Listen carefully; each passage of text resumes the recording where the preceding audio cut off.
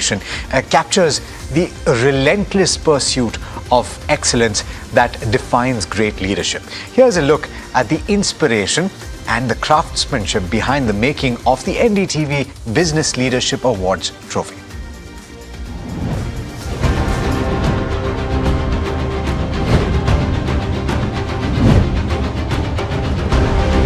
As a country, the way we are growing, the way we're going forward, I think we have made great strides in the last couple of decades. Thanks to a lot of these business leaders who have achieved a lot of in their own domains, we as a country and their contributions have to be recognized. The challenge in any such process always remains is how do you distill down these varieties of thoughts into a simple idea. So the way we evolved it was we took the basic concept of infinity as a concept of excellence, continuity, a future. The feeling of the trophy of being extremely dynamic, yet it has a poetic form. It's moving in space, and the texture on the surface creates more depth to the, more feeling to the sculpture.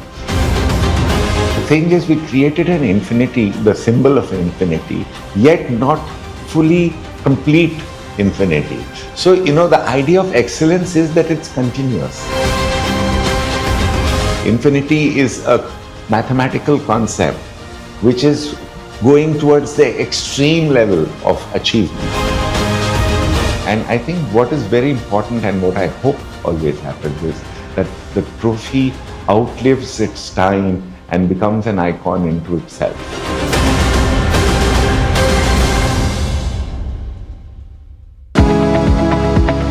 Superstar Stocks of the Day, presented by Tata Azura. हर रास्ते का superstar.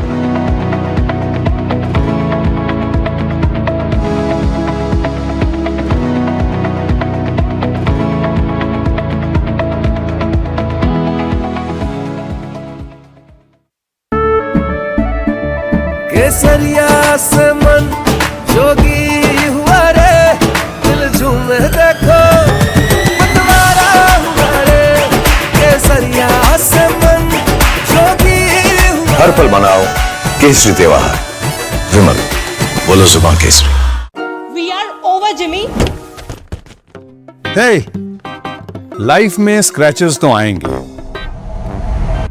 गाड़ी के scratches को तो Cosmo PPF संभाल लेगा. आप अपना देख लो. अंबा शक्ति प्लांट की वर्ल्ड रेनाउंड टेक्नोलॉजी देती है स्टील को ज्यादा ताकत हर बार. अंबा शक्ति SDTMT. जानते हैं मैं एलीट मैट्रिमोनी क्यों रेकमेंड करता हूं? 17 years of experience, largest database of elite profiles, और 100% confidentiality. Elite Matrimony, India's most successful matchmaking service for the elite. This is India Inc.'s Roll of Honor, recognizing the leaders shaping India's growth story, where ambition, enterprise and excellence meet. In the presence of the Finance Minister, Nirmala Sitharaman. NDTV Profit Business Leadership Awards, 26 July on the NDTV network. India is at a 2030 turning point. EVs, hybrids, biofuels or hydrogen, what fuel wins where? Join top auto CEOs, policy experts and industry titans at the NDTV Automate Fuel and Future Summit 2026. Where you need charging infrastructure, you need it on high.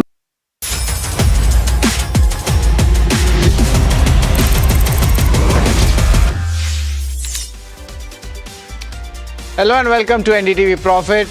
You are tuned into Crypto Minutes powered by CoinSwitch for your daily dose of news and updates from the crypto world with me, Sharad Dubey. Now let's take a look at the top headlines. Bitcoin dips below the $66,000 mark amid macro headwinds. S&P and Pantera launch crypto index. And Bitcoin ownership overtakes gold for American investors. Lastly, crypto industry hopes Clarity Act is expected to pass soon. First one is Bitcoin. That has dipped below that $66,000 mark, and of course there is macro headwinds coming in, but the retreat from the resistance level at $67,000, now that has been pressurized. Why? Because of the rising oil prices, and secondly the inflation concerns. Remember, there are two triggers: key earnings and also the Fed cues. The S&P Dow Jones Indices and Pantera Capital, which is a VC firm in crypto space, has launched the S&P Pantera Digital Asset Index. Now, of course, this is a new benchmark that selects digital assets using revenue, market size, and of course, the liquidity measures. The index currently holds around 18 digital assets and targets institutional investors seeking a structured way to track a broader part of the crypto market. Interestingly, Bitcoin has overtaken gold as the preferred hard asset amongst the American investors. As per a report by Bitcoin financial services firm River, 49.6 million Americans, or 18.6% of the total adult population, now own Bitcoin, compared to just 28.8 million, or 10.8% of those who hold just gold. Now, this shows the growing acceptance in retail for crypto. And lastly, the crypto leaders expect Digital Asset Market Clarity Act to be passed. Now, they have cited that Ripple's institutional momentum is already coming out. It is a proposed US federal bill which is designed to regulate crypto and blockchain tokens. Remember, the critical deadline for this act is August recess. That means around the first week of August, it is expected that this Clarity Act would be passed, and this would actually give a very important regulatory push, especially for the crypto ecosystem. And before we wrap, here's a quick check to the changes to the crypto prices over the last 24 hours, and largely it's a narrow range move with a little bit of negative sentiment coming in. Bitcoin, Ethereum, XRP, Solana, all in the red, but remember, it's a very tight range, and if you are looking at the support resistance, it's between $64,000 to $67,000 when it comes to Bitcoin. Well, time now to take a look at the crypto strategy for the day. Here's what's there to keep in mind. Looking at the overall crypto strategy, the market outlook is still cautious consolidation. Remember, there is a dip, but it's a healthy correction because the broader uptrend is still strong and giving a bullish sentiment. The support range becomes tight between that $63,000 to $65,000 mark, but remember, there is an overhang of global tensions and inflation fears is there. So, three things to look out for: Fed cues, earnings, and Clarity Act. They remain the key triggers for the crypto space. Now, as we wrap, remember, you can reach out to CoinSwitch's dedicated helpline where anyone can connect with the in-house experts to get their queries resolved.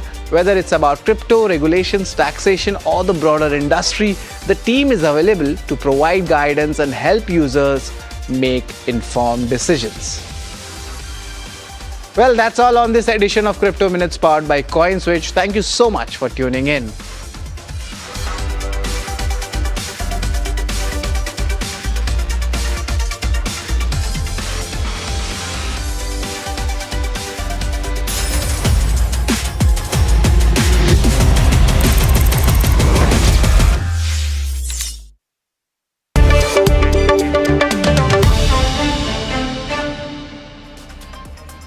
Let's focus on the earnings and coming in from the banking space. And IndusInd Bank is in focus as the company announces its quarterly numbers with asset quality improvement seen in the quarter.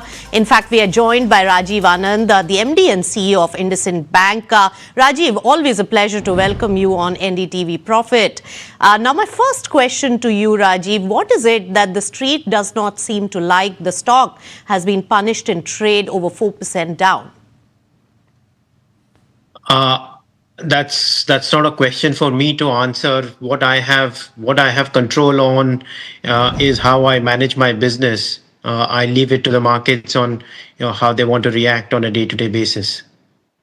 Right. So even if the brokerage reports have really given an upgrade because you are at the cusp of a reversal and a turnaround with wholesale book also showing promising results, what is the trajectory and the guidance you want to give for the rest of this financial year, Rajiv, for the stakeholders to have much more comfort in the valuations of the stock? So Nisha, what we've been saying is that this is the year, and in a sense, this is the quarter of this is the inflection point for us.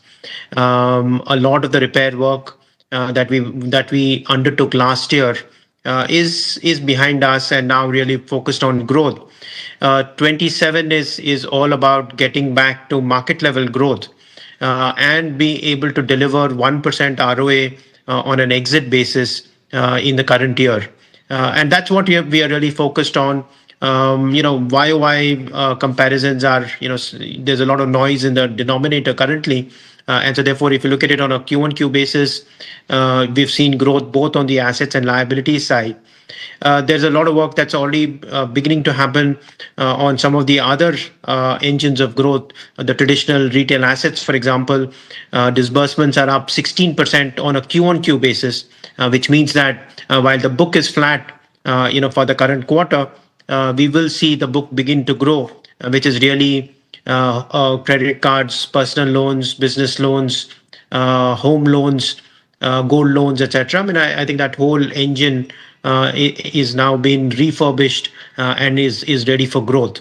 On the microfinance business, traditionally Q1 is a relatively weak quarter, but despite that, we've been able to grow disbursements broadly in line with Q4, which means that we should see pretty strong growth on the microfinance business in its traditionally strong Q2, Q3, Q4. On the vehicle finance business, it's been a relatively weak quarter, somewhat by the fact that we have slowed significantly growth on the two-wheeler business because of some credit issues that we are dealing with. But otherwise, the rest of the portfolio is beginning to grow, and I do believe that there is enough momentum there for us to grow for the rest of the quarter. So we should see broad-based growth and broadly in line with market during the current year. Right. So, Rajiv, a lot of, momentum or at least expectation is building around IndusInd Bank after this particular quarterly result on the improvement trajectory beginning now. In your view and your in-house estimates and targets, when do you think that some meaningful results of this will come out? What's the timeline that we are really looking at for long-term shareholders in the company? Like I said, Nisha, this is the year when we will start to grow in line with market. You're beginning to see that momentum in Q1. You've also seen, even after taking off the one-off, that ROAs have improved on a Q1Q basis. So clearly you can see that the momentum is beginning to build within the franchise. There are enough engines for us to grow. From an asset perspective, there's a lot of fee income that we are currently either under delivering or not delivering at all, and I think some of those there is work that is happening around that as well, and there is continued cost optimization that we are working on. So really, it's across the entire ROA tree. Yes. That work is happening, and to superimpose market level growth. Right. I do believe that the exit position that IndusInd Bank will have at the end of 2027 will then position us to be able to dominate in our focus areas from 28 onwards. Right. So, Rajiv, of course, ROA target of 1% for this fiscal is something to watch out for. And also, a lot of retailization of your book is what I hear in your commentary. But your NIMs are down by 4 bips. And also, you have given an outlook that you'll see pressure in Q2. Can you elaborate, and what will push up the NIMs? Because I think that is something that the market is most sensitive about from the banking space now. So I think, let me break this into two parts. The short term, we have said that we will get about 3.6% of the total inflows on the FCNRB side. And so therefore, to that extent, it does take a little bit of time before we deploy this large pool of savings that will come in. And so therefore, to that extent, we do believe that there potentially could be a little bit of of margin pressure in Q2, but we do believe that there is some upside to margins, from there on, as the higher yielding businesses, which is our vehicle finance business, microfinance, and the core retail businesses begin to show growth. We do believe that Q3 onwards, we should expect NIMs to improve. Right. But I do believe that, if I can just add, I think the focus that we have really is on ROA, meaning that we are optimizing for ROA. So there may be some businesses which are relatively lower NIM businesses, but if they are coming to us at lower OPEX and lower credit costs, such that it does not dilute ROA, we are quite happy to build those businesses as well. All right, your MF area book is also improving. So by Q3, there will be margin improvement that is being seen, that you have guided. But funding is a raw material for any bank and financial institution, Rajiv, and many of the mid-cap financial services as well as banks have really attracted a lot of deep-pocketed strategic players and financial investors. What we do gather from our market grapevine is also that IndusInd Bank has been in touch with several types of investors and explored that particular bit. Can you throw more light on the funding, foreign funding, attracting that, and also recapitalizing the bank in the same way as many of your peers have done? We have taken an enabling resolution in this board meeting to raise both debt and equity, but that's really just an enabling resolution. Our capital position continues to be very strong at an overall basis, in excess of 17%, and CET1 in excess of 16%. So at this point in time, we don't see any requirement for capital. At some appropriate time, over the next, let's say, 12 months, as ECL begins to kick in, growth begins to kick in, we may contemplate a fundraise, but at this point in time, we have no plans to raise money. So strengthening the balance sheet and the operational matrices, and then probably look at fundraising in the next 12 months or so is what you're guiding. Rajiv Anand, always a pleasure to chat with you. Thank you so much for joining in here. And IndusInd Bank in focus, over 4% down in trade. The NIMs were down by 4 basis points for this particular bank. All right, let me now toss over to my colleague Mahima, who has more news on the go. Mahima, over to you. Right, Nisha, thank you so much for taking that conversation ahead. The other one that we're putting spotlight on is Mahindra Holidays, by the way. It's in focus, after its Q1 earnings. Let's try to pull up the stock and see as to how it's doing in trade right now, up 2.5%.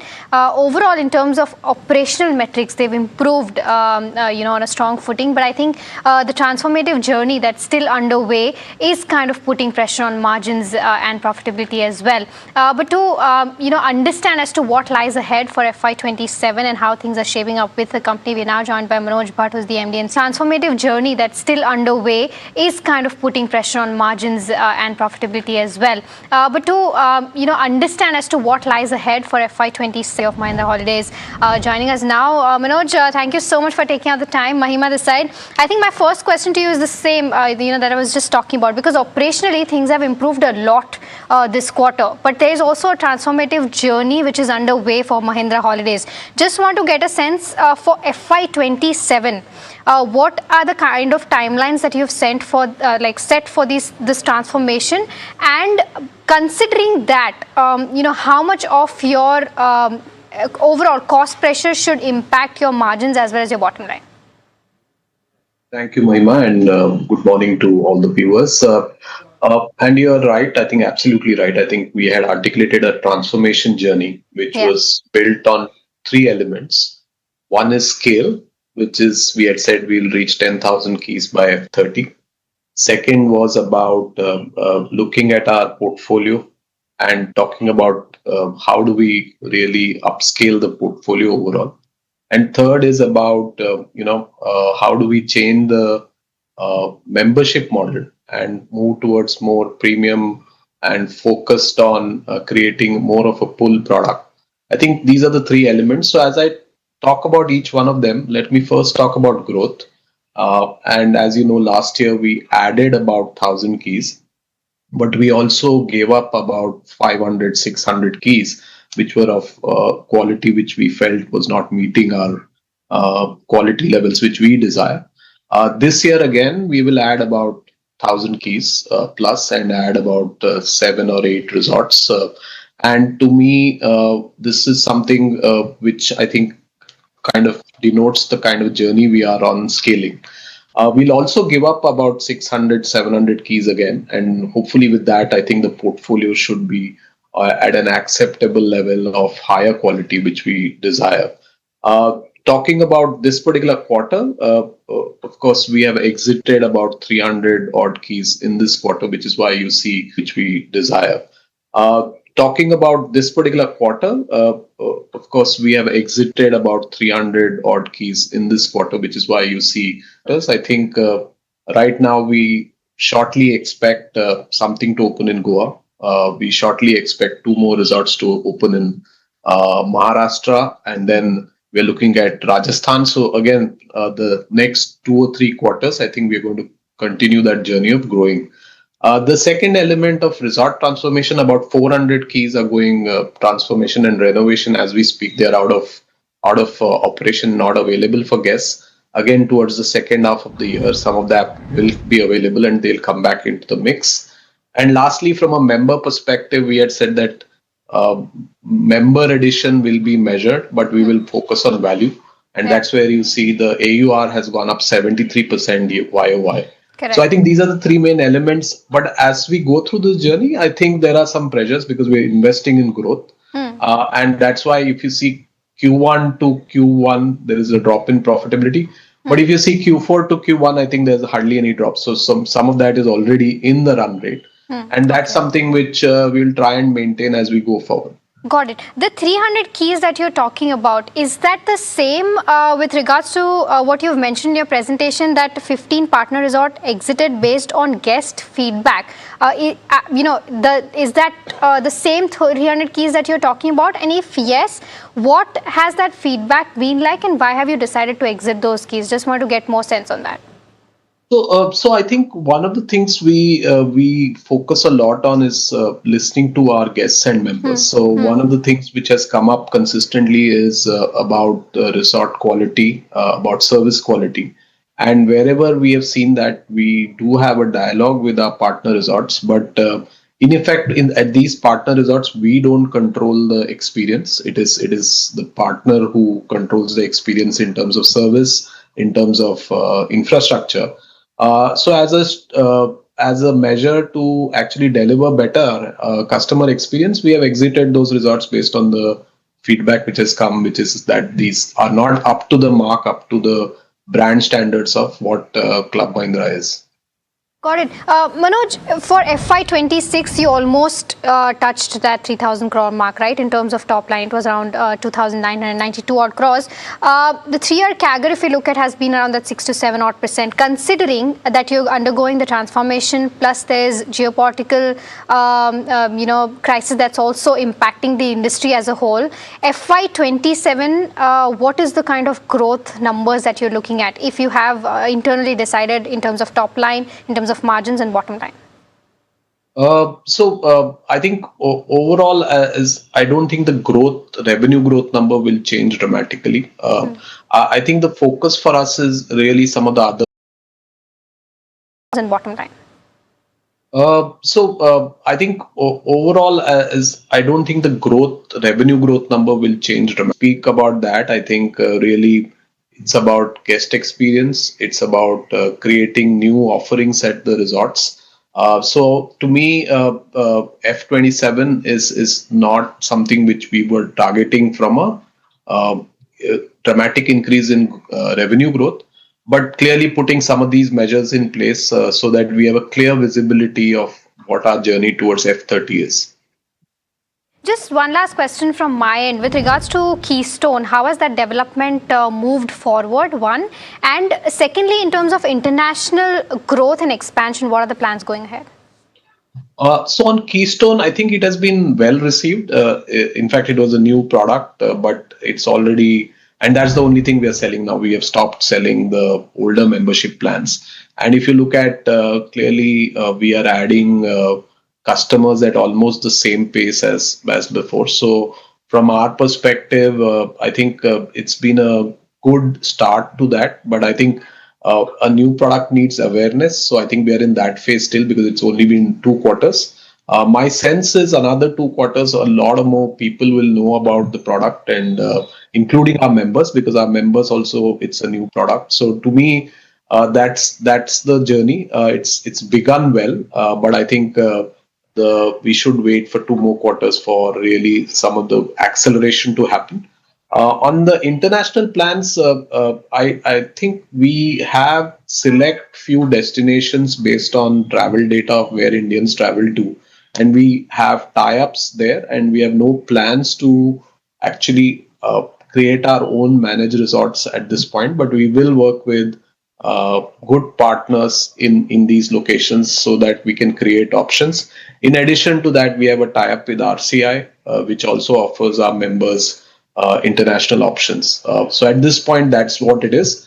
And of course, we have a business in Finland, which has not been doing well. I've spoken about it in the past because of the macroeconomic and geopolitical concerns. So we are focused on managing that operation with the least possible impact on profitability. Mr. Bhatt, it's Puneet this side. Thank you for joining in. Just one question from my side. If you can provide an update on the signature resorts, will that largely be visible in numbers, around FY28 and onwards? So is that this year that a lot of thought would go into it of what that business do you expect it to be? Should that be an estimation? As well as for you joined almost 7 to 8 quarters ago. So you've been at the helm for the last 2 financial years. Whatever you had thought of in terms of changes, what's come from Dr. Shah as well, is that largely now in place, and now should we expect the growth to be much higher than what we've seen in the last couple of years? So let me answer the second question first, right? So if you look at the journey, I think we articulated a new strategy in October, November last year, because we did a lot of study on what the market is. What do our members say? Where should we head? And we talked about really expanding significantly in a certain manner. And I spoke about some of those elements in the beginning of this interview. So to me, I think right now the focus is on execution on that strategy. And a key part of that is Mahindra Signature Resorts. And at this point, I think we are constructing our first one in Theo.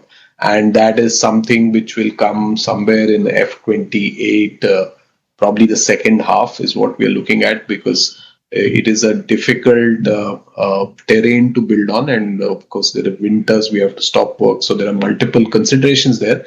But that's what we are looking at. Somewhere in the second half of F28 is when we plan to launch our first one. After that, we are looking at about 4 or 5 locations actively to put the second and third and fourth one, and at least 1 or 2 of them are in design phase. We have recently acquired some land in Chikmagalur. That could be one possible destination. So I think the plans are being executed right now for MSR. But to your point, I think there potentially could be a minimal revenue impact, if at all, in F28, because initially it will take time. But I think the effort here is to launch in F28 is what we are looking at from the first Mahindra Signature Resort. Manoj, thank you so much for taking out the time and being so candid with your answers, and of course, taking out the time and speaking with us at NDTV Profit. With that, it's time to step into a very, very short break. But viewers, we all know that you're waiting for, getting all your questions answered. So do stay tuned in, because on the next side of the break, we'll be taking a lot more questions.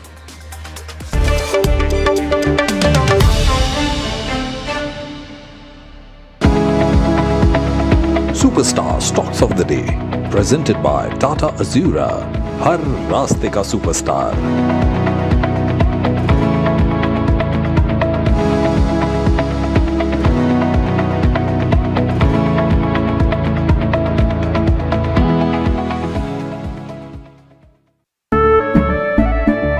केसरिया से मन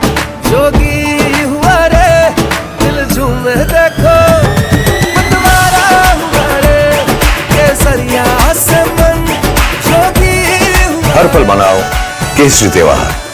विमल, बोलो जुबान केसरी। We are over, Jimmy. Hey, life में scratches तो आएंगे। गाड़ी के स्क्रैचेस को तो कॉस्मो पीपीएफ संभाल लेगा। आप अपना देख लो। अंबा शक्ति प्लांट की वर्ल्ड रेनाउंड टेक्नोलॉजी देती है स्टील को ज्यादा ताकत हर बार। अंबा शक्ति STTMT। जानते हैं मैं एलीट मैट्रिमोनी क्यों रेकमेंड करता हूं? 17 years of experience, largest database of elite profiles, or 100% confidentiality. Elite Matrimony, India's most successful matchmaking service for the elite. India Inc.'s most respected names chose India Inc.'s best and brightest. These kind of awards and jury lineup, you are truly giving it the right weightage. I think it's heartening to see talent that there is in across India Inc. We should be awarding companies and individuals who have focused not only on growth but also on bringing good governance. Be part of jury and vote on the people, the men, the women, the companies in India who have the right stuff is a great opportunity for us. For us, the biggest thing is trust. That's what we provide. We need leaders in India that can help take India being a global superpower. We got a fantastic jury and we've left all decisions to the wisdom of the jury. Who will earn India's top business honors? Find out at the NDTV Profit.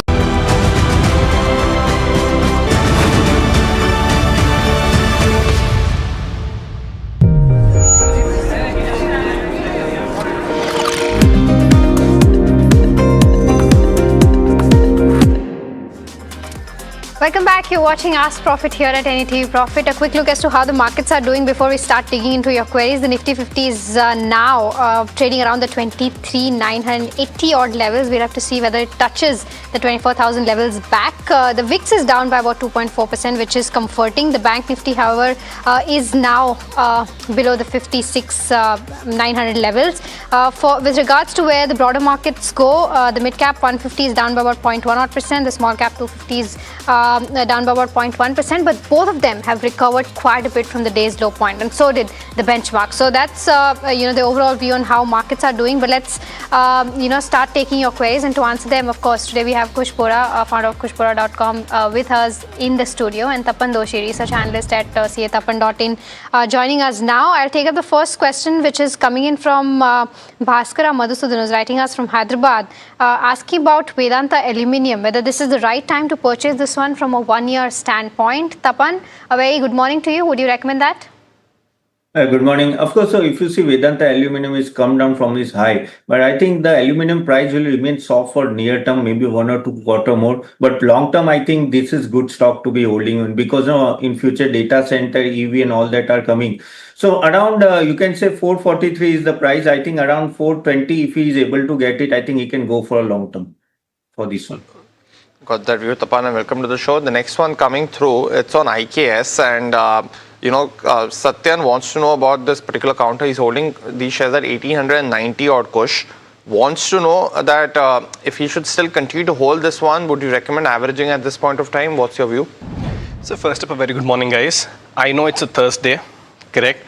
Yeah, result season bhi chalu hai, but you'll have to keep this calendar a little free, right? so fewer queries, we get to answer on Thursdays, especially when I'm around. Not fair, but that's on a lighter note. Satyan, why at 1890, right? I mean, we've recommended this stock, at significantly lower levels multiple times for, first target, second target, all of those being hit. Maybe if you bought it on those accounts, then I can understand. Right now, also, I don't see a reason for worry. If you look at the volumes on the way down, they've been very thin, not even close to any of the, not even close to the 20-day moving average, right, of the volumes. So for now, I would suggest continue to hold. Your buying price is at a slightly elevated level, but the primary structure for this one is still very much intact. Positional stop on this one, 1725. So like I said, continue to hold. Maybe I would suggest averaging, not now. All right, okay. The next one that we have is on Himadri Specialty Chemicals, and this is from Mahadev, who's writing us from Hyderabad. He's bought around 100 odd shares at the price of around 800 odd rupees, and he says that he's looking at this from a really long-term perspective of 5 years and wants to know whether he can continue to hold this. Tapan, what would you recommend on Himadri Spec Chem? Yeah, currently you hold the stock. If you see the last few quarters was little bit challenging, but I think management is quite optimistic about the future. And if you see the lot many demand will be in a double digit maybe in future, hopefully after 2-3 quarters. So if he is a long term pay as he is already having, I think he can hold for a little bit longer, no problem. Got that view. The next one, Kush, and this didn't take too long to come through on MTAR Tech. You know, it's been a stock, a query that we were getting a lot on. So it's good to just get it out of the way at the start of the show. Prashant is holding these shares, and you know he actually got out at 5,457. So he actually exited at a loss, Kush. But what's your view on the stock now? Is it still worth buying into again? Seeing that momentum is a little bit back, but would you recommend that? He got out at around 5,400. 5,457, yes. He actually got out at the lowest point possible for the stock. Okay, so we did discuss this 2 sessions ago when the stock was hitting lower circuits, and I said, don't panic, that's not the time to sell. If you did listen to that conversation and still sold, not a good idea, because the stock from there on has been recovering. Should you buy now? I would suggest wait, because after a host of sessions of lower circuits, the stock hit upper circuit, there's far too much volatility in it. I would want it to cool off, just consolidate here for some time, and then on an uptick you can buy. So right now, just stay put, don't add right now. For the others who are still holding, you can continue to hold with a positional stop around 5,500, 5,600. Got it. Waaree Renewables is the other one that remains in focus, and this is on the back of its Q1 numbers. It was a strong quarter overall, with revenue and profitability both rising, and this is on the back of execution. Of course, my colleague Varsha spoke to Manmohan Sharma, CFO at Waaree Renewables, overall, let's listen to what he had to say exactly. Hello and welcome to NDTV Profit. My name is Varsha. Well, Waaree Renewable Technology is in focus on the back of Q1 FY27 numbers. We'll speak to the management about how was quarter gone by, about order book, and are these margins, the margins that company has shown, are these margins sustainable? We'll speak more about that, and for that we are here joined by Mr. Manmohan Sharma, who is CFO at Waaree Renewable Technology. Mr. Sharma, welcome at NDTV Profit. Pleasure to have you. Let me start with the consolidated order book. The unexecuted order book stand at around 5,300 odd crore. How should one think about the execution? 5,300 crore order, when can you execute, or what are the timelines when it comes to the execution of these orders? Thank you, Varsha, for giving us an opportunity to interact with our stakeholders. I want to highlight few things for this quarter. We have already achieved 924 crore of revenue with EBITDA margin of 18.77%. In the standalone terms, we have maintained our margin to 19.66%, and on consolidated basis, it is 18.77%. And during this quarter, we have successfully acquired 55% stake in Associate Power Structure Company.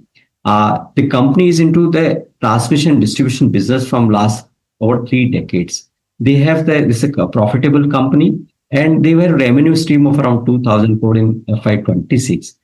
And the order book, which we have mentioned, 5,300, is a combination of our EPC order book plus orders from the BESS and T&D BESS. So these orders we are likely to execute in the coming financial year from 12 to 18 months. Understood. So, sir, overall 5,300 crore order book, what's the execution timelines? I want the consolidated order book execution timelines. So these orders like 5,300 crore, which I mentioned to you, along with we are also changing the order pipeline, that is around 27 gigawatt domestically, around 11 gigawatt internationally, plus 20,000 plus crores from the T&D business. So a combination of this, my existing order book and the order which are likely to get during this financial year, combination of these two will be executed during this quarter. Okay, understood. And sir, this year, if you see, the growth was around 53% when it comes to revenue growth year on year. What's the outlook when it comes to the revenue growth that you're expecting for FY27? Will it be overall, if I were to talk about, FY25 to 26, in 26, you had a growth of around 109%. What about FY27, considering almost 53% of growth that you had in Q1? So this is the first quarter of our operations. The operations definitely will scale up during the coming quarters. So like if I give you the broad number, like last year we have achieved 3,300 crores, and the associate which I mentioned, subsidiary, is also achieved 2,000 crores. So combination of these two gives the some this revenue numbers, and out of that 924 crore for this quarter we have already done. It's a limited period of 13 days which has been combined with our entity. So otherwise, for the next quarters, you will see that there will be a combination of these consolidated for these two revenues. Well, that was the management of Waaree Renewables. Of course, the earnings season, stocks down almost 5.5% to 6% now, and that some clarification coming in on the order book. But the next question is from Pramit, who's from Pune. Kush, he wants to ask about GNS Power. You gave a call at 3:35 is what he's mentioning. Wants to know with what we've seen in the company, does the trend still stay positive? Can you expect a 15% return from this one? I am in a way flattered that he does remember the stock and the date as well when it was given. So thank you so much for that, by the way. My concern is that I'm very sure I would have given a stop loss along with that. This is not a market where you trade without stop losses. If I'm not mistaken, the stop loss was 335 or 330 thereabouts, right? Ideally, you should have exited there. If not, I don't see a reason why you should exit now, because the bulk of the selling that came right after that call, that's been absorbed. The stock is now consolidating. It's gone sideways. The volumes have gone thin. So that's a good sign. So if you haven't sold it up until now, my suggestion, hold it with a stop loss around the 295, 300 zone as your stop loss. Immediate upside seem a little difficult because it's just gone very sideways. But like I said, you can continue to hold and do follow stop losses very strictly. Yes, that point needs to be noted for sure. Do follow your stop losses. All right, the next one that we have is on Godrej Consumer, and this is from Pratiksha, who's writing us from Muscat. She says that she's bought this counter at the levels of 12.20, and she wants to know the target price for the next 1 year for this one. And she says that she's a long-term investor. Tapan, I'll come to you on Godrej Consumer. We saw how Nestle earnings came out, and they were on a very strong footing. In fact, the business update of Godrej Consumer has also been on a very strong footing with international business improving, volumes going up. Do you think it's a good counter to continue to hold for the next 1 year, and any sense on the target price? Well, see, I think volume growth will be improving. Even the business updates were okay. If you see, the premiumization is going to continue for this company. Now, they are going to launch new products which will have a higher margin. So we have to see for that. And again, distribution expansion is already there. Of course, if you see the export business is little bit weak, that is what we have to keep in mind. Cash generation is healthy. So at this level, I think the stock is at a good level, and no, valuation it looks okay. So at least I expect a 15 to 20% uptick in a year for this stock.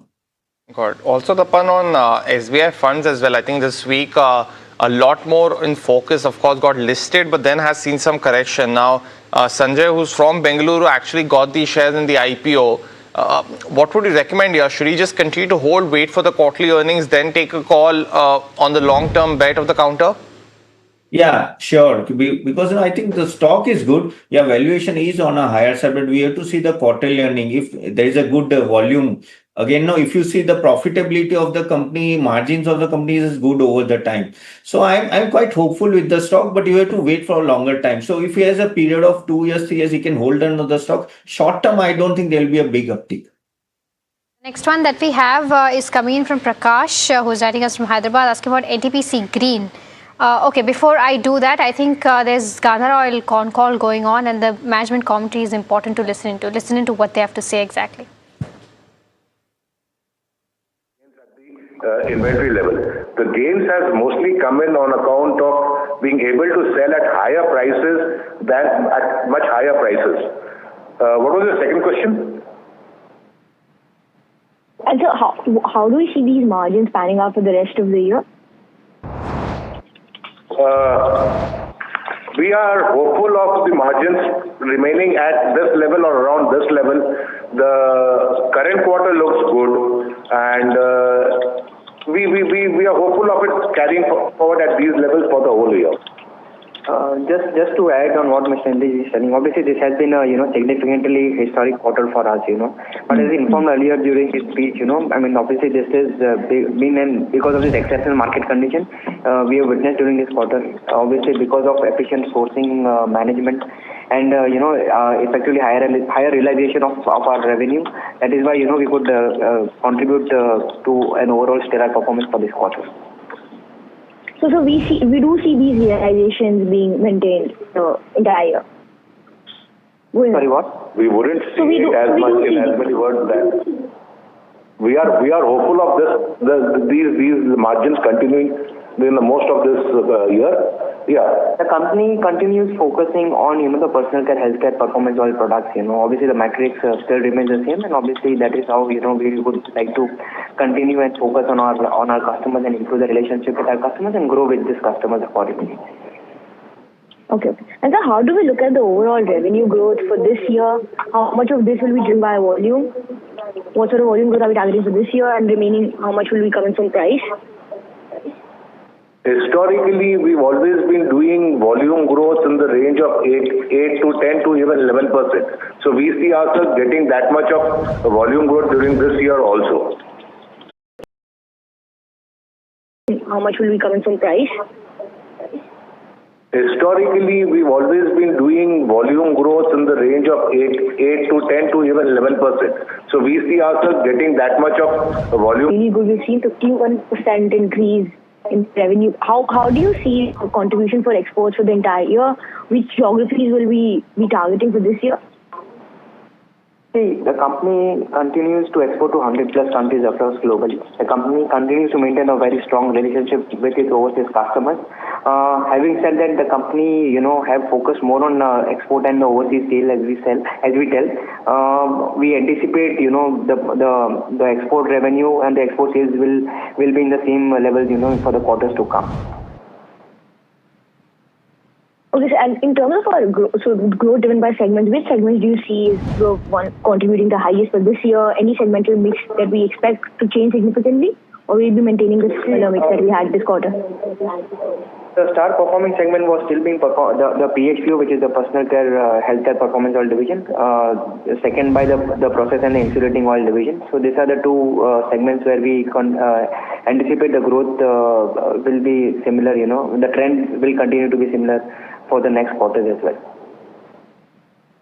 Okay, that is very good to hear, sir. Congratulations and all the best. Thank you. Thank you. The next questions come from the line of Dhaval Shah from Girik Capital. Well, of course, the profit have almost zoomed 7x, stocks up 20%, so more focus on that one. We'll continue to get you more as and when the important update that's come through on that counter. But as Mahima was highlighting, NTPC Green is the other one. Prakash from Hyderabad wants to know a good entry price for this one. Kush, I know recent listing, not too much historical evidence, but what would you recommend here? No, I would not recommend entering now or even at lower levels. The reason for that is very simple. Look at the recent history of the stock. This year alone, there have been 2 instances where there has been a massive spurt in price, of course, backed by the massive spurt in volume. But then after that is what is interesting. The stock's gone sideways. In fact, in the last couple of months, it's actually corrected quite a bit. So these typical spurts are being taken as an opportunity to exit the stock. Wouldn't remain very constructive. Maybe once it crosses some critical thresholds on the upside, do we consider? Right now, I wouldn't really suggest an entry in NTPC Green. Right, okay. The next one that we have is from Sabita, who's writing us from Hyderabad. She's asking about Route Mobile.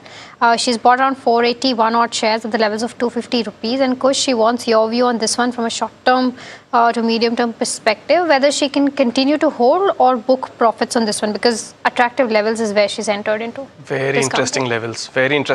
And the stock has come in the discussion after a very long time. Used to be one of the trader favorites, a while ago. But I must congratulate. Excellent entry point at about 480. Splendid entry point. Volume backed up move on this one today. It's, by the way, crossing the 200-day moving average. My suggestion, if you need to take some money off the table, book about 25 to 30%. Continue holding the rest. If that is really not a necessity or a need, I think you should continue holding on. Despite the kind of move that the stock is seeing, there is no overheating. Volume backed up moves on this one. So you could well continue to hold. I would, however, like I do, suggest a stop loss, a trailing stop loss in your case at 605.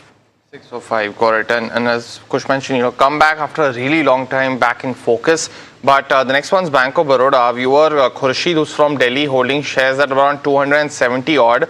Now, Tapan, he's been following the stock. There was that big, $600 million settlement, and that impacted the profitability of the counter. But what would you recommend here? Should he still continue to hold? Maybe wait for some commentary to come through on the issue? What's your view? Yeah, she can continue to hold because I think that the credit growth will be around 12 to 14%. Again, the retail loan mix is improving, so that will help the margins. Asset quality is much more stable and ROE is also improving. Of course, PSU valuation discount will always be there, but if you see the net NP is much more in a control and capital adequacy ratio is also good. So yes, I'm quite hopeful with this bank. So please hold on to this stock currently. All right, okay. The next one that we have is coming in from Sushila, who's writing us from Bellary, asking about MRPL. She's got it at the levels of 179. She's holding around 5,227 odd shares. She wants to know the short-term targets on this one. It's been a really long time that she's been asking about this counter. She's been holding. Would you still recommend her to continue to hold, considering that now she's sitting on minor profits, or do you think it's time to book those profits? So the entry price is very clearly elevated. Last time around also the stock actually went a little higher than this price and then slipped from here, right? So there could be some resistance that could very well come about at, around these levels, 180, 185. But now with the kind of momentum that it's got, and because she's seeing some profit after, a while, my suggestion, continue to hold with a stop loss at 172, 173. If that is broken, then you're better off exiting, because then this rally would have fizzled out. Because the momentum is building up right now, you don't want to be holding for a very long time and then exit, just at cost practically. So for now, continue to hold. As the stock keeps moving higher, keep trailing your stop losses higher. For now, 170 to 173, that's your stop loss. Got that view, Kush. But let's go across and take our next caller from Vizag. Chaitra is dialing in for a stock-related query. Chaitra, very good morning. What's your query? Yeah, very good morning, sir, and all of you. Actually, this query is for Kushpura, sir. So I'm having Oracle Financial Service at 100 shares at 8,400 price. So I would like to know what is the short-term and long-term view on this. Is there any opportunity comes? What price I need to add more? So, and what is the maximum short-term and long-term target for this stock?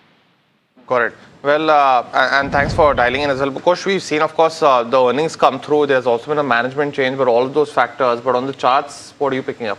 So first up, Chaitra, thank you so much. You're awesome. One more thing, we've had this discussion before, if I'm not mistaken. We've had this discussion on OFSS in particular, right? Correct me if I'm wrong. By the way, the stock's doing fantastically well. Any kind of dip today is just profit booking. I wouldn't really be too concerned. If you're looking at adding some more, then I think a good entry point for this one is about 10,000 to 10,200, those support zones. On the upside, I'll not be surprised to see the stock go to about 12,000, 12,800 kind of level. So for now also, despite the run-up that it's already had, this is still very much a hold. You should continue holding on to this. As the stock crosses 13,000 mark, that's when you perhaps want to start taking some money off the table. For now, continue to hold. All right, okay, so that's the view coming in on Oracle Financial Services. By the way, there's flashes on your screen down there on SpiceJet, on which we're seeing a spike coming in to this one, because there's 3 new Airbus aircrafts that have now, been bought to India, and that's the reason, that's the news on the back of which we're seeing that uptick coming in the counter as well. It's, of course, it's still in the talks to induct these additional aircrafts in the coming months, but it's certainly a positive one for this one, because we've seen the kind of pressure that this stock has seen. Just to highlight that point. But it's time for a rapid fire round, and Kush and Tapan, you both know the drill. Try to keep your answers as short as possible. The first one that we have is on Rallis India. This is from Chintanivas, who's writing us and asking fundamental view on this one. Her buying price is around 230 rupees. Tapan, what would you recommend? Sell. Next one's on Zentek. Tapan, if it's a good time to buy into it for the medium to long term, is it a good bet, or would you buy something else in the defense space? Yeah, he can, but maybe 15-20% down. Union Bank, our viewers bought it at the levels of 180 rupees. A short-term target on this one. Nitin from Bengaluru wants to know, Kush. Actually, the target is about 180 and then perhaps 186. So spotted at slightly elevated levels. Hold with a stop loss at 165. The next one that's coming in, and this one's on Uno Minda. Dilip wants to enter this counter now. Would you recommend that, Tapan? Yeah, he can enter. Okay, the next one is on Aegis Logistics. Avdesh from Delhi is holding 13 shares at the levels of 752. What's the technical view on this one? Should he continue to hold? He says he doesn't want to sell. Kush, what would you recommend? Then don't. A good perspective, good buying price. Continue to hold. Positional stop at about 1250. Big breakout above 1400. The next one is from Ravi Mittal from Bengaluru. He's holding almost 550 shares of Force Motors at 20,000 rupees. So it's a very big chunk of investments in there. I hope it's not the only one, Ravi, that you hold. But, Tapan, it's been a volatile counter. Would you recommend him to also reduce his position? And what's your view on the stock? So I'm positive on the stock. It will come up, but it will take some time. But yes, he can reduce the position because it's, I think if it is a big chunk of money. Okay, Deepak Fertilizer is the other one. Murli from Hyderabad has around 25 odd shares bought at the levels of 618. He wants to know from a 1 year perspective, can he continue to hold? Kush, this question's for you. Yes, you can very well continue to hold. Stop loss near the 1500 mark. The next one's on Aditya Infotech. Kush, Nand Gopal is holding shares at 3,500. He's a brave man because he wants to add more at the current price. Would you recommend that? What's your view? Perhaps slightly lower, close to 3,300, 3,400 zone. You can add more. The stock is in a consolidation phase after a massive run. So yes, you can consider adding at slightly lower levels though, and a positional stop then at about 3,100, 3,150. Okay, Aster DM is the other one. Siddhi has bought 5,253 shares at the levels of 643. A long-term target on this one, Tapan, and continue to hold? Yeah, please hold. Good stock to hold. Next one's on NBCC. Sagar is holding shares at 110. Kush wants to know about his 1,000 shares and what's a 6-month time frame. Yeah, the outlook's not all that positive. You can for now continue to hold with a tight stop loss at 91, but any bump up from here, you should take it as an opportunity to exit. All right, the next one is from Pakshal Jain, who's writing us from Jodhpur. He says a fresh entry into Vishal Megamart or Trent for the next 3 years. What would you recommend, Tapan? Both no. The next one's on Reflex Industries, Tapan. Our viewers holding shares are almost 400 rupees and mentioning that he's currently sitting on losses. Should he book out or continue to hold? Currently hold. Tata Steel, 1,000 shares bought at the levels of 144. Hold, sell, Kush? 144. Very much continue to hold. The stock is forming a base. Could see a spurt from here. Stop loss on this one, 175. The next one's on M&M, Kush, and we're getting a lot of queries because the last 1 year stock's been in this range. But our viewer James is holding at 3,400. Should he buy more at the current price? Yes, you can certainly add more. Remember, this is a consolidation after a massive run of a few years, right? So take that as a positive sign. Yes, you can add at current levels. Positional stop on this one, close to 2,900, 2,850. But yeah, you can add here. Okay, Oberoi Realty, Kush, is this the right time to buy, considering, of course, the results are still awaited? No, it's seeing profit booking. If at all you want to enter, look at 1775, 1800 zone as an entry point. All right, okay, that brings us to the end of this rapid fire round, as well as, of course, Ask Profit. Kush and Tapan, thank you so much for taking out the time and helping us answer all the questions that we were able to answer today. But for sure, 2 p.m. we'll take more questions, so you can tune in then. But you know what? After a pause of 13 years, one of the most prestigious honors in Indian business is back. On July 26th, NDTV Profit brings back the Business Leadership Awards, celebrating the leaders, companies and entrepreneurs who have helped shape India's economic journey. The next category is Business Leader of the Year for Private Sector, and the nominees are Transforming a Legacy Conglomerate with Sharper Focus, Stronger Returns and Disciplined Growth. He is Business Leader of the Year for Private Sector, and the nominees are Transforming a Legacy Conglomerate with Sharper Focus, Stronger Returns, EV Leadership. K.N. Radhakrishnan has accelerated TVS Motors' growth journey. The architect, of course, behind India's retail success stories, scaling brands and delivering exceptional growth at Trent, P. Venkatesalu. And from cables to electricals, leadership, Inder Jaisinghani has powered Polycab's rise into an industry powerhouse. Advancing global healthcare through innovations and execution, Vinita Gupta continues to strengthen Lupin's international footprint. A visionary, of course, who transformed a homegrown manufacturer into a global mobility powerhouse, are Rajiv Bajaj of Bajaj Auto, and of course steering India's largest car maker through a new era of growth, innovation and mobility transformation. We have the management of Maruti Suzuki, now leading India's engineering giant with scale, ambition and execution excellence. S.N. Subramaniam, who's the management of Larsen & Toubro.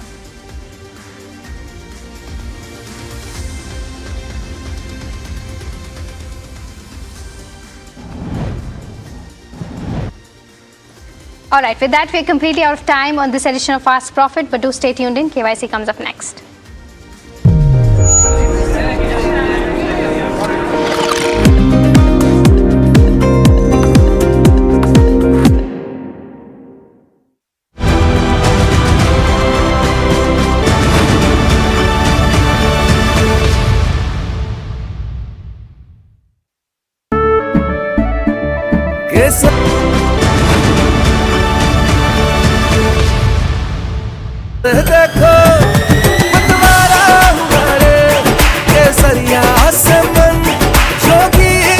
हर पल मनाओ केसरी त्योहार।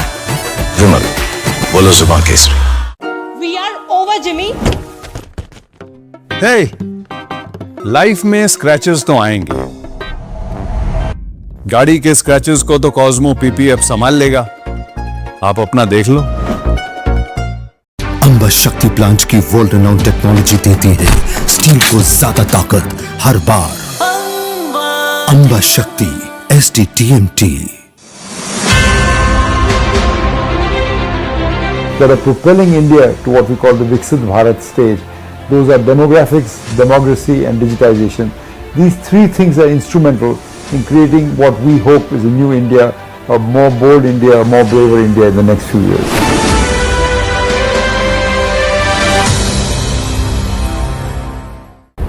India is at a 2030 turning point. EVs, hybrids, biofuels or hydrogen, what fuel wins where? Join top auto CEOs, policy experts and industry titans at the NDTV Automate Fuel and Future Summit 2026. Where you need charging infrastructure, you need it on highways. Catch the exclusive coverage only on NDTV.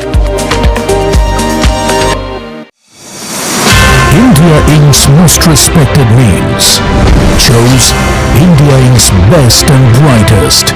I'm delighted to be chairing a meeting of such distinguished fellow businessmen, bankers. It's just lovely to be back on this NDTV jury. I have been a fan of NDTV for a long time. Many of the nominees are extremely close together in terms of what they've done. I think it's also important that how they are reshaping the industries, commercial activities which they are into. And it's a very judicious mix of people to choose from. My compliments to the team. Who will earn India's top business honors? Find out at the NDTV Profit Business Leadership Awards.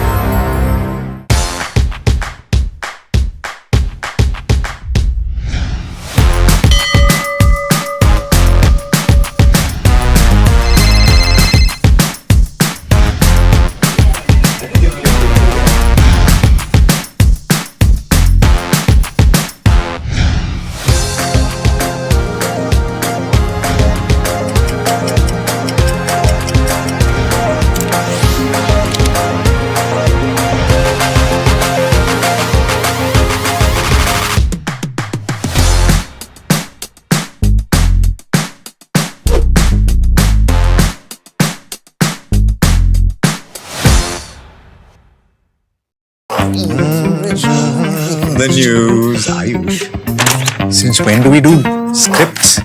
Fair point. Picture this.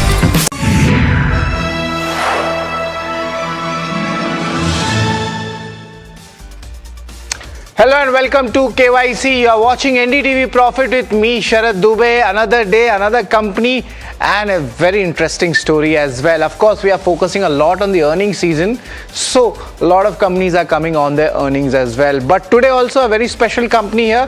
Try to guess it, and most probably, if you're smart enough, you'll guess it very fast. It's India's largest managed office platform by overall footprint. Second hint, let me give you that. It's recently listed, you could say just been a year, or you could say on July 17, 2025. The third hint is, of course, the stock is up 31% from March lows and it's positive. And the last hint, I'm sure you'll try to guess it by now, it's they have delivered a strong Q1 numbers recently. So I was mentioning you and I had given you a hint that smartness is very much required, and yes, the company's name is also SmartWorks co-working spaces. Interesting, right? But let's focus on why we are calling this company. What is so special about it? Is there any moat here? First question is going to be on the Q1 numbers. Will they actually go out and break free from their margins or the revenue guidance which they have given for outlook? Is there a chance for an upgrade here? That's the question. Second question, let's understand what's happening here, and the reason is, of course, the outlook in the operational parameters, what happens here. If you could just show the other questions, the market share gains, there's a little bit of bullishness coming in, and interestingly, they have booked 87% of their contracted revenue this year itself. Also, the leasing trends and the client confidence, what's happening here? Is that shift moving to the enterprise customers? If yes, let's talk numbers. Global expansion, especially in the Southeast Asia, there is already a presence in Singapore. Is there more at play? The GCC explosion, the flex space, what are the industry triggers for it? And this has re-rated the entire sector. Seat expansion, the occupancy rates, these are the operational numbers which you should be tracking. And the Smart Vantage, this is the service solutions around their physical business, and that's also a pretty high margin business. Nitish Sarda, the founder and MD of SmartWorks co-working space, will be answering our queries. But let's understand the industry, let's understand the company, and of course let's understand the earnings as well. What's the entire details about the company? Let's get that in as well. It was established in 2015, listed in 2025. Let's understand the company, and of course let's understand the earnings as well. What's the entire details about the company? Let's get that in as well. Its overall footprint, interesting, right? Let's get into more details about it. Almost 17 million square feet of areas they have 70 centers, and this of course has India as well as Singapore. Also looking at the numbers, they basically transform bare shell real estate into enterprise campuses, as they call it, and 760 plus clients. This includes of course the Fortune 500 and the large MNCs as well. I'll give you that breakup also, but in a while. They offer of course MNCs, conglomerates, unicorns, everybody comes into their list. But also they have an interesting solution, Smart Vantage. This is a GCC focused solutions. A lot of services, ancillary services are there. This is what they sell. Operationally detailed, they have given the world's largest managed office campus. They're getting it. There's a tie-up with Panchil Realty. We'll try to understand that. And also remember, they have contracted the rental revenue of roughly 5,400 crore rupees. That's an important number to track. Multi-city client revenue, that has also risen, almost 35% of the rental revenue, and 1,000 plus seats cohort they have, which grew in from 34% to 41%. So it's a very interesting story looking like. But let's look at the rental revenue breakup, what's happening here. Majority, 92% of this rental revenue breakup comes from just enterprise clients. That means the stickiness is very much high in this product. Apart from this, let's look at the India's GCC story. So very big story at play, and it's one of the best ones which we are discussing. The revenue has jumped up. The contribution, if we talk about, this is the company's specific news. Also, let's look at the other key points for India's GCC story. They're targeting 2,400. That means each year 115 GCCs are getting added. Bangalore, Hyderabad, Gurgaon, you name it, everywhere this name is there. The GCC market size is roughly $110 billion by 2030. Also, the grade A demand in GCCs is roughly 40 to 50%, and that's why you're having so much of enterprise clients. Also, looking at the key industry data, India's office leasing has hit its record 24.6 million square feet in just the first quarter itself of 2026. Also, interesting data is the grade A demand that has outrun the new office space since 2022, and this will continue till 2030. That means there is a significant upside potential in this industry. Flex working office space, that's roughly 27% of Q2 leasing. So there is definitely a very big mega trend being played. Industry supply numbers, almost 7 times growth coming in from SmartWorks if we compare that, the commercial real estate, and of course the flex market is in the middle, around 23%. But what may work for the company? This is very much important. 100% of 7 analysts have a buy rating on this. Second reason, do note it down, take a screenshot, share with your friends. Strong operational numbers have been delivered by the company, and there's also a diversified profile as well. They are beneficiary of GCC explosion as well as flex spaces. 2 more points are there. Note it down, the return ratios have been maintained despite the investment capex coming in. This is the most simplified version to talk about it. And 92% rental revenue comes from just enterprise clients. But in KYC, we show you the other side of the coin also. What may not work? There's a lack of FI participation in the counter. That's what we checked. I'm going to share that shareholding pattern with you. There is a volatility in the cash flow, and this is a business model perspective.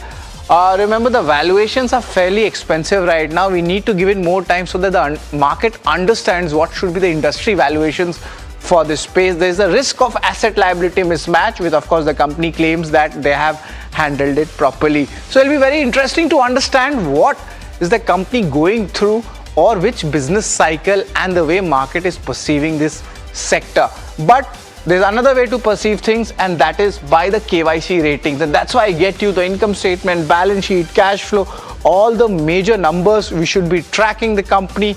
We'll be getting you the return ratios. And remember, there is a very small 1 year, listing period they had. So we could say that most of our data will be compressed to 1 year. Also, we'll have the valuations. We'll get you a lot of these companies in this new industry over the last 2 to 3 years, and the outlook, the key numbers, and hopefully there might be an upgrade of guidance, but you need to wait for that. Let's start income statement, and the numbers are pretty strong. The long-term numbers, look at the growth, and this is the path to profitability in FY26, the outlook, the key numbers, and hopefully there might be an upgrade of guidance, but you need to wait for that. Let's start income statement, and the numbers are pretty strong. The long-term numbers, look at the growth, and this is the path to profitability. In FY26, the company did turn profitable as well. So that is a good sign. There's a strong top line growing in GCC, Flex, a good momentum. Even the margin outlook, the way they have maintained it, is showing strength. The Q1 numbers are very strong. That is why the street is bullish in this counter as well. A very stable kind of a business. So that's what we'll be focusing on. But it's a strong thumbs up when it comes to the income statement. Balance sheet, let's have a look at that, and it has been managed properly. The borrowings has come down. Of course, there is an impact of the IPO.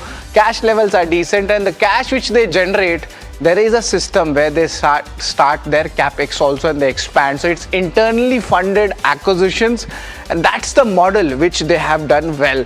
So I'm going to give this as well a strong thumbs up. So income statement was good, balance sheet was good, largely stable outlook, and the payment period is largely known because you have the best clients, almost 92% of them coming in the enterprise spaces, and look at that momentum happening, and it's a good stable growth coming in. Ideally, when you're judging these companies, do have a look on the cash flow from operations, because of course on the expansion front there might be some delays, but net I'm going to give this a strong thumbs up as well. Let's talk about return ratios, and this is where the things start improving and the benefits start coming in. The business cycle which we talk about in a space like a workspace or a flex space, they have a business cycle. It takes time.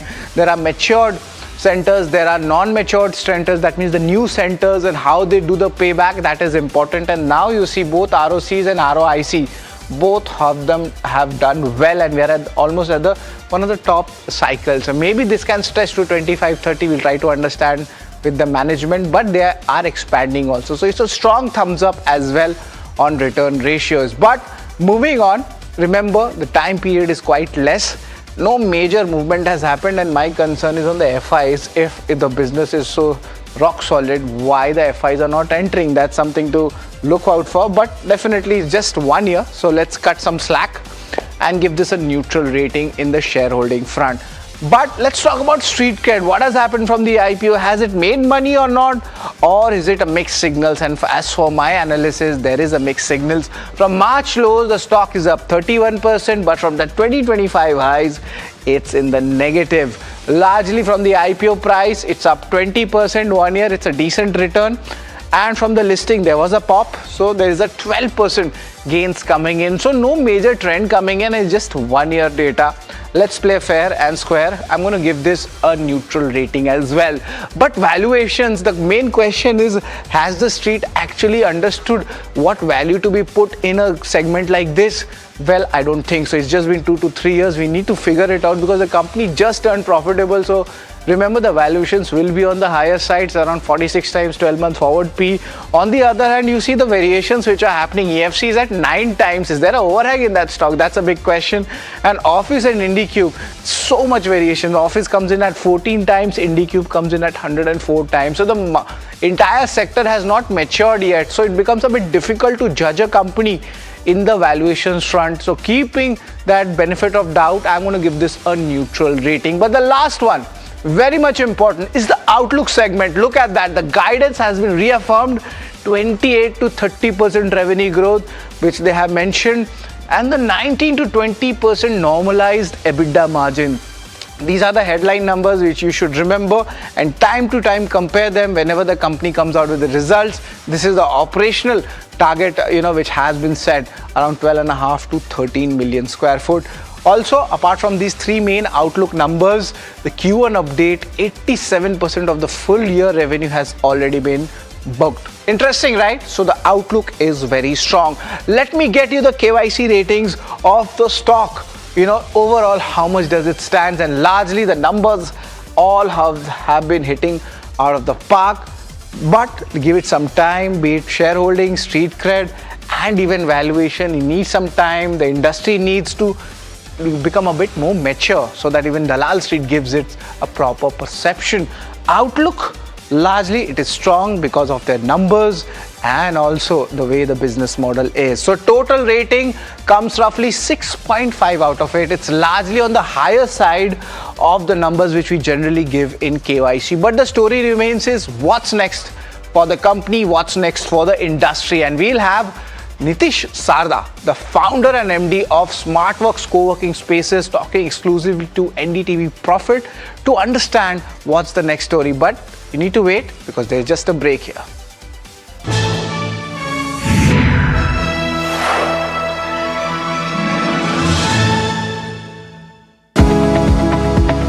Superstar Stocks of the Day, presented by Tata Azura. हर रास्ते का superstar.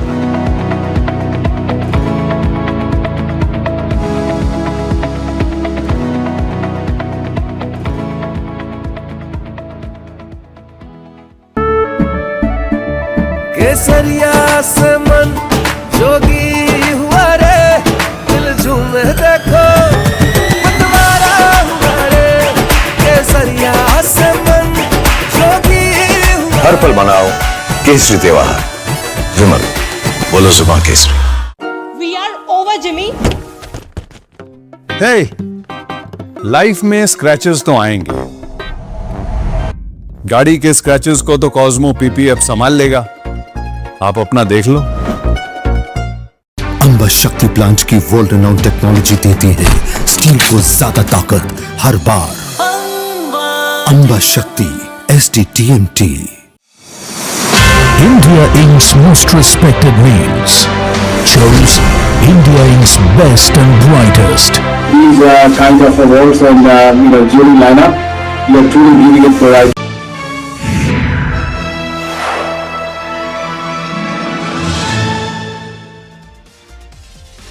Welcome back to Know Your Company. We are joined in by Nitish Sarda. He's the founder and MD at SmartWorks Co-working Space. Good afternoon, Nitish. It's always a pleasure to have you, and congratulations on a good set of quarterly numbers. And of course, we'll start with that, the Q1 numbers. What are the key growth triggers coming in? And was this a lumpy quarter of benefits, or will that play out across all the quarters? Hi, Nitish. Hi, good morning, and thank you so much for having us here today this morning. I think the Q1 of FY26 has shown a significant growth. Or will that play out across all the quarters? Hi, Nitish. Hi, good morning, and thank you so much for having us here today this morning. I think the Q1 of last year itself We've grown revenues by 44% in the first quarter year on year and 74% increase in our EBITDA margins, which is the cash EBITDA that the business has generated. This is on back of high demand and high need for the product that has increased in the last couple of quarters, specifically with the requirements coming from 1,000+ seater large enterprises who now compute almost 41% of our entire revenue. So with the take up, more demand coming in from larger enterprises, we're able to fill up our centers. Our current occupancy on mature centers, committed occupancy stands at more than 92%. And that is what is really driving the margins and the growth. And we are seeing and are very confident about the growth with the new inventory coming in as well. A lot of numbers, Nitish, has been shared across, your presentations. But the one number or a group of three numbers, the guidance which is there, everybody's talking about it.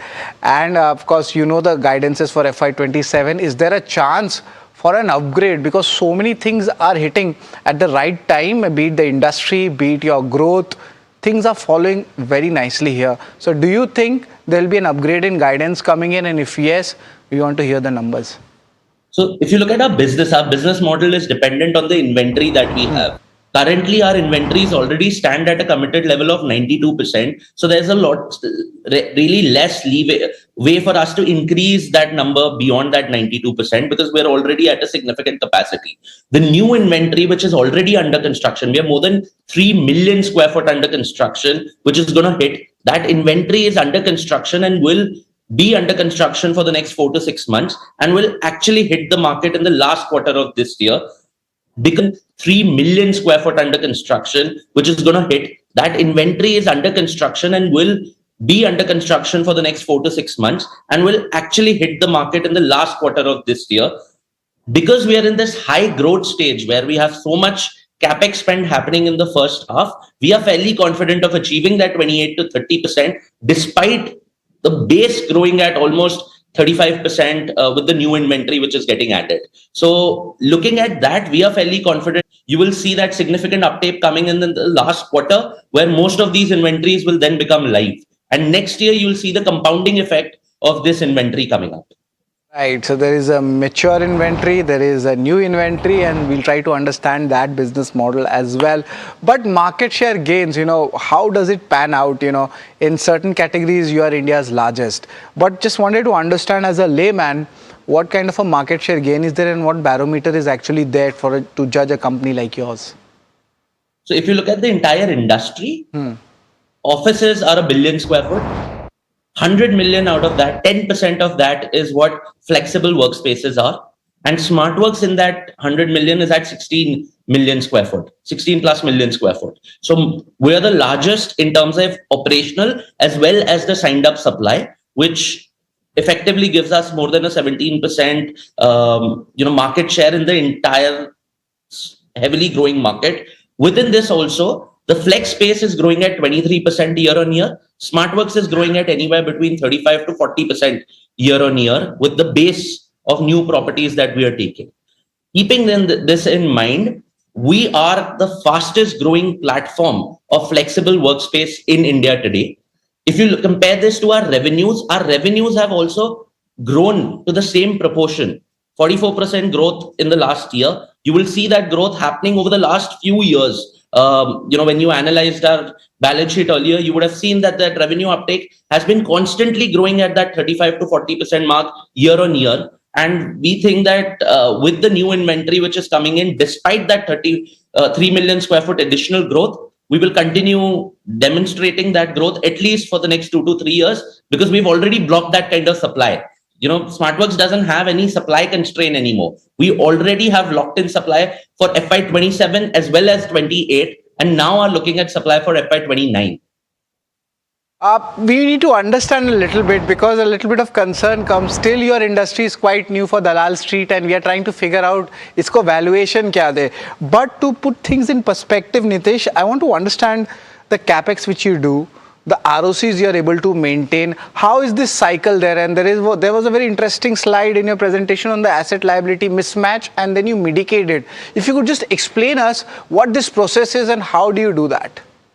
Let me walk you through the journey of a center of SmartWorks, right? We take up a center ranging between 400 to 800,000 square foot. It means that each center will have more than 8 to 9,000 people coming to it on a day-to-day basis. For a center of that size, it takes us about 4 to 5 months to construct and get it to a stage where we can start selling it to customers. And it takes us about 12 months to get it to a stabilized occupancy of about 75 to 80%. And then between 14 to 15 months to get to about a 90% occupancy. This is a trend that we've been demonstrating despite taking larger and larger centers. So we used to take on average centers 200 to 250,000 square foot 2 years back. Last year, that average grew to about 300 to 350,000 square foot. Now this year, that number has already grown to 400,000 plus. Despite taking larger and larger centers, the time to fill the centers has been the same. Now, in terms of the ROCE and the CapEx infusion, SmartWorks is the industry leader in making sure that the capex that is invested to build the spaces, because of our leverage of economies of scale, we have the lowest capex required to build out those spaces. We spend anywhere between 1400 to 1450 rupees a square foot to build out a basic office, and depending on the quality of the client, that might go up a little or go down a little. That's the average that we spend today.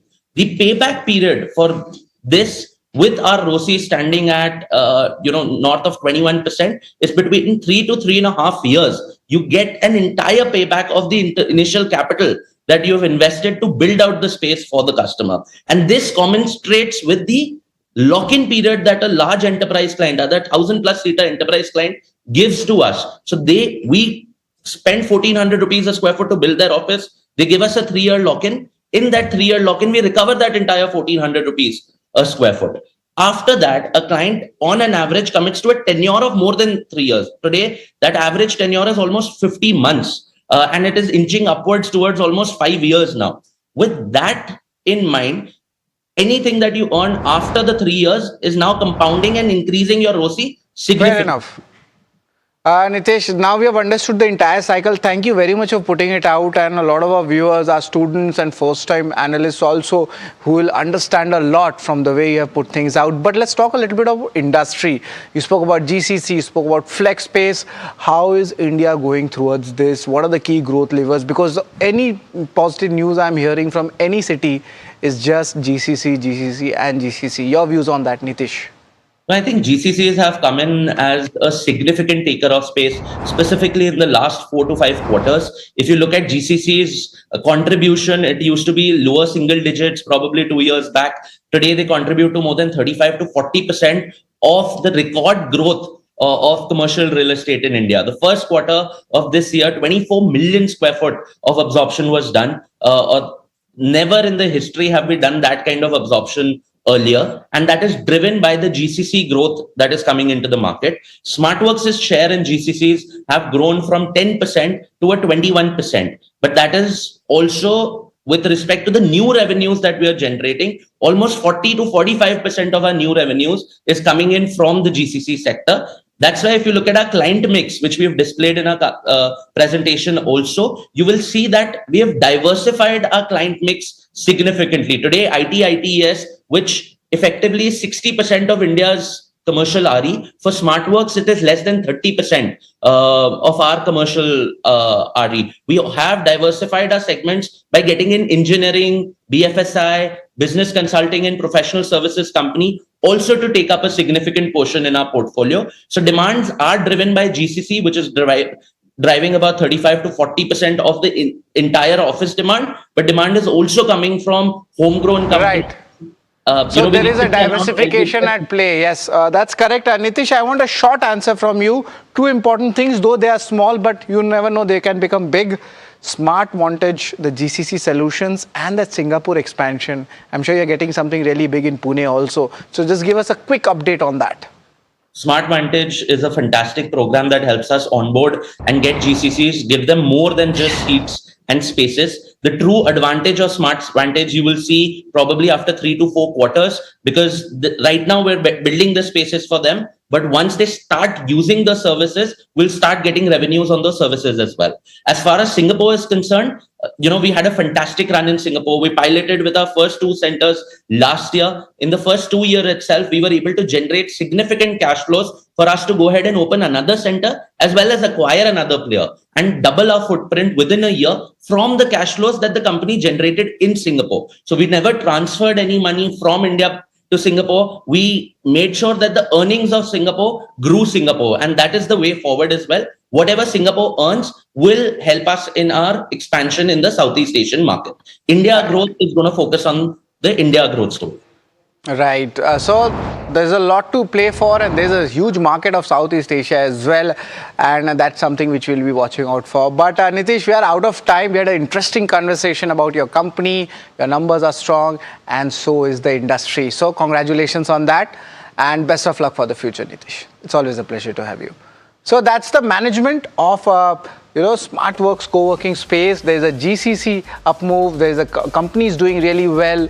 But is Dalal Street actually giving the valuations to this business model, or will it take some more time? That's the big question, right? So for these interesting stories like this, stay tuned to NDTV Profit and keep watching KYC.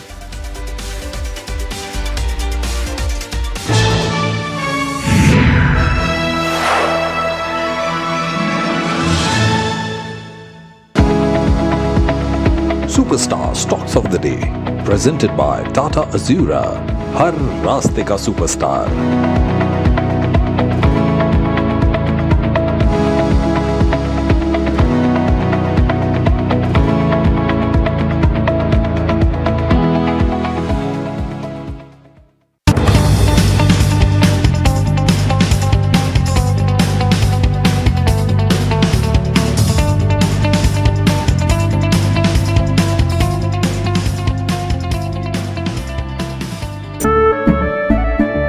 केसरिया से मन जोगी हुआ रे, दिल झूमे देखो पतवारा हुआ रे, केसरिया से मन जोगी हुआ। हर पल मनाओ केसरी त्योहार. विमल, बोलो जुबान केसरी. We are over, Jimmy. Hey, life में स्क्रैचेस तो आएंगे. गाड़ी के स्क्रैचेस को तो कॉस्मो पीपीएफ संभाल लेगा. आप अपना देख लो. अंबा शक्ति प्लांट की वर्ल्ड रेनाउंड टेक्नोलॉजी देती है स्टील को ज्यादा ताकत हर बार. अंबा शक्ति STTMT. India is at a 2030 turning point. EVs, hybrids, biofuels or hydrogen, what fuel wins where? Join top auto CEOs, policy experts and industry titans at the NDTV Automate Fuel and Future Summit 2026. Where you need charging infrastructure, you need it on highways. Catch the exclusive coverage only on NDTV. This is India Inc.'s Roll of Honor, recognizing the leaders shaping India's growth story, where ambition, enterprise and excellence meet. In the presence of the Finance Minister, Nirmala Sitharaman. Benchmarks continue to be under pressure today, with Nifty trading below 24,000 level and Sensex losing 200 points. PSB's financial services on the back foot today, while the auto consumption sectors remain resilient. It's a weak Q1 for Dr. Reddy's as profit plummets and margins decline. Loan growth turnaround and improved asset quality boosts for IndusInd Bank. BPCL delivers a much stronger than expected performance, while HPCL sees weaker Q1 despite both companies being hit by suppressed fuel marketing margins. Strong quarterly earnings sparked a sharp rally across select energy stocks. NTPC Green Energy gained after posting robust profit growth, while Gandhar Oil Refinery hit the upper circuit as revenue margin and profitability surged well ahead of the last year's levels. HEG shares gained after the graphite electrode maker reported healthy June quarter earnings, backed by stronger revenue and a sharp movement in operating margins. Investors will now watch management commentary on the proposed restructuring and future growth strategy. Brent touches $96 per barrel as tensions between Iran and US continue to escalate. Attacks on ships en route Hormuz and Trump's warning of Iranian infra destruction add to the supply concerns on oil.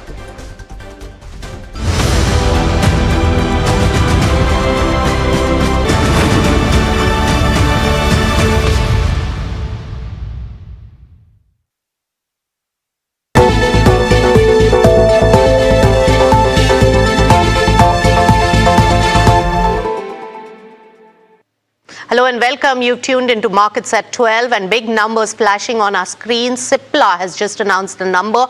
I think they have not met the estimates when it comes to the net profit figure. Take a look at that particular counter as well.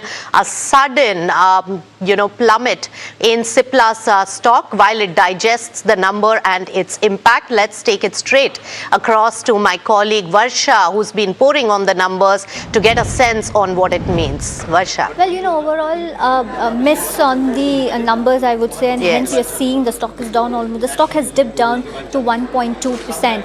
If you see, margins were a miss, even profitability was a miss, and these numbers, the weaker numbers was actually expected. Let's just dig it down because we do not have press release still, but US business, I'm assuming, was supposed to be a weak one because of the absence of Revlimid, which is a cancer product, which was expected to draw down that US business sales, which is equally right for every other company. We even saw in Dr. Reddy's. No meaningful lanreotide contribution in this quarter would also have an impact on the overall financials, and the margin impact that you're seeing, the sharp decrease in the margin that you're seeing, is because of the no Revlimid, which was a higher margin product for the company.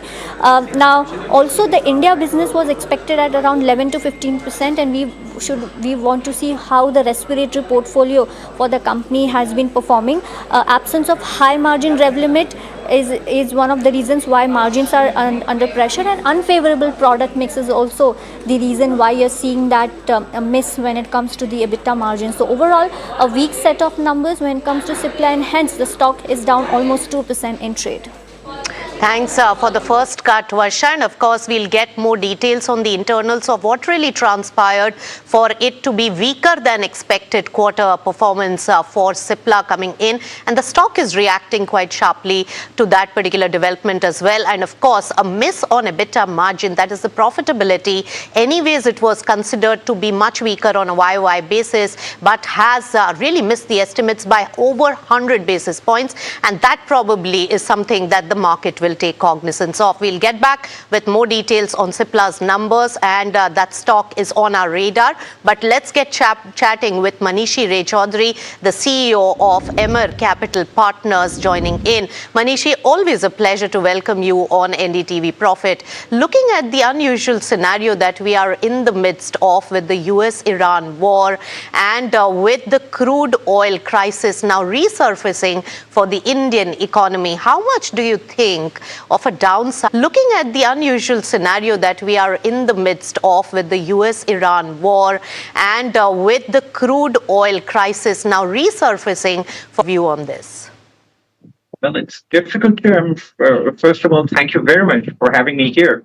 I think it's difficult to pinpoint, the exact downside from here. The market is still trading at somewhere around 19 to 20 times 1 year forward. I think, what the market is doing, and we had seen this during the first phase of the US-Iran war as well. The Asian markets are possibly looking through this and trying to kind of take a bet that this is again going to be temporary. And at some point of time, the spike in oil prices are going to prove intolerable for lack of a better word, not just for Asians, but also for the Western countries. And therefore, some kind of a solution would be worked out.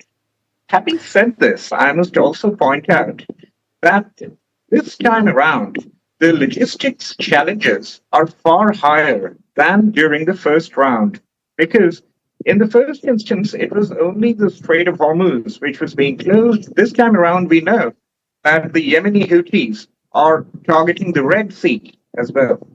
So both straits, the Hormuz Strait and the Bab el Mandeb Strait, there's a possibility of logistical constriction appearing over there. So I would be cautious for the time being. I would possibly focus more on and straight. There's a possibility of logistical constriction appearing over there. So on the defensives, like the utilities, like some of the the industrial or capital goods companies which kind of cater to the power requirement.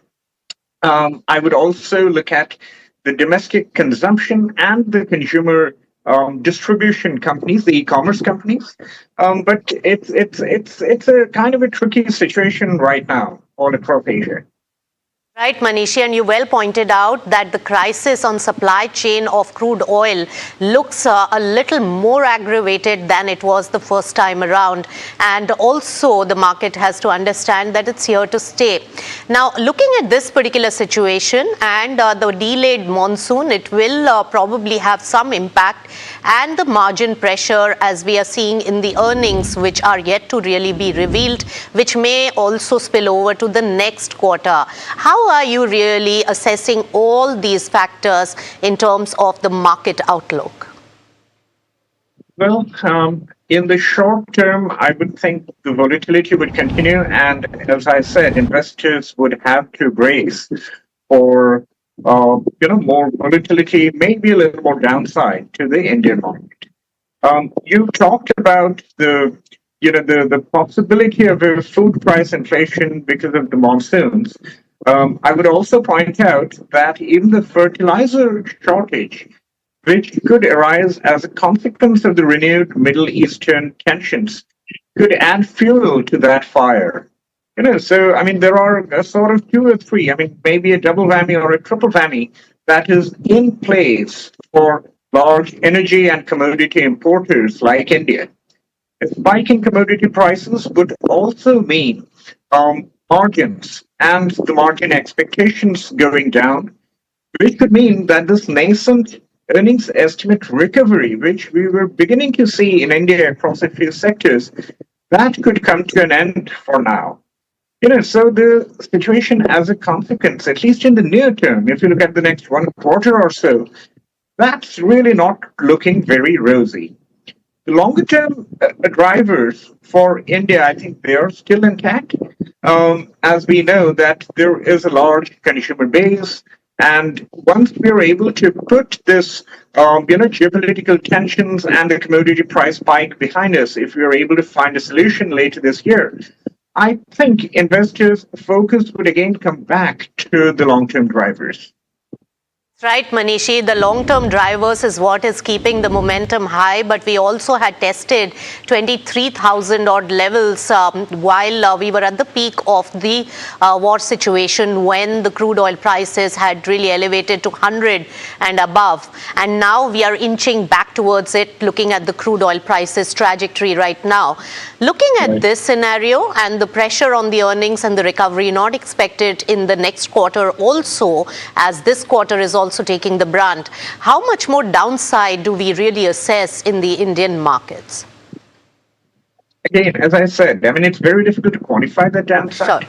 But, I think the previous bottom, which is around 23,000 for the Nifty, is something that investors should brace for in the near term. Whether it would go down even below the 3,000 for the Nifty is something that investors should brace for in the near term. Whether it would go down even below to the 120 levels, then pretty much all bets are off for the time being. But at least, it's basically a case of, the volatility and the downside continuing for some more time, and investors, therefore, kind of being focused on the defensives and other sectors which have kind of independent tailwinds of their own. So Manishi well pointed out that 23,000, and that's why the market is finding it difficult, Nifty is finding it difficult to hold on to the 24,000 levels which we had achieved comfortably above. But in tandem with the crude oil prices, and also rupee is not being supportive despite all the measures being taken by the Reserve Bank of India as well, because it is impacted by the crude oil prices. Now looking at this scenario where rupee is depreciating, crude oil prices is putting pressure on all our macros for a larger part of this financial year. Now it looks like the FII inflow is a very critical aspect for our Indian markets. They add a lot of heft and momentum. How do you see that scenario? What are you gathering from overseas investors in terms of their view on Indian market?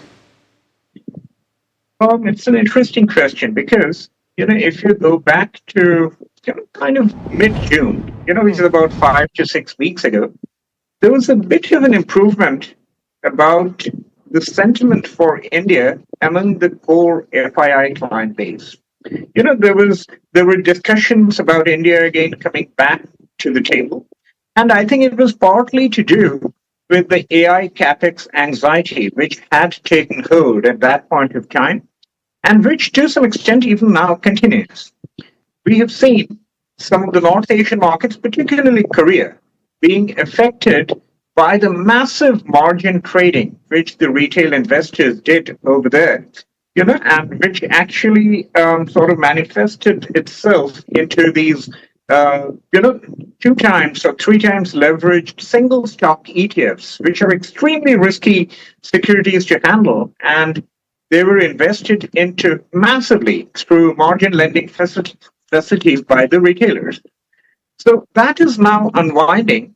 And, as this AI anxiety catches on, I think investors are beginning to understand that beyond AI, there's only one other large liquid market, and that's India.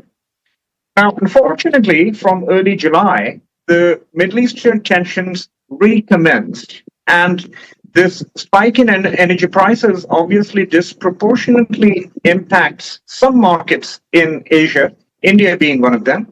So to that extent, that positive sentiment of the FIIs have been slightly affected, slightly muted. But if you look at the July numbers, FIIs have actually been buyers in India, which is a departure from the trend over the last 4 to 6 months.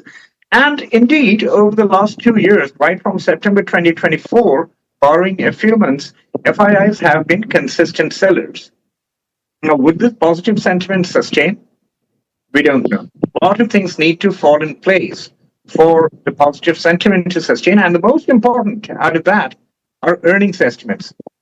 The earnings estimates recovery, which started briefly from mid-June, that certainly needs to continue until and unless we have a stronger earnings story to tell. FII sentiment would not sustainably revive. Manishi very well pointed out, because on the earnings have a stronger earnings story to tell. FII sentiment would not sustainably revive. Manishi very well pointed out, because on the earnings side, most of the corporates in the last quarterly results had stated that now the improvement will be seen on the margin. But now the pressure it eats into almost all the sectors, given the transportation or else the crude and gas, deliverables that are really used in various other segments as well. But Manishi, looking at this particular scenario, while you say that India growth story is intact in the long run, which are the pockets which you are much more confident about in the medium to long term for investment right now, while the valuations are becoming cheap? I'll point out 3 or 4 sectors. First, the financial sectors, particularly the private banks. We are seeing a significant recovery in loan growth. It is now back to about 17 to 18% on a year-on-year basis. Banks' balance sheets are healthy, and so are the corporates who are being lent to by the banks. The private sector banks are likely to gain market share over the PSU banks, and that, I think, is a strong tailwind. One has to be. Banks' balance sheets are healthy, and so are the corporates who are being lent to by the banks. The private sector banks are likely to gain market share over the PSU banks, and that I think is a strong to maintain the net interest margins. Some others are not. But broadly, that is one sector that we are clearly focusing on. Second, I would talk about industrials.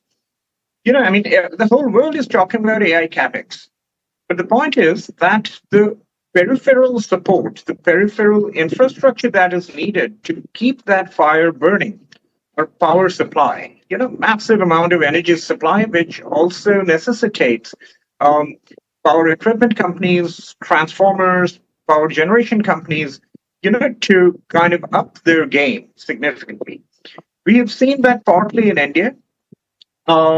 I would say that India's general investment in infrastructure would also add another tailwind to this space. I would also talk about consumer discretionaries because the combination of various different monetary and fiscal incentives that have been thrown out over the last couple of years, coupled with the public sector salary hike, the pay commission award that's coming up going forward, that should sustain urban capex. And one has to be, again, a bit selective here because the valuations are not really quite uniform across this sector. Right. I would also include, the healthcare companies, particularly the diagnostic and hospital chains here. I would include the e-commerce companies into this side. So, there's a significant degree of room that investors have to play while, when it comes to India. That's right, Manishi, and several points and takeaways from what we discussed. But one more aspect I want to leave you with is that with the job losses because of the AI and ageism thrust, how long will the consumption sustain if people lose job is one thing to be seen, of course, with a huge lag effect. But in the future, are we looking at that? I'll cede that and leave this conversation. Thank you so much for joining us on NDTV Profit. Thank you very much. All right, shifting focus, let's focus on one particular company, Gulshan Polyols, and Aditi Pasari, the joint managing director, joins in now for a discussion on their ethanol-based focus. Aditi, when we look at the ethanol blending and ethanol focus that the company is really looking at, what is the guidance going forward in terms of the capacity expansion and therefore the profit and profitability, and in which timeline? Let's begin with that. Yeah, hi. Thanks a lot for having me on the show. If I talk about FY27, we are looking at supplying about 22 crore litre to the government, to the OMCs. Our total capacity is about 26 crore litre, and looking at the government's focus towards increasing ethanol blending, we are definitely looking at debottlenecking and taking our own supplies to 110%. So definitely looking at least 20% upside from here in the next 1 to 2 years. So, huge amount of demand also is coming in, Aditi. Can you give us a sense of also the industry picture? While it's a controversial subject on ethanol blending, but at least for now, we are looking at it as an alternate source of fuel as well. And that's where a huge amount of demand is getting created. How much of that supply capacity do we already have? And what is the industry really looking at, if you can give us a sense? So E20 is just the first milestone, which has already been achieved by the government, and hats off to the government to have achieved it much before time. I feel very proud to say that the world is watching and is applauding India the way it has reached this milestone. Already, we are looking at E30 in the next 4 to 5 years. Industry is very much ready. We already have enough capacities in the country to achieve this target well before time. We have enough surplus feedstock available in the country. The BIS standards are ready, and the automobile industry is ready. So we have everything going for us, and this target will be achieved much, much before time. I'm very confident about that. Blending is here to stay, and it will only and only increase. You really putting that confidence behind it for us, and this target will be achieved much before time. I'm very confident about that. Blending is here to stay, and it'll only and only increase. You really putting that confidence behind it, that blending is here, Aditi, and that's what the companies like yourself can capitalize on. Give us a sense on how this particular quarter is really transpiring for you. Give us a guidance on what are the key drivers as we assess your this quarterly performance in a few months. So quarter one has gone very well for us. The company will deliver good results. Better than promised. However, going forward, we may see slight margin pressures in quarter two because of the raw material prices, which has spiked up a bit. But I'm very confident by the year end, we have been giving a guidance of about 10 to 11% EBITDA margins. By the year end, we will be very much achieving those or hopefully more. Right, and just one more quick question, Aditi. What are the challenges that could really come in the ethanol blending aspect, and what you foresee, and where is the government support required now? See, challenges, we have already faced many challenges in the last 3 years, and now we're looking in a better space as far as the ethanol industry is concerned. Of course, the raw material availability, the FCI, rice availability. So all these were the initial issues because it was a very nascent industry. Everybody was, the whole economics of this industry was coming together, which took about 2 to 3 years. For us also as a company, took about 2 to 3 years to start getting the margins, the bottom line in place. But now going forward, the demographic, the agro scope, everything is very much in place for the industry, and getting the margins, the bottom line in place. But now going forward, the demographic, the agro scope, everything is very much in place for the industry, and the FCI support we have a lot of government support. They have always supported us from time to time, whether revising the ethanol industry. So they have done a lot of hand holding for the industry, and for which we are very, very grateful. And main issue in this is the raw material availability. And until the FCI rice is available to the ethanol industry, which it is for the next couple of years for sure, because FCI itself is having warehousing issues. And there is no better buyer than the ethanol industry for FCI rice. We give advance, we lift rice and make fuel out of it, So there is no better buyer than the ethanol industry. So for next couple of years, I see ourselves very, very secure. And parallelly, even the production for maize in the country is going up very, very drastically. So yes. I think in next 2 years, even if the FCI will not be available, we will have enough maize available in the country to be able to continue this kind of blending. All right, so futuristic trends also for ethanol industry is looking strong. And there you go, Aditi. Many congratulations so far and all the best for future. Thank you so much for joining in. Thank you. All right, doubling down on ethanol, the company, and moving on to another one. And remember that the IPO momentum is really picking up. IPO-led Manipal Hospital is controlled and promoted by Temasek. The Singapore-based investor says that it will stay invested for a long term in Manipal Hospital and clarifies that it's a board-run company and listing is just an event. Here's an excerpt of the conversation I earlier had with Ravi Lamba, the head of India operations of Temasek. Listen in. As an investor, we are being cautious. At the same time, the shocks that are being felt by the Indian economy have not been created by the Indian economy. So these are shocks from outside. And our view is that these are here for now, and they will go away at some point in time. So given we are a very long-term focused investor, we are able to ride out these shorter, volatile sort of parts of the cycle. So we are happy to stay invested.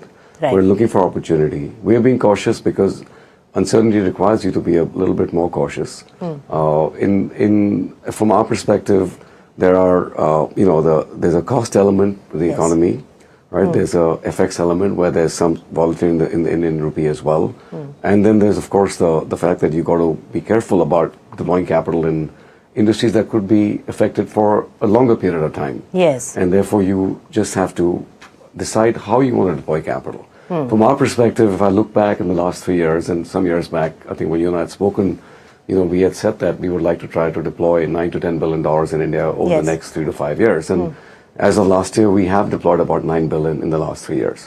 So we are on track. How much are you looking to invest in this financial year, this year from now, Ravi, in India? And is that also going to be in the sectors of choice that you have already ascertained as is reflective in your portfolio? Yeah, I think the second question I would say is the way we will drive it. So healthcare, what's got to do with industrials, financial services. Yes. If it's got to do renewables, industrials, we will invest in all of them. Now, we don't track it year by year, but what I would say is that we are still hoping to deploy the same rolling number of 9 to 10 billion over the next 3 years. Right. So Ravi, you mentioned. All right, so that was the Temasek chat and a big IPO from the House of Temasek really about to hit the street soon. With that, it's a wrap on Markets at 12. Thank you so much for tuning in and keep it with NDTV Profit.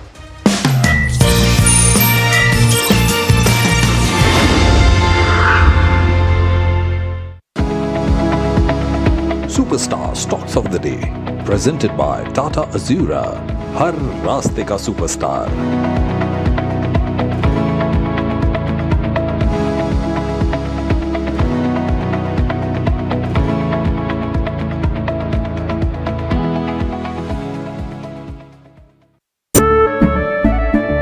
केसरिया से मन जोगी हुआ रे, दिल झूमे देखो मतवारा हुआ रे।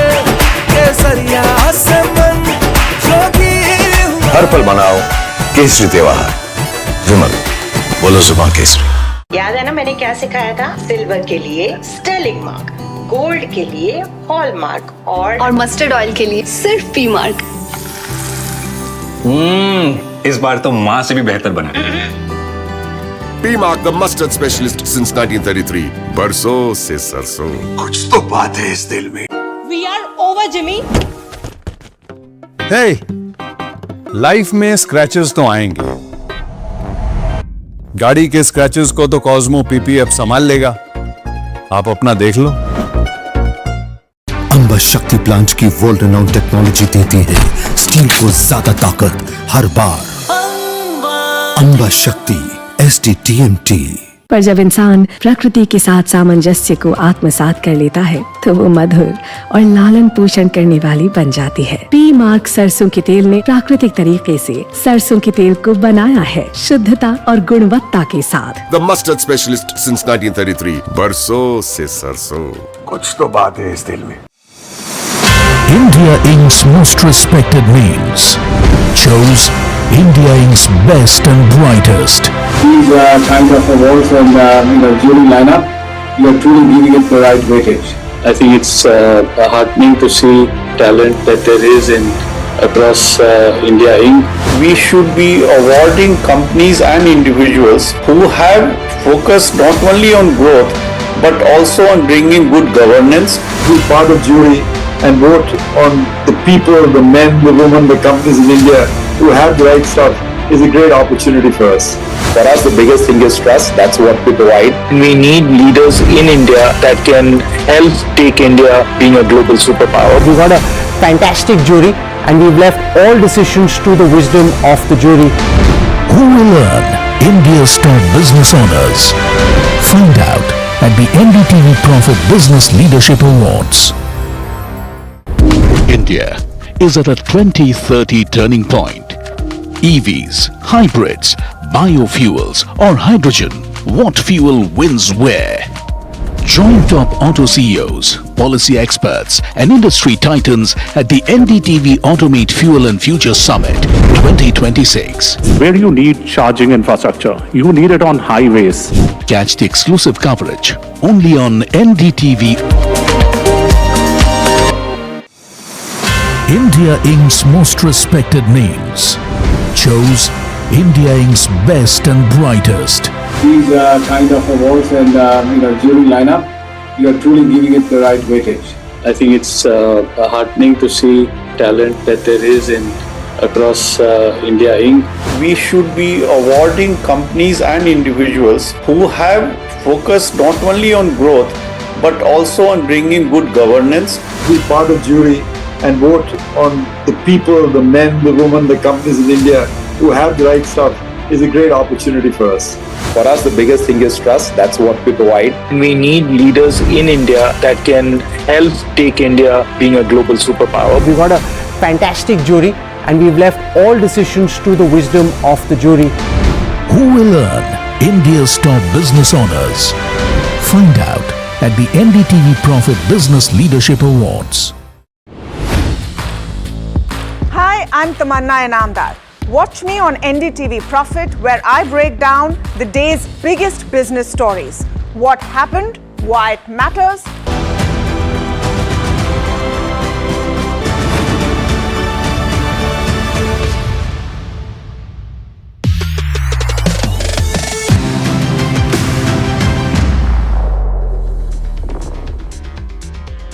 Hello and welcome to NDTV Profit. You're watching Trending Stocks at the NDTV Profit Suzlon studio with me, Hiral Dadia, and we have Sharad Dubey who's standing at the market pit as well. Good afternoon, viewers. In fact, it's a very, bleak day of trade, I would want to say, because if you pull up the Nifty 50 on the screens as well, there is that consolidation which has continued. The concern is, what is that sustainability going to look like? Because right now you are nearly at the day's lowest levels. You're below that 23,900 mark, I beg your pardon, and that was the fear point as well, Sharad, because the conviction was only if you're able to sustain above 23,900, that's when you could probably look at taking positions as well, use the buy on dips kind of strategy. But now that you've broken beyond that 23,900 level on the downside, what are you picking up in terms of cues? Good afternoon, Healer. And you're right, the fall which has happened right now in the last 10 to 15 minutes, the fall has intensified. A key level of 23,900 has actually come down. Can expect further fall going ahead as well. Let's have a look at Nifty Bank also, and of course the technical setup is much weaker in last two trading sessions, and yes, we are at the day's low. We are down almost 650 points right now in the day's trade. So of course a lot of levels you could say that will be coming down, especially on the support levels. But remember, today is Sensex expiry also, and let's look at the key factors on the market, how things are panning out for Nifty. Of course, remember that support range is broken. We are at the lower number is 23,800. If this breaks, then there is a concern. Also, Nifty Bank, let's have a look at that also, the weaker technical setup coming in, especially HDFC Bank. That has been the main culprit, dragging it over the last three trading sessions. And going ahead, of course, sector specific some moves are happening, but the most important thing is the global cues, the uncertainty which is there, Iran and US, that's where the concern is coming in, and of course that's weighing in on Brent crude also. Look at that, it's above that 96 levels, almost touching the 97, and even WTI, there's no sign of cooling down, and that's a big concern coming in for the markets. But apart from the crude check, also let's look at the other key factors, what's happening. Strong momentum coming in auto stocks, a little bit of, you could say, two-wheeler stocks. That's where the buying is there. For last three sessions we saw that good numbers from Bajaj Auto, TVS. The paper stocks are rallying, and the ancillary refinery theme, remember these are one-off quarters where abnormal profits are coming, and that's where we are seeing the momentum happening. So do keep an eye on that as well. But it's all earnings right now, and three important earnings: Infosys, Interglobe Aviation and Meesho. We'll be tracking them and giving you those updates as well. And globally also the factors, today is US initial job claims data, and the European shares, they are expected to open lower as well. So largely it's a negative view in the global Q setup right now, and for the domestic markets also, at least on the indices and the largely mid caps also, sell off is there. Stock specific moves and earnings is something which we are looking at right now. Absolutely, it is stock specific and all related to earnings. Tips music, very interesting, because the revenues have seen a jump of around 21%, and they're mulling a buyback in August. The street is really happy, and that's what the watch list is telling you if you see the stock price. ONGC, Oil India, your Brent crude has risen for the fifth consecutive session. So both of these counters are in focus as we speak. Azad Engineering has delivered India's first indigenous turbojet engine UCO Bank slightly under pressure to the tune of 2%, and that's on the back of earnings. Your profit growth has lagged your NI growth as well. And overall, with regards to UCO Bank, we'll be joined by the management after this. Dr. Reddy's has missed estimates, and it's one of the semaglutide product sales that has fallen. IndusInd Bank, a double downgrade. Kotak and CLSA has downgraded the counter post numbers. You're seeing HPCL, BPCL that are in focus. For one, HPCL, it's a weak quarter, BPCL, strong quarter, but crude prices are also coming to the forefront. HEG, double-digit revenue and profit growth is what they've reported. Your Gandhar oil is in focus because your profits have actually quadrupled, and that's the reason why that stock is locked in upper circuit. CIE Automotive, good set of numbers, but the CEO has resigned, and that's what has put pressure on the counter in today's day of trade. NTPC Green also reacting to numbers in today's session, along with Tanla Platforms, Eternal, Nestle. All of these are the other counters which we are watching out for. But very quickly, let's just pull up a UCO Bank on the screens and see what that counter is doing in trade, because they've reported a steady first quarter in terms of performance, double-digit growth in terms of net interest income, and an improvement in terms of asset quality. Rajendra Kumar Sabu, MD and CEO at UCO Bank, joins in. Mr. Sabu, welcome to the show. Always a pleasure to speak to you as well. My first question coming to you is, if I have to look at the numbers at the face of it, looks pretty okay. However, I think the profit growth, which has lagged the NI growth, is something that the street is concerned about. Your initial comments? Yeah, thank you. Good afternoon to you. And yes, our profit growth has been good in operating profit. If you see, backed by NII growth, so our operating profit has grown by around 80% to 2,810, backed by our NII growth of around 16.85%. But because of the taxation provision we have provided, the net profit growth is slightly below than that, and that is 8%. So what has happened is that our tax provision has increased to 1,919 crore. Out of this, there is a one-time DTA charge of rupees 1,237 crore, because we have changed the taxation methodology. Earlier, we were being calculated through the older regime that was attracting 35% approximate tax, and the DTA was calculated at that rate. Now, from the current financial year, we have changed to the next new taxation regime, wherein the taxation rate comes around 25%. So with this change in the rate of tax, the calculation of DTA has been done and it has been remeasured. With this remeasurement, 1,237 crore one-time DTA has been reversed and charged to the profit and loss account. That has caused our net profit rising only in limited way and having 656 crore of net profit. So that is the main reason. Otherwise, all other profitability parameter like net interest income, NIM, non-interest income, and other TW recoveries, treasury gains, and fee-based income all have shown good growth. Operational parameters, I'll just add one more thing, that's the NIM. The global and the domestic NIMs seem to have done well. Going ahead, what will be the NIM guidance, sir? Yes, we have already given our guidance in the beginning of the year, and the NIM guidance is 2.8 to 2.90%. That is the range we have given, and we continue to maintain that range guidance, 2.8 to 2.9. Even though our NIM for the last quarter has been 3.05 globally, we will continue with the guidance only, and we'll try to do better than that. You coming in, but Mr. Sabu, the ECL provisioning, that's also a little bit of concern in the overhang in the banking industry as well. Any kind of amount which is getting provisioned, or we can expect that in the second quarter? Yeah, so thank you. Actually, yes, you have rightly pointed out that ECL provisioning and ECL transition is a very, very important factor as of now for the banks. And in UCO Bank also, we are aware about that. And I can tell you that already we have been making our buffers. We are preparing for the ECL transition. So we have analyzed and we have estimated some amount of ECL provisioning requirement on the D-Day, like 1st April 2027, when we transition to the new ECL norms. Then out of that amount required, around 60% already we have created a buffer. So we have already 60% provision in place over and above the actual mandatory requirement as of now. So remaining 40% buffer we are planning to create within this year before we transition to the ECL. So in all in entirety, we will be having means maximum amount of ECL transition hit in place before the ECL transition date comes. Mr. Sabu, your advances growth is running well ahead of your FY27 guidance range as well. Does that mean that the bank is going to potentially revise its credit growth guidance upwards, or do you expect moderation in the coming quarters?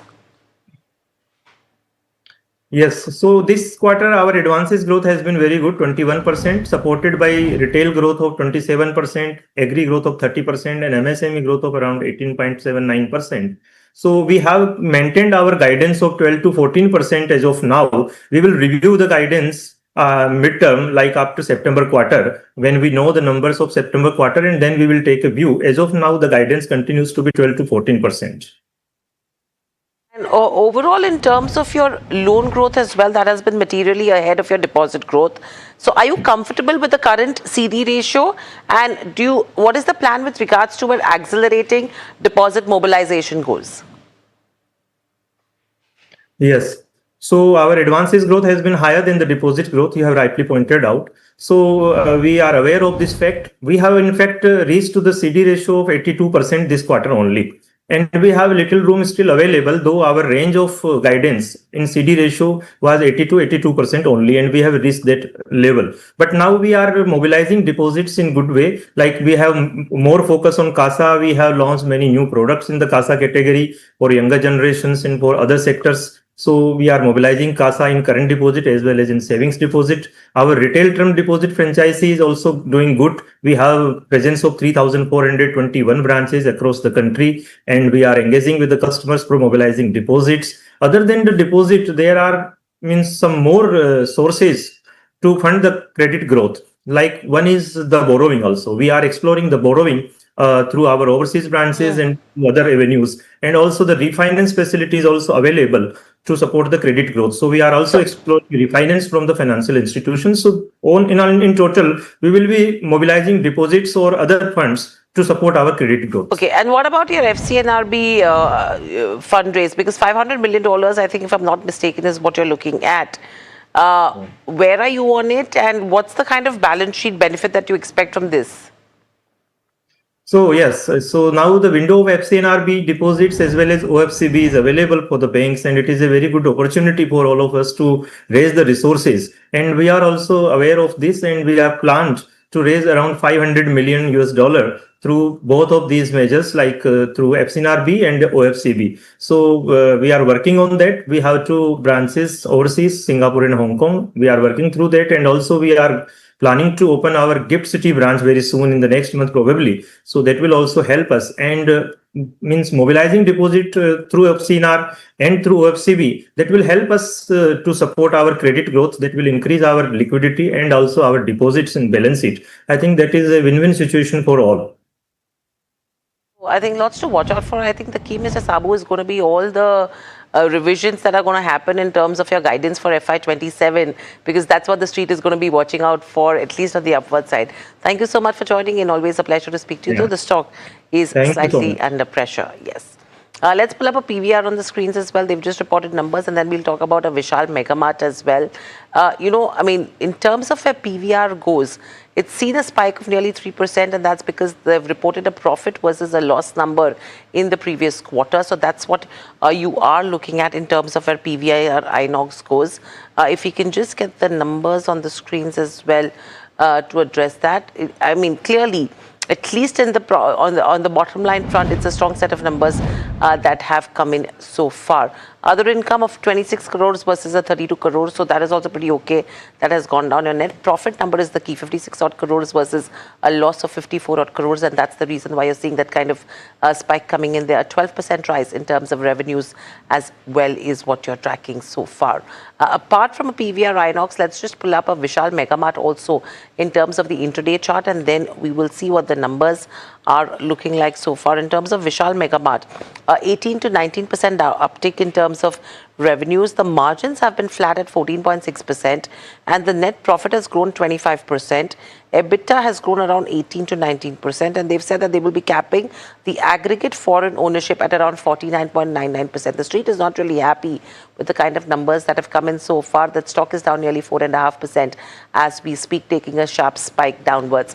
Rajesh Bhosle, Senior Technical Analyst, joining in as well. Rajesh, on the charts, let's talk about a PVR as well as a Vishal Mega Mart. Both of them seeing reverse reactions on the back of earnings. But what is the chart story telling you? Hi, afternoon, and thank you for having me on your show. First of all, talking about PVR. So, if we see chart structure since last couple of weeks, it has been in a consolidation phase. Definitely some positive momentum is there today, but somewhere around 1025, that's a key resistance. If we see since last few weeks, there has been multiple tops around 1025, and it also coincides with 200 DMA. So in the next few sessions, it would be crucial for prices to cross 1025. Once that is crossed, we can see a cup and handle price pattern breakout that can push prices towards 1075. As of now, positive momentum is there, but key levels needs to be crossed. On the lower side, if we see somewhere around 975, the stock is forming strong base. Right. And Rajesh, good afternoon, Sharad here. But let's start the usual, the rapid fire round. And ONGC Oil India, we have seen the oil, boiling for the last 4 odd sessions. Good momentum also coming in. Let's just get in the both of these stocks, ONGC and Oil India. Any further trade is possible on this, or do you think we are near that resistance levels for Brent crude, so that there might be reversals also here for ONGC and Oil India? What do you think? Hi, Sharad. So overall, both the counters look positive. They have already seen strong in the last couple of weeks, but you have correctly highlighted they are now placed around key resistance. Especially if we see for ONGC, it's hovering around 200 DMA. So somewhere around 258 to 260 would be the key resistance to cross. Until then, we expect some consolidation. But as compared to that, Oil India has shown relative strength today as well. It's showing strong movement, and it's trading well above short-term moving averages. So possibly Oil India can extend its move, possibly towards 475 to 489. All right, another stock, Azad Engineering, positive corporate development coming in. But do you think, is there any breakout happening on the charts if you look at weekly or monthly, or do you think there's still more consolidation at play for this counter? So overall chart structure has been positive. The morning it was showing positive strength, but from the higher levels it has dipped a bit. So we'll wait for some confirmation. If we see a chart structure of last 3-4 weeks, 2400 has been acting as a resistance. Once that is crossed, we can see a pattern breakup. But until then, we'll have a wait and watch. On the downside, if we see there is a base around 20 to 50 levels, which is also its 20 EMA. So positive approach, but we'll wait for a confirmation breakup. Fair enough. And Vari Renewable Tech, interesting order win also coming in. Your views on this, or what's there on the charts? It seems like a sell-off is there. Do you think there's a good buy the dip opportunity here, or you'll stay away from this counter right now? Sharajji, we'll wait for as of now, because there is no concrete reversal signs. The stock is approaching strong support zone, which is a long-term support. So if it dips toward 2600, that would be ideal level. But as of now, we don't see any major traction. All right. Another interesting stock is Tanla Platforms. After a long time, we are seeing a good momentum, at least in the PAT numbers. And the stock is up almost 10% right now. Will you see some more further up move coming in for Tanla Platforms? Already it has corrected a lot. Most of the CPaaS players have been. So definitely strong momentum. The kind of formation we are seeing today, it has engulfed entire losing ground seen since last 1 week. So definitely a positive structure. Even if we see chart structure on daily and weekly, we can see a cup and handle pattern breakout. But having said that, if you see it's already up by 10% today, so buy on dip would be suggested. Somewhere around, if we see 600, there is a breakout level. That would be a key support level. And on the high side, 650 to 670, that would be resistance. So overall, bias is positive, but buying on dip would be suggested. Right, biasness is positive, but no buy recommendation for Tanla. Okay, that's the end of the rapid fire round, but one stock has been buzzing, and that is SRF. Of course, the reactions on the earnings are very different, and when the con call happens, the reactions most of the times reverse also. This time also the story is same, but what is the entire story? We have Varsha with us. Varsha, SRF con calls are always very exciting. Yes, absolutely. And yesterday when we saw the earnings were fantastic, but today, because of con call or post con call, we are seeing stock is down almost 7% because management is expecting weaker Q2 and Q3 than Q1. Now, what they're saying is that the chemical business is likely to remain under pressure. Chemical business, which grew 26%, is expected to grow at around 15 to 20%, and there the weakness will come. Now, Q1, if you see, benefited from price hike, which was, of course, led by the Middle East situation. Some buyers, bought the products in panic, and hence which led to the price hike and which benefited SRF, but that benefit is not going to come in Q2 and Q3 considering the price correction that the management is expecting. Onto the agrochemical outlook, well, agrochemical business is expected to grow at 15 to 20%. They are optimistic when it comes to demand, and the pharma share is targeted at around 20 to 30%. So 20 to 30% of revenue contribution is expected from pharma in FY30. But overall, weak Q2 and Q3 is what management is expecting, and hence we are seeing the stock is down almost 7% in trade. Thanks a lot, Varsha, for that detailed analysis on SRF. Thank you very much. But we'll try to understand the fundamental perspective also. And we have joined in by Shashank here. Good afternoon, Shashank. Always a pleasure to have you with us at NDTV Profit. Varsha was discussing about SRF, how volatile the counter has become. Your fundamental views on this? Look, SRF is, I call it a consistent compounder, right? It's one of the best companies over a very long period of time. If you look at the last 2 years, there has been a lot of volatility with the entire chemical industry, mainly coming from China as well. But looking at the ROE and ROC of the company, and also right now, the board has approved around 250 crores of capex. I think from a long-term standing, I'm still very bullish on SRF. SRF is concerned. Long-term bullish, but it's the commentary at the conference call which is really not enthused the investors as well. But Infosys is also set to report its first quarter numbers. Jasmeet joins us with what the key expectations are. Jasmeet, after a whole host of companies that have already reported numbers, what are the cues that you're picking up with regards to Infosys? That stock did see a marginal spike, has come off, but the numbers are coming post market hour. So what are you picking up? Right. Well, thank you for that. Now, if you look at Infosys as a company, the key focus that we are watching out for the result is the overall CC growth. Well, we are expecting the CC growth anywhere between 1 to 2% of this particular counter, better than the rest, but a slight growth compared to the rest of the peers. Apart from that, the key focus remains on the guidance. While the street remains divided on terms of the guidance, what to expect.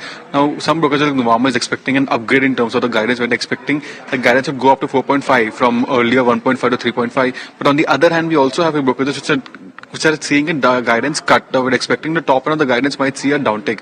This will be in focus to see where the guidance goes. So we'll give a commentary also of how the demand is moving for this particular counter. While apart from that, the recent acquisitions the company has done in terms of the overall Wilson Group and the JV of how that is ramping up from here on will be a key focus. And if you look at the AI revenue aspect of the company reported its AI revenue only during the AI analyst day, but apart from that, they haven't reported any AI revenue. If that thing changes by the management and if there is a reporting for the AI revenue becomes a key focus, we'll also be watching out on the commentary of the BFSI, how that space is moving for this particular counter. Thanks a lot, Jasmeet, for that. And of course, the IT sector itself has been beaten down left and right. And any positive news also might trigger some kind of a buying as well. But Shashank, wanted to understand, do you think the valuations are attractive right now, especially for large cap IT company like Infosys, or you prefer something in product, or you'll avoid this space as a whole?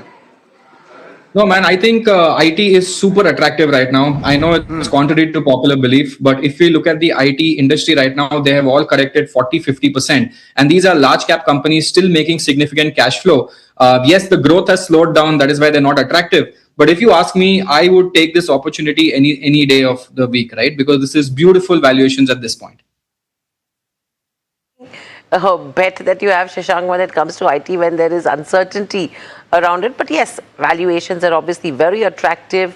for someone to actually take a dip as well. But thank you so much for joining in. But completely out of time with that, it's a wrap on this edition of Trending Stocks. And as we wrap the show, here's an exciting announcement. Just days before the NDTV Profit Business Leadership Awards 2026, we're ready for our first big reveal. A trophy that is a striking expression of ambition in motion, conceived by internationally acclaimed designer Mukul Goyal. The trophy actually embodies growth, transformation and aspiration, capturing the relentless pursuit of excellence that defies great leadership. Here's a look at the inspiration and craftsmanship behind the making of the NDTV Profit Business Leadership Awards trophy.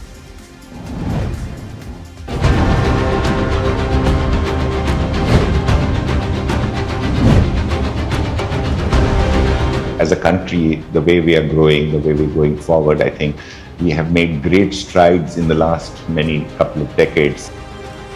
Thanks to a lot of these business leaders who have achieved a lot of in their own domains, we as a country and their contributions have to be recognized. The challenge in any such process always remains is how do you distill down these varieties of thoughts into a simple idea. So the way we evolved it was we took the basic concept of infinity as a concept of excellence, continuity, future. The feeling of the trophy of being extremely dynamic, yet it has a poetic form. It's moving in space, and the texture on the surface creates more depth to the, more feeling to the sculpture. The thing is, we created an infinity, the symbol of infinity, yet not fully complete infinity. So, the idea of excellence is that it's continuous. Infinity is a mathematical concept which is going towards the extreme level of achievement. And I think what is very important and what I hope always happens is that the trophy outlives its time and becomes an icon into itself.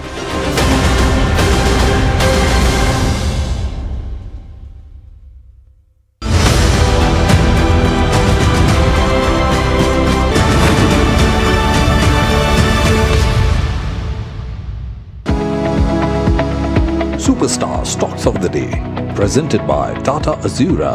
हर रास्ते का superstar.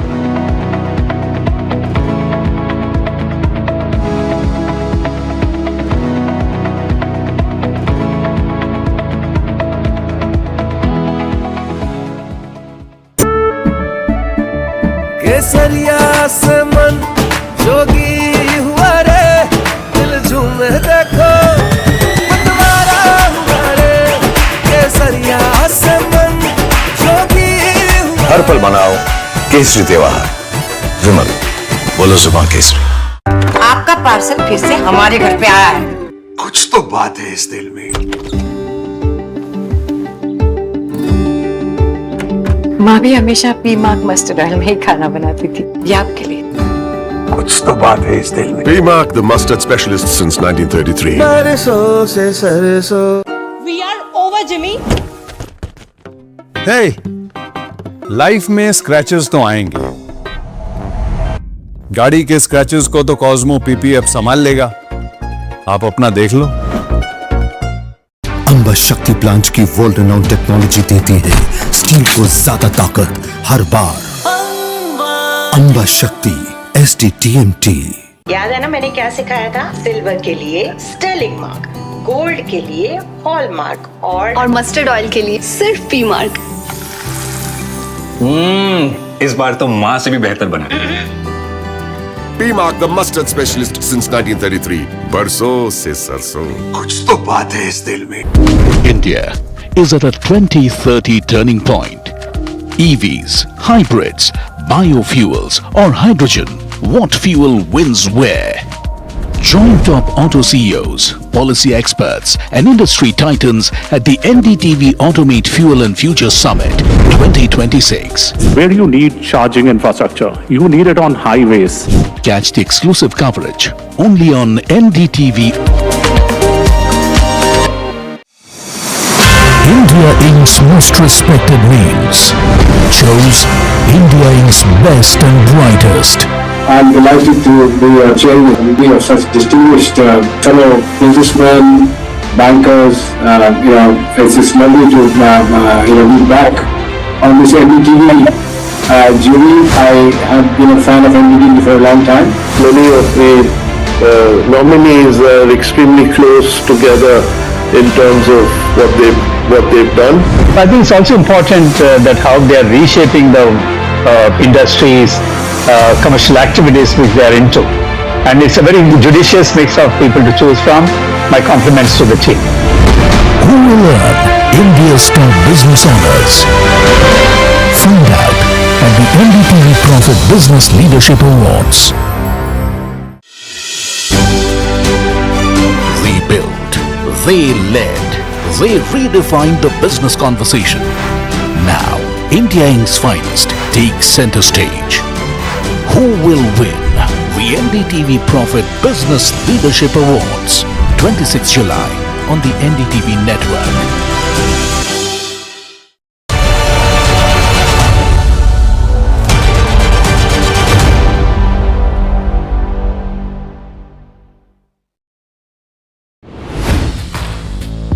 Hi, I'm Tamanna Inamdar. Watch me on NDTV Profit, where I break down the day's biggest business stories. What happened, why it matters, and what it means for your money. Hi, I'm Neeraj Shah. Watch me on NDTV Profit for the most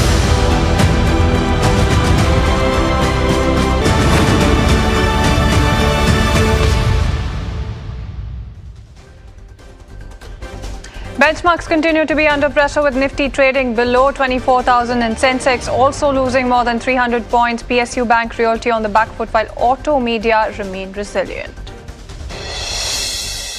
And it's a weak first quarter set of numbers for DRL as profit plummets and margins decline, loan growth turnaround and improved asset quality boosts for IndusInd Bank. BPCL delivers a much stronger than expected performance, while HPCL sees weaker first quarter despite both companies being hit by suppressed fuel marketing margins. And strong set of numbers in the first quarter sparked a sharp rally across select energy stocks. NTPC Green Energy gains after posting robust profit growth, while Gandhar Oil Refinery also hit the upper circuit as revenue margins and profitability surge well ahead of last year's levels. HEG shares gain after the graphite electrode maker reports healthy June quarter earnings backed by stronger revenue and a sharp improvement in operating margins. Investors will now watch management commentary on the proposed restructuring and future growth strategy. And crude oil Brent in fact passed $96 per barrel as tensions between Iran and US continue to escalate. Attack on ships en route Hormuz and Trump's warning of an Iranian infrastructure destruction also add to some of those supply concerns. Very, very close to $97 a barrel. That's Brent for you right now.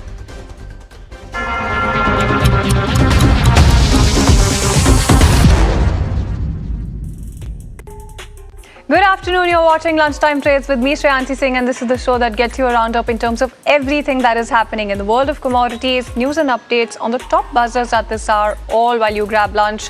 But before we do that, let's take a very quick look at the markets right now. And when you talk about the Nifty 50, it's actually very, very close to the day's low, just about at the day's low as well. And when you talk about Sensex as well, you're looking at Sensex as well, also losing about 460 odd points.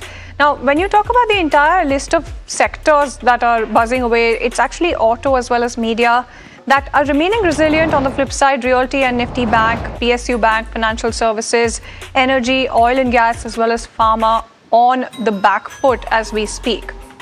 Let's also quickly talk about some pockets of resilience, and it's actually in terms of gainers, NTPC Green Energy, Graphite India, HEG, some of those stocks doing quite well for themselves. And when you talk about the entire list of losers as well, something like a Mahindra CIE, IndusInd Bank on the back of its numbers, SRF and ITD cementation, some of those counters in focus broadly speaking. But when you talk about the Nifty 50 pack as well, it's quite interesting to see the way that it's all playing out in terms of Bazaar Auto, M&M, or something like an SBI Life, Eternal, Bajaj Finserv, Eicher Motors being in great shape. So some of your auto counters as well that really make it to that list in terms of that cut for top gainers for Nifty 50. When you talk about top losers as well, something like Nestle India, Shriram Finance, Cipla, Grasim Industries and JSW Steel. Those are some of the counters that are a little bit on the back foot as we speak. But the main story right now is actually crude prices. Let's talk about that as well and talk about what's really happening in terms of crude oil, in terms of the factors and what else you should be watching out for. And of course, the levels right now, it's very close to $97 a barrel.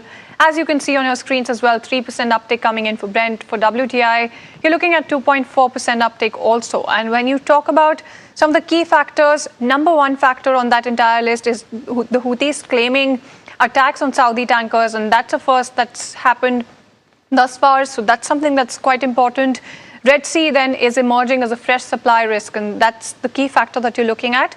The third factor is a couple of things that are happening. So Strait of Hormuz tensions remain elevated and tanker disruptions really threaten some of those global oil flows, and that's something that you're looking at in terms of a very, very important factor.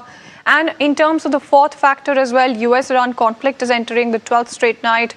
And some of those attacks really continued for the 12th straight night. And that's why it's quite important to see what's happening there. And the fifth one actually ties in with the fourth factor as well, which is that peace talks largely remain off the table. And even in terms of the kind of commentary that is coming in, it's quite interesting to see that the de-escalation bit is not at all reflecting. So new fronts really emerging when it comes to the crisis. And the $100 question is something to talk about.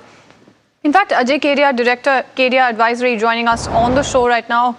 Thank you so much, Mr. Kedia, for taking time out and joining us. First things first, just wanted to try and get a sense of what you think about the sharp surge in prices. And this has been a trend for much of this week. In the last session as well, you did have this particular hour between 12 to 1 p.m. Indian time is when you see some of those prices also cementing. How are you looking at some of those tensions as well and some of the factors and of course the price levels? $100 seems within, sight right now. Very good afternoon. Yes, maybe we can see 100, 105 should be the next level, but things have totally changed. In the month of June, we have seen a sharp correction that was almost 36% from the high what we have seen around 119. But in very last 21 days, we have seen again prices has gained by almost 39% as geopolitical tension continue to be there. The spread between Brent and WTI is right now trading at $8, which is on a higher side. That means escalation will continue. And you have rightly mentioned the talk between US and Iran is nothing is going on right now. That is why this de-escalation part, unless until it doesn't come, maybe we can see prices moving to the level of 100 to 105. But double whammy would be for Indian market because here rupee weakness will continue to support MCX crude oil prices. Secondly, monsoon stress will again support. So maybe on domestic side, we can see the level like 9,000 also for crude on domestic market. Absolutely. And, the other thing that I want to ask you is about the new fronts that are right now emerging. Of course, we've been talking about the escalation. Some of those things have actually been priced in terms of the Hormuz disruption. That's something that we've been talking about.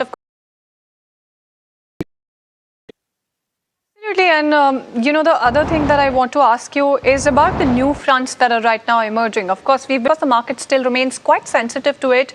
But that's something that traders were expecting, right? Now, when you talk about some of those new fronts as well, the Red Sea tankers are hit right now. What are you looking at in terms of some of the new fronts that are emerging? So I think a new front has been emerging. We have seen disturbance in Strait of Hormuz, Red Sea area, Black Sea area, because conflict between Russia and Ukraine also erupted over there. So overall, I think because of this supply concern only, we have seen prices moving closer to 100 level mark. In fact, I think next week onwards, we will be having a Fed meet also and OPEC outcome also. So I think if there is a rise in output also, but important is the transportation or logistic part. Unless until this doesn't clear out, we may see $100. But let's hope if there is any talk going on between US and Iran, then definitely we can see some kind of correction. Otherwise, 100 should be on table. And we'll get to that in a bit. Just one quick clarification that I wanted, right? In terms of some of the new fronts that you've said, markets are already currently pricing them in right now.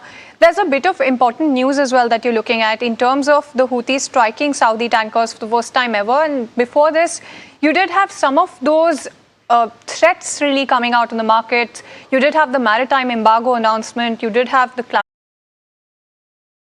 now, there's a bit of important news as well that you're looking at in terms of the Houthis striking Saudi tankers for the first time ever. And before this, you did have some of those threats really coming out in the market. You did have the maritime embargo announcement. You did have the clarification, the addition to it coming in. It's transpired right now. So do you think that this could also be further escalating and the market could really be expanding its focus onto it? Surely, because last time also when before the ceasefire, Houthis were just giving warnings and all, but this time it has strike and they are striking on Saudi soil tankers. So I think it could be more important. Even there is a new thing has been seen that US is now targeting Iran's bridges, public locations or water sanitation plant. And similarly, on a response side, Iran has started targeting the soft target of Jordan, Bahrain, and Kuwait also. This, I think, getting a more escalation and prices might cross 100 level mark. Absolutely. And in terms of the kind of higher for longer prices that you could be penciling in, is that something that makes it to your radar? And you always have quite the interesting take coming in when I ask you this question. Yeah, I think it will take time to cool off. But first of all, let this war stop or ceasefire start. Then only we will be under any ground. What will be the other scenario? But timing, nothing, any positive news has been coming from the Middle East or from US side. To play the devil's advocate for just a bit before we come to some of the forecasts and some of the other factors as well when it comes to oil prices, just wanted to try and understand what you think about the de-escalation part of it, right? If there's to play the devil's advocate for just a bit before we come to some of the forecasts and some of the other factors as well when it comes to oil prices, just wanted to try and understand what you think about the de-escalation part of it, right? If there's a tweet or if prices do tend to react quite strongly, quite sharply as well. So if there is a de-escalation from either sides, there's a confirmation coming in, what kind of price levels on the downside are you then watching out for? So first of all, talk should be there, de-escalation should be there. One thing is that import for China has been dropped significantly, and OPEC is trying to push the inventories on higher side, but SPR holdings are still at 1983 low. So I don't think a major sharp down could be there. But let's say if de-escalation start, on chart there is a pattern called higher low pattern. We have seen 119, then we have seen a high of almost 102, 103. So maybe if this is a possibility that higher low pattern is there, we may see prices moving back to the level of maybe around 74, 75 as of now. But as of now, it does look like prices are, markets are just about looking away from patterns and only following one pattern, which is a little bit of, zooming in very closely in terms of the kind of flows that are coming out of the Hormuz as well. Thank you so much for taking time out and joining us and telling us what the outlook then looks like in terms of oil prices. But let's also get you another perspective as well. Take a deeper look at the crisis that we've got at hand as well. In fact, Narendra Taneja, energy expert, joins us on the show right now. Thank you so much, Mr. Taneja, for taking time out and joining us this afternoon. First things first, just wanted to try and understand what you think about the kind of numbers that we're seeing on our screens right now in terms of oil prices. You're just about looking at $97, which is very much within sight. The triple-digit mark as well for oil prices is also very much in sight as well. So against this entire backdrop, how are you looking at the situation that is currently playing out? Well, first thing first, you see the prices, crude oil prices are moving in the direction of $100 per barrel. In fact, the market has response has been very mature, if I may use this term. Otherwise, in such kind of geopolitical situation, had we been, let's say, 2 years ago, the prices would have already touched $150 per barrel. But they have not, because the market is still hopeful that there would be some kind of breakthrough in terms of negotiations between Iran and the United States. But if you look at the latest message, which came just 30 minutes ago, that Iran has said that they have now mined the southern route, that is the route from the state of southern part of the Strait of Hormuz. And in fact, one tanker has just gone up in flames. So in such a situation, the market's response is still not panicky, but they are very, very alarmed. And my own sense is that in the absence of any serious negotiations, making any progress between the United States and Iran, what they are exchanging are basically threats, and in some cases, very serious threats. So markets are anxious, and in such a geopolitical situation and market situation, the prices only move in one direction, that's north. And that's what's precisely happening. Absolutely, and precisely what we also see happening is that the rally has only move in one direction, that's north. And that's what's precisely happening.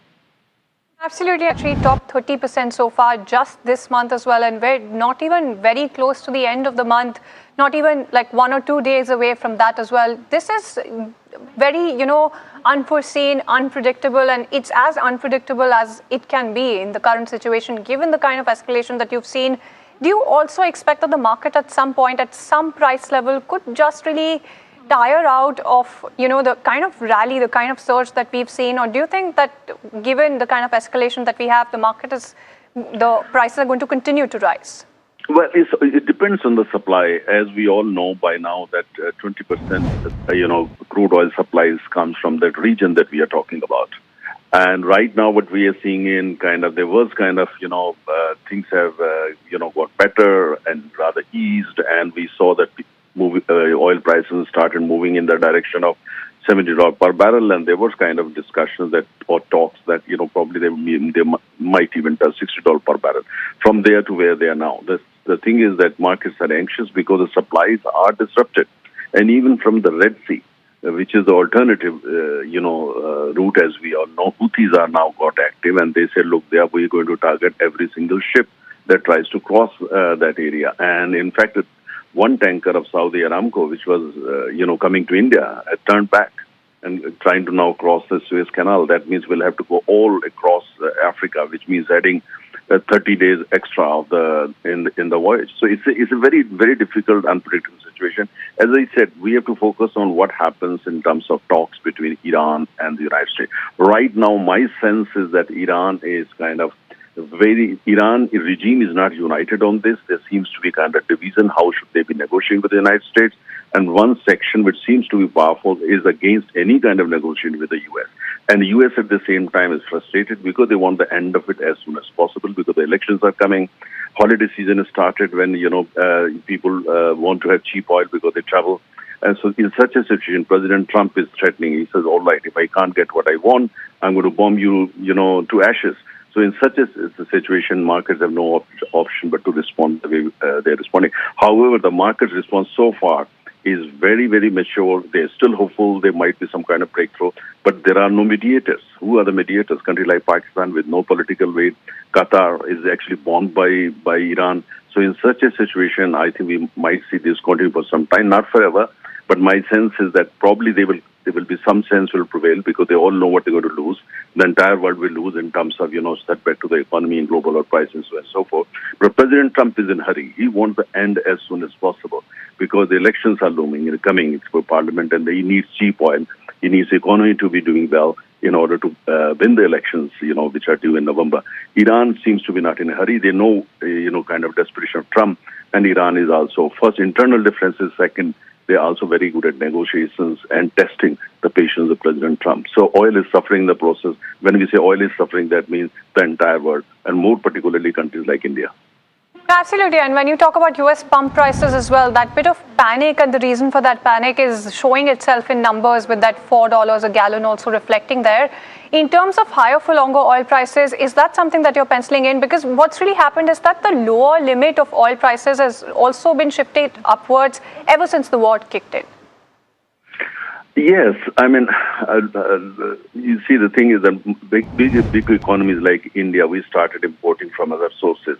So countries like India, to some extent even China, worries not so much about the supply, worries more about the economics, that's the price.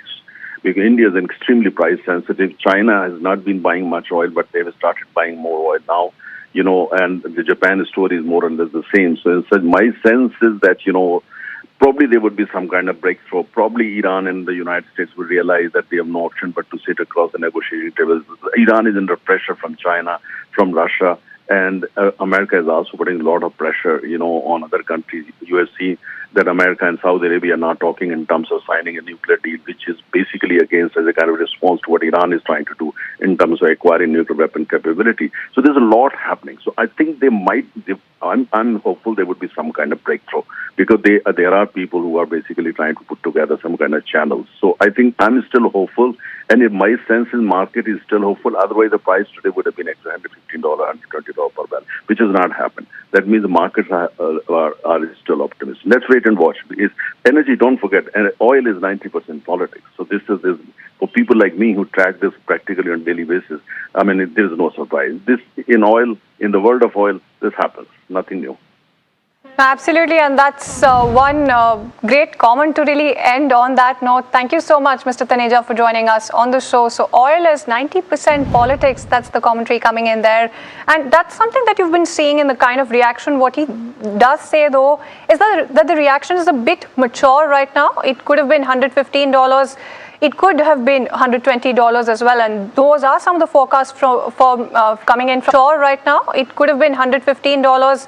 It could have been $120 as well, and those are some of the forecasts coming in from Goldman as well for the end of fourth quarter in terms of $120 a barrel that they're also eyeing. Right now, very close to $97 a barrel. That's all for you. Let's also move on and talk about Infosys as well, that is set to report its first quarter numbers. Jasmeet is joining in with some of the key expectations. The key things to watch out, the first we have is the CC growth and the guidance. If we get to both of those, let's quickly understand the key numbers. In terms of revenue, we're expecting an uptick of 3.9%, while the EBIT could see an uptick of 3.9% as well. In terms of margin, we're expecting a flattish margin in this quarter, same as the last quarter at 21%. If you look at the net profit, that could see a downtick about 9%. Now, in terms of the key commentary, which will be in focus, is the CC growth. Well, we are penciling in a CC growth between 1 to 2.5%, with 1% of it coming from the inorganic part of the business. So that's the range what we are looking for the CC growth. When you look at the guidance, well, that becomes a key focus given the street is currently divided in terms of the guidance. We have some brokerages estimating the guidance could see an uptick, while the others are estimating the guidance could see a downtick in this particular quarter, given the Accenture had cut its guidance on the back of that slowing down of demand. So the guidance becomes a key focus. Apart from that, the focus remains on the overall AI part of the business, of how the AI revenue is flowing for the company. Given company had reported the AI revenue once and then they stopped reporting it for the quarterly wise, it will be a focus if this quarter they do give out the AI revenue or not. Then we look at the key commentary in terms of the Middle East issue and how the overall deal ramp-up is going on for the particular counter. When we look at the deal wins, we are estimating a deal win anywhere around $3 billion. That's what the City Note says. And lastly, the overall commentary in terms of the deflation that we are seeing from the AI becomes a key watch out. As of now, the crucial things to watch out will be the CC growth and guidance. Absolutely, and thank you so much, Jasmeet, for joining us with that update coming in terms of what the street is penciling in. But let's also move on and talk about Dr. Reddy's, and that stock is going to be in focus and is in focus after reporting a disappointing set of numbers. You're looking at a 1.7% downtick coming in on this particular counter. The profit has been hit by weak US sales, and in fact, we caught up with the management of the company who talks about the business and the roadmap going forward, continues to say double-digit growth, and that's across key markets, and remains confident about the recovery as well. Let's go across and listen in. We are confident in terms of how we are looking at growth. What you would have seen in terms of the numbers that were released. On the base business, there's a double-digit growth, and there's a double-digit growth across markets, whether it is US, whether it is Europe, whether it is emerging markets as well as India. And we have been focusing on growing the branded part of the business. And today, if you see India, emerging markets and NRT is more than 50% of the revenues, and all of them have had good growth in quarter one. And we believe that based on the current momentum and the new products that we're expected to launch over the next couple of quarters, followed by both the moves on the consumer health as well as innovative assets will continue to grow. It is true that we have had an impact this quarter of the semaglutide write-offs and also some impact because of the increase in the solvent prices because of the Middle East crisis. But overall, in terms of the base business growth, we're confident on how we expect to move forward in the rest of the year. Understood. And sir, so, considering you have taken a 240 crore hit, this is of course due to semaglutide API issue. Now, is the problem now fully behind, or is there still risk of further write-offs and supply disruptions? So when it comes to the write-offs, we have taken all of the write-offs in the Q1. And when it comes to this particular product, we have understood the root cause on why we have had this issue, and the scientists are working together on the countermeasures. The way we would get to know is when we will take up the scale-up batches and then we test the product again. Should all of this go in the right direction, then we should start having the product back in Q3. All right, then there you go. So that's the word coming in from Dr. Reddy's disappointing set of numbers, but the management is looking at some bit of recovery as well. But let's also talk about news that hits home and that affects you as well. Heavy monsoon showers have prompted the IMD to also issue an orange alert for Mumbai, Thane and Palghar, with Palghar under a red alert for the next 24 hours as well. The IMD has warned of heavy to very heavy rainfall, along with the risk of waterlogging, traffic disruptions and localized flooding. Anuj Raite of NDTV brings us this report. I'm in Kurla right now, and it has been raining continuously since last night. The view that you're getting on your screen is that of Santa Cruz Chembur Link Road, an important road which also connects Mumbai-Bangalore Highway and Mumbai-Pune Highway as well. It has been raining, as I said earlier, incessantly since last night. The western suburbs of the city have received rainfall in excess of 70 millimeters, and other parts of the city are also still receiving rainfall in higher amounts. At the moment, an orange alert has been announced in Mumbai, and it has been suggested by the IMD that there will be grey clouds pretty much across the city. But as you can see, the rainfall has resulted in the traffic slowing down to a great extent. And although it hasn't rained anywhere close to what was the scenario earlier this month, we are already getting reports of waterlogging, and some of which you can already see on your screen right now. Situation is similar in other parts of MMR region, be it Raigad, Thane, Palghar. Especially in Tiger, things are becoming slightly tricky given the fact that a red alert has been issued, and the Raigad authorities and the Palghar authorities have already asked for the schools to be closed today. Now, it will be important to see whether the authorities take a close look at the developments, especially in the light of the rain-related tragedies which were experienced earlier this month in Mumbai. Absolutely, and thank you so much, Anuj, for getting us all of those details. With that, we're completely timed out on this edition of the show. But as we do that, after a pause of 13 years, one of the most prestigious honors in Indian business is back on July 26th. NDTV Profit brings back the Business Leadership Awards, celebrating the leaders, companies and entrepreneurs who've helped shape India's economic journey. And the nominees for Financial Powerhouse of Year in the PSU space are Punjab National Bank, a banking institution woven into India's economic fabric for more than a century. Indian Bank, combining a strong legacy with disciplined execution. And Union Bank of India, with a nationwide footprint and a growing digital presence.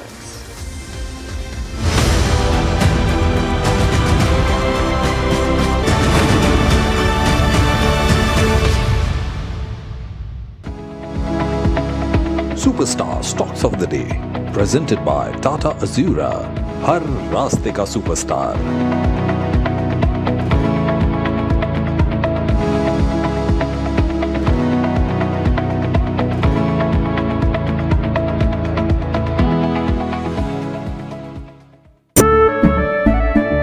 केसरिया से मन जोगी हुआ रे, दिल झूमे देखो मतवारा हुआ रे, केसरिया से मन जोगी हुआ. हर पल मनाओ केसरी त्योहार.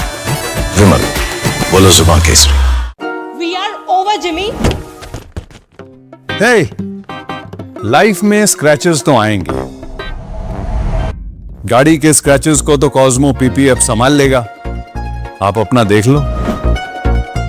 पर जब इंसान प्रकृति के साथ सामंजस्य को आत्मसात कर लेता है तो वो मधुर और लालन पोषण करने वाली बन जाती है। पी मार्क सरसों के तेल ने प्राकृतिक तरीके से सरसों के तेल को बनाया है शुद्धता और गुणवत्ता के साथ। The mustard specialist since 1933. बरसों से सरसों। कुछ तो बात है इस दिल में।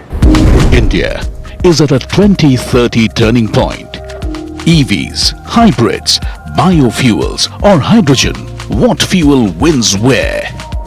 Join top auto CEOs, policy experts and industry titans at the NDTV Automate Fuel and Future Summit 2026. Where you need charging infrastructure, you need it on highways. Catch the exclusive coverage only on NDTV. India Inc.'s most respected names chose India Inc.'s best and brightest.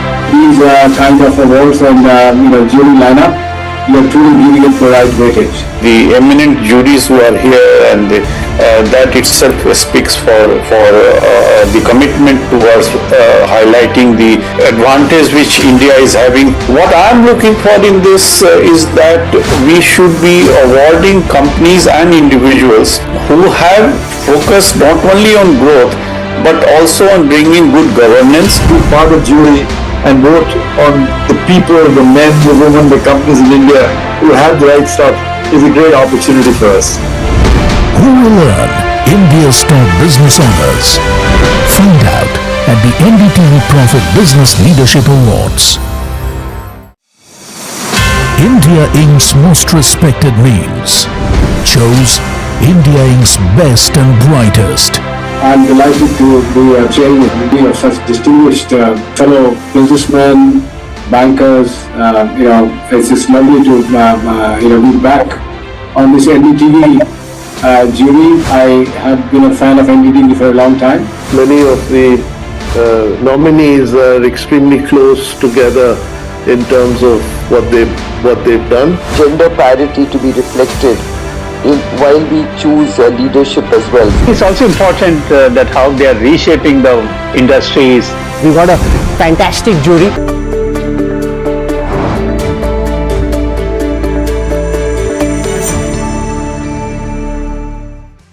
Good afternoon, you're watching Small Cap Bazaars on NDTV Profit with me Somit Sarkar and my co-anchor Varsha. In the next half an hour, we'll take you through the most important small cap stocks that have been buzzing in trade today, either on the back of price or volumes. So let's see what's on the show today first. Firstly, we'll be speaking with the management of Sanathan Textiles. Now, recently the company has announced commissioning of its new plant. So what is the kind of incremental revenue that we could see from this new plant coming in going forward is the key question to ask the management on the show. Apart from that, we'll be talking about stocks like Orient Electric. Now, the company's PAT has jumped nearly 72% in the first quarter on a YOY basis on the back of improved portfolio mix, which also led to margin expansion, and that is the reason why the stock is gaining in trade. And then there is Route Mobile. Now, the stock has gained more than 9% on an intraday basis on the back of strong volumes. If you look at the volumes are nearly 9 times their 20-day average. Then there is Updata Services. The stock is up nearly 64% since March 2026, despite the weakness that we have seen in markets overall. And today the stock is up more than 8% on an intraday basis. What could be the potential reason behind this upsurge that we have been seeing in Updata Service is something that we'll try to decode on the show today with a fundamental guest. And lastly, we'll be also highlighting Asian Granito. The stock has snapped its 6-day losing streak. Any potential reason is something that we'll get to you on the show today. That is the small cap buzzers. Now, if you look at the market, the Nifty, it's been down for the 5th consecutive trading session, and now we are very close to our crucial support zone of 23,800. In fact, we are hovering around the 50 and the 100 DMA. That's the benchmark index I'm talking about. If you look at the sectoral indices, other than auto and pharma, most of the major sectoral indices are, in fact, auto and media, most of the sectoral indices, major ones are trading in red. Nifty Real Estate and Nifty Bank win the top sectoral loser, while on the gaining side, as I mentioned, just two, Nifty Media and the Nifty Auto Index. But when it comes to the small cap side, Varsha, which are the key stocks buzzing there? Well, stock of the day I would call when it comes to small cap is of course Gandhar Oil. It's up almost 20% on the back of strong Q1 numbers, a very good spike when it comes to PAT. The volumes are trading at 10 times of its 30-day average. You also have, Tips Films, which is up almost 20%. Volumes are trading at 28 times of its 30-day average. You have Orion Electric, as Somit was saying, on the back of strong Q1 numbers. Even Root Mobile and, Kothari Petrochemical is also one of the stock which is actually buzzing on the back of good volumes. There you go, stock is up almost 6%. Indo-Gulf Crop Science, if we can pull that chart up also, is up almost 7.7%, 2.3 times of its 30-day average. You have, updater services also in focus. On the loser side, let's see which are the stock which are on the losing trend. You have ICRA, which is down almost 5%. You have Asian Hotels is also down almost 5%. SAB Events is also down almost 5%. Not much stocks when it comes to the loser side, not much variance, but yes, Gandhar Oil will be actually the stock of the day, I would understand. But one stock, which is in focus is Sanathan Textile, as company is expanding when it comes to their, technical textile. But to speak more about this and what's the opportunity lying ahead for the company, we are here joined by Mr. Samir Dattani, who is Executive Director of Sanathan Textile. Welcome at NDTV Profit, pleasure to have you, Samir. Just on the capex that you are expecting, you're almost doubling the capacity. Just wanted to understand when is the commissioning expected, and what utilization levels are you targeting when it comes to full year after commissioning? Hi, good afternoon, and thank you for having me. So we're a diversified yarn manufacturer, and yarns are the starting point of the entire textile chain. We make polyester filament yarns, we make 100% cotton yarns, and we also make yarns for technical textile. I think today the focus is a bit more on the expansion of our technical textile business.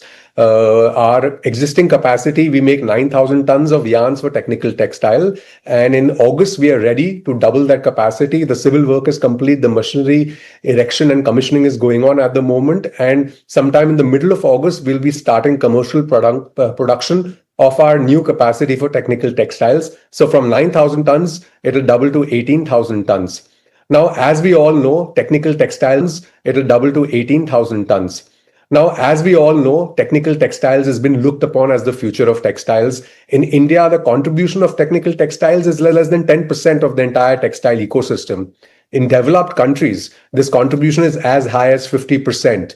So this is where the future of textiles lies. And this segment of technical textiles in India is in the last 3 years growing at a CAGR of 11-12%. And indications are strong that it will continue to grow in that direction. Keeping that in mind, we are one of the few manufacturers of the yarns that are used for technical textiles for all these multiple applications like geotextiles, geogrid fabrics, defense fabrics, protective wear, safety gear, lashing slings, etc., etc., coated fabrics for luggage, for high-end luggage, for high-end cars, automotive fabrics, etc. So keeping that in mind, we have expanded our yarns for technical textiles. And as we have shared earlier, our polyester filament yarn, which is the largest contributor of our revenue, we started our new facility in Punjab, where we have more than doubled our capacity. And the Punjab facility, phase 1, is fully up and running. And now we are optimizing efficiencies there. Right. Samir, just wanted to understand, do you already have customer commitments when it comes to the new capacity, or you're building up the capacity ahead of demand? No, we already have customer commitments. We have customer requirements. Our customers are growing, I think, a bit more faster than us. So we see a lot of demand for the yarns in the coming months and quarters for technical textiles. Also, the applications in India are new. So a lot of new applications are sort of being discovered by the entire ecosystem, by us also and our customers also. And customers are expanding capacity in their existing application of technical textiles and adding new applications that can be used for technical textiles. So we're seeing that happening. The new capacity, we are pretty confident that within a month of commercial production, we will be able to utilize it fully. So in the second half of this year, we will start seeing that revenue addition to our total revenue. Then what is the kind of targets that you have internally for FY27 when it comes to the revenue and on the margin front, given the fact that this plant will be fully operational for the second half of this financial year? So our Punjab facility, which is fully up and running, will get further optimized in terms of production and efficiencies. Along with the technical textile, we are targeting and hopeful for a revenue of around 5,700 crores for FY27. And with an improved EBITDA margin and absolute EBITDA number of anything between 530 to 570 is our internal target that we are gunning for. Given the fact that there has been a lot of volatility in the raw material prices, specifically in the first quarter, anything that investors should worry about from the company's perspective? The first quarter, no doubt, has been quite challenging, not just for textiles, but for many industries because of the West Asia war. We had gas curtailment also in different parts of the country, which further troubled operations. But I think the worst is behind us. And in spite of this tough 3 months, we have improved our revenues in the first quarter and also improved our absolute EBITDA number because, like I mentioned earlier, our Punjab facility came fully online in March last year. So we continue to keep running that, improving our production efficiencies there, improving our contributions there. And we will continue to do that in Q2, Q3 and Q4, further improving our capacity utilization at the new facility. And Samir, for FY26, you saw around 27% of growth over FY25. What about FY27? Considering the Q1 impact that you might have. So I just don't want any number for Q1, but overall for FY27, what's the growth expectation when it comes to revenue? And of course, the 8% margin, EBITDA margin that you did for FY26, you confident on maintaining that kind of margin? So FY26, we did a total company revenue of around 3,800 crores. And factoring in the Q1 results and what we saw in terms of market and demand, we are very confident of achieving our revenue of 5,700 crores for FY27. And we are also confident of improving our margins for FY27, given the fact that we have the advantage of economy of scale for the polyester filament yarn business and also now for the technical textile, where we're doubling capacity and the commercial productions will start in August. And within a month, we should be fully utilizing this new capacity because it's relatively smaller in capacity versus the filament yarn business, of course. So we should be able to fully utilize it very quickly. And also, it's not a greenfield expansion like our Punjab facility was. This is a brownfield expansion. So it'll be far more easy to stabilize and fully utilize. So we will have that further addition of revenue. And as we know, technical textile is a higher growth and higher margin business. Typically, we see at least a 4,000 rupees a ton higher EBITDA in our technical textile yarn contribution versus our polyester filament yarn contribution. So keeping all this in mind, the growth that we're actually executing this year at Sanathan, I'm very confident that we should be in range to our expectations for FY27.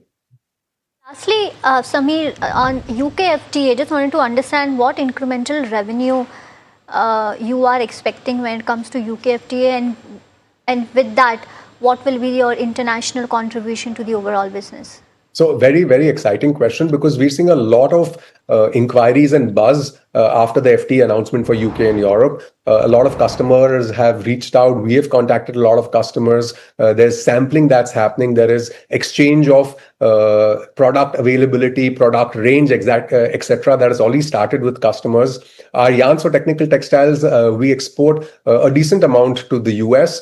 Not much to UK and Europe at the moment, but we are seeing a huge opportunity there. And like I mentioned, in the developed economies, the contribution of technical textile to the entire textile ecosystem is as high as 40-50%.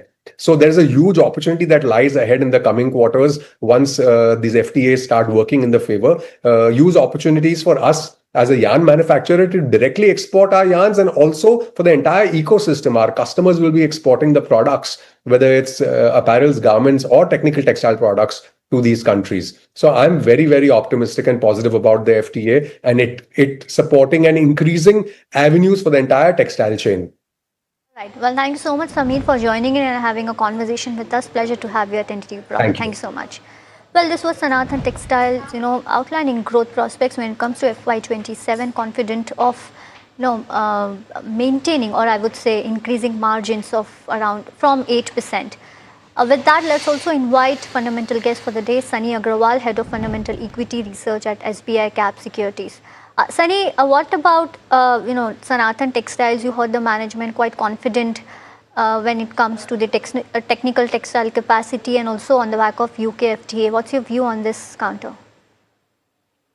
I think I understand it that company is about this CapEx journey, and FY27 is a year where they will try to sweat their assets. So, seeing FY27, they will see an handsome growth as far as top line is concerned. The key monitorable going forward will be obviously the margin profile of the new plant as capacity ramp up, and obviously the debt on the balance sheet seems to be on a higher side, closer to 1,400 crore number.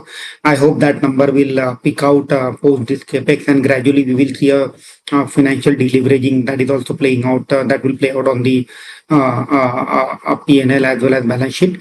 Obviously, the external environment is slightly volatile, and that could have some impact. So somebody who is willing to bet on FY27 number, willing to ride a slightly higher risk, higher return kind of proposition, they can definitely look at Sanathan Textile, as management has clearly guided that EBITDA can double in FY27 as compared to FY26. So definitely, in case management is able to deliver, I think the stock is definitely due for re-rating. Well, moving on, let's take a quick short break. Stay tuned to NDTV Profit.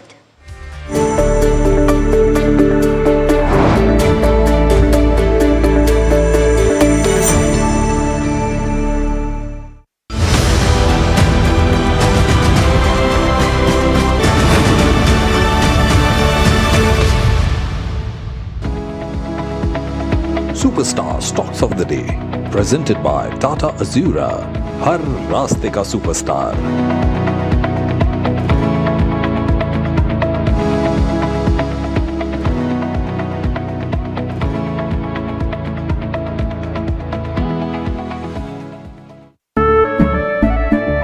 केसरिया से मन जोगी हुआ रे, दिल झूमे देखो मतवारा हुआ रे, केसरिया से मन जोगी हुआ। हर पल मनाओ केसरी त्योहार, विमल बोलो जुबान Kesari.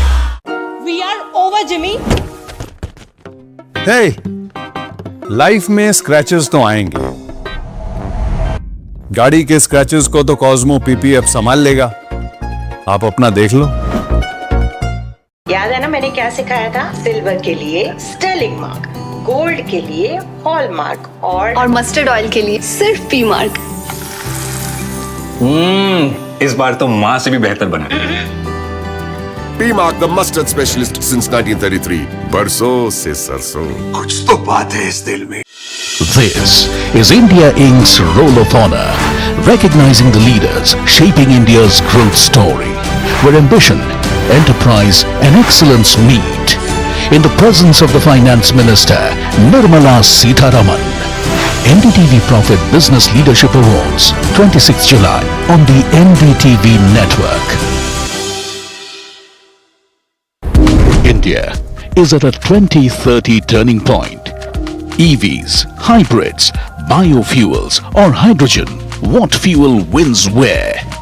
Join top auto CEOs.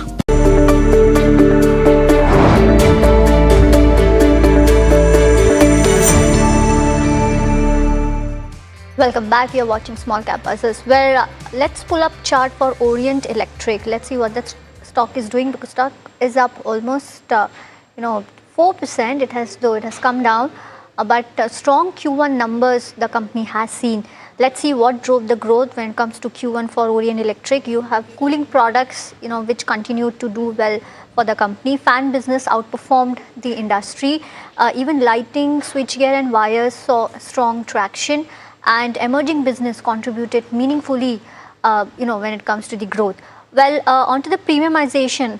because higher share of premium products across categories have actually led to that margin expansion or led to the increase in the EBITDA. I would say new products contributed nearly 30% of fan revenue, and focus remain on the innovation-led growth. And a better product mix have aided profitability for the company, and hence you're seeing the profit surge almost 80% year on year.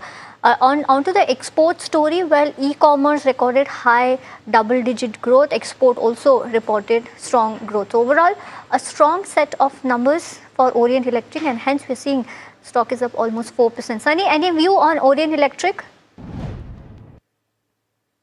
Yeah, I think a very strong set of number delivered by Orient Electric in the backdrop of kind of during FY26 and FY25. So seeing that, since the fan, as you rightly pointed out, fans and luminaires that is growing at a faster clip, and that is aiding the margin also for the company. In case company is able to deliver on a double-digit kind of margin, I believe that the stock is due for re-rating. Trading at a reasonable valuation, price to sales multiple closer to 1 times. Price to earning multiple closer to 30 times. So in case maybe during the management call, in case company is able to give confidence that margin is something that will expand further due to price-led action, that will definitely call for re-rating in Orient Electric. Next stock in focus is Route Mobile. The stock is up nearly 10% in trade today, but do remember that in the last 1 year, the share prices are down nearly 33%. What does the company do? What could be the reason behind this 10% up move today? And what has led to this 33% fall in the share prices? Let's get in Jasmeet to understand all of that. Well, Sumit, thank you for that. As rightly said, a quite volatile stock, must say, and over a year the stock has underperformed, to be honest, and down about 30%. Now, in terms of what the company does, well, company is basically a cloud messaging platform where it provides messaging platforms to the B2B and B2C as well. Now, if you look at the stock performance of this particular counter over the trade in today's trade, it's up about 13%, which is seeing a good volume growth about 9 times. In terms of over last 6 months, the stock is again in green. What we are seeing, the stock has gained about 7%, and over last 1 month, the stock has dallied about 20%. If we look at the performance over last 1 year, it's down about 32%. Now, in terms of FY26 was a turnaround quarter for the company. Now, what did the company actually mention is that the overall reset that they were planning to do is over, and from the Q1 of FY27 will be a fresh start for the particular counter. If you look at the overall information with the Q1, the key takeaways, we do know that the overall revenue saw a decline, but the profitability was maintained on the back of better cost management by the management. Further, the company also reported its first time annual gross profit crossing the 1,000 crore mark in the Q4 as well as in the entire FY26 year. Now, if we look at the ideal business, that's the international messaging business for the company, contributes 1/4 of the overall revenue, and when that is been reducing, and the overall hang of that is reducing by the management, and now that has stabilized as per the management. If we look at the last key takeaway, that's the firewall business for the company, where we see company moving into the new segments altogether is generating a good growth, and company sees the highest revenue for the quarter coming in from that particular business. Now, if we look at the key numbers, the revenue saw a downtick of 3.7%, while the adjusted EBITDA stabilized and was flattish on YY basis. If we look at the margins, those also saw a slight uptick of 40 BPS at 11.98%, but management does remain bullish on the overall outlook. If you look at the revenue outlook, they expect the growth to be anywhere between mid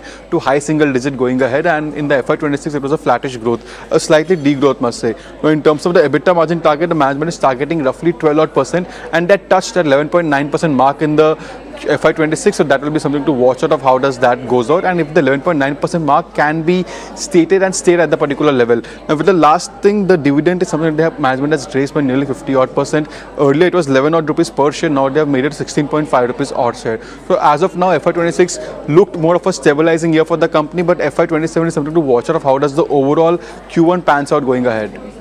What are you expecting from Route Mobile? Should investors buy into this counter, given that the stock has fallen and is the worst behind now? Again, what I believe is that looking at the numbers of Tanla platform, which has some overlap in terms of business as compared to Route Mobile, I think stock has reacted positively today. As rightly pointed out, FY26 was a kind of year of reset, and now as guided by management, FY27 seems to be a year of growth again for Route Mobile. Again, in terms of valuation, I think the company has potential to deliver annual PAT of close to 400 crore number, and market cap is closer to 4,000 crore, trading at a reasonable valuation. In case post 1Q number, in case company is able to deliver on margin front, 12% kind of margin front, then probably investor can definitely consider this stock in that small cap portfolio. Right. Well, thank you so much, Sunny, for all the details and for joining in and having a conversation with us. Thank you so much. Well, moving on, let's also pick up updater services, because the stock has gained over 60% since April 2026. Today it's up almost 7%. Let's see what are the key triggers, and we have Parth with us to give more details on that. That's right. Updater services has touched its highest level since November 2025. So huge momentum is what we are seeing in this counter. But if we talk about the company a little bit in first, Updater services is an integrated business services platform. They operate across two segments. Number one is IFM, which is basically integrated facilities management, and the second one is business support services. They serve across various industries like manufacturing, healthcare, BFSI, and aviation as well. Now, one interesting thing in this company is that SIS has been acquiring stake in the company. They held by the end of Q1 FY27, they held a stake of 4.88%, but on July 6th as well, they bought another 1.96 lakh shares. So the total holding of SIS in the company now stands at 5.17%. So it's pretty interesting that another listed company has been buying shares in updater services. Now, if we talk about their IFM vertical, it saw a growth of 10% in FY26 and now contributes to more than 2/3 of their overall revenue. The company has added around 30 new clients in this segment, and their healthcare businesses is also scaling, contributing to almost 7% of their overall revenue. Going forward, management is expecting healthy single-digit growth in this segment. Now, moving on to their other segment, which was the business support services, management has said that FY26 was a pause and reset for this vertical. Now they're focusing on restructuring, and they're deploying AI as well to reduce cost in this segment. Also, their Athena business has been showing turnaround signs. So the key things to watch going forward will be if IFM sustains that high single-digit growth as the management has guided, and also if there's any recovery in the revenue and profits in the BSS segment as well. Understood. Well, thank you so much, Parth, for all the details. Updater services is up almost 7% in trade. But moving on, Asian Granito is one such stock which is in focus, is up almost on the back of volumes, is up almost 18%, but we have Shivam with us for more details. Yes, so Asian Granito has snapped 6 session losing streak, and it has been the biggest intraday advance since May 2025. In terms of volumes also, we have seen a spike of around 16 times the average volumes. However, there is no specific trigger that has for the stock, but if you look at the recent developments, the company has approved the conversion of loans for its US subsidiary Harmony Surfaces Marbles, and this loan will be converted to equity shares, which is worth around 3 crores. Now the stake of the company will also dilute to around 51% and from 100%, and the UAE subsidiary will cease to become a wholly subsidiary. In terms of Q4 results, the revenue growth has remained modest. However, the other income has seen a decline of around 49%, and also due to the lower operating leverage, we have seen a company has made a net loss of around 33 crores. However, on FY26 basis, if we look at the overall performance, the revenue has gone up by around 4 to 5%, and net also in terms of profit, we have seen a strong growth, which was mainly driven by a domestic demand. In terms of EBITDA growth, we have seen a growth of around 15%, and overall the FY26 performance was supported by enhanced product mix and expansion. In terms of management outlook, the management is expecting around 6,000 crore in the next 2 to 3 years for revenue. All right. Thank you so much, Shivam, for all the details. Well, you know, this Sunday something interesting is happening. This is after a pause of 13 years, which is one of the most prestigious honors in Indian businesses, is back on July 26th, which is coming Sunday. NDTV Profit brings back the Business Leadership Award, celebrating the leaders, companies and entrepreneurs who have helped shape India's economic journey, and the nominees for the financial powerhouse for this year in non-PSU category are Shriram Finance, which has built on deep customer understanding and an unmatched presence beyond India's metros. You have BSE, the institution that helped create India's equity culture. ICICI Bank, a pioneer in modern banking, combining innovation, digital leadership and financial performance to stay ahead of the curve. Axis Bank, which has strengthened its position as one of India's most dynamic and customer-focused financial institutions. Cholamandalam Investment and Finance, which has built one of India's most respected NBFC franchises. Bajaj Finance, which has redefined consumer finance through innovation, execution and scale. HDFC Bank, a benchmark for excellence in Indian banking. Well, this is all the time that we have on this edition of Small Cap Bazaar. Stay tuned to NDTV Profit.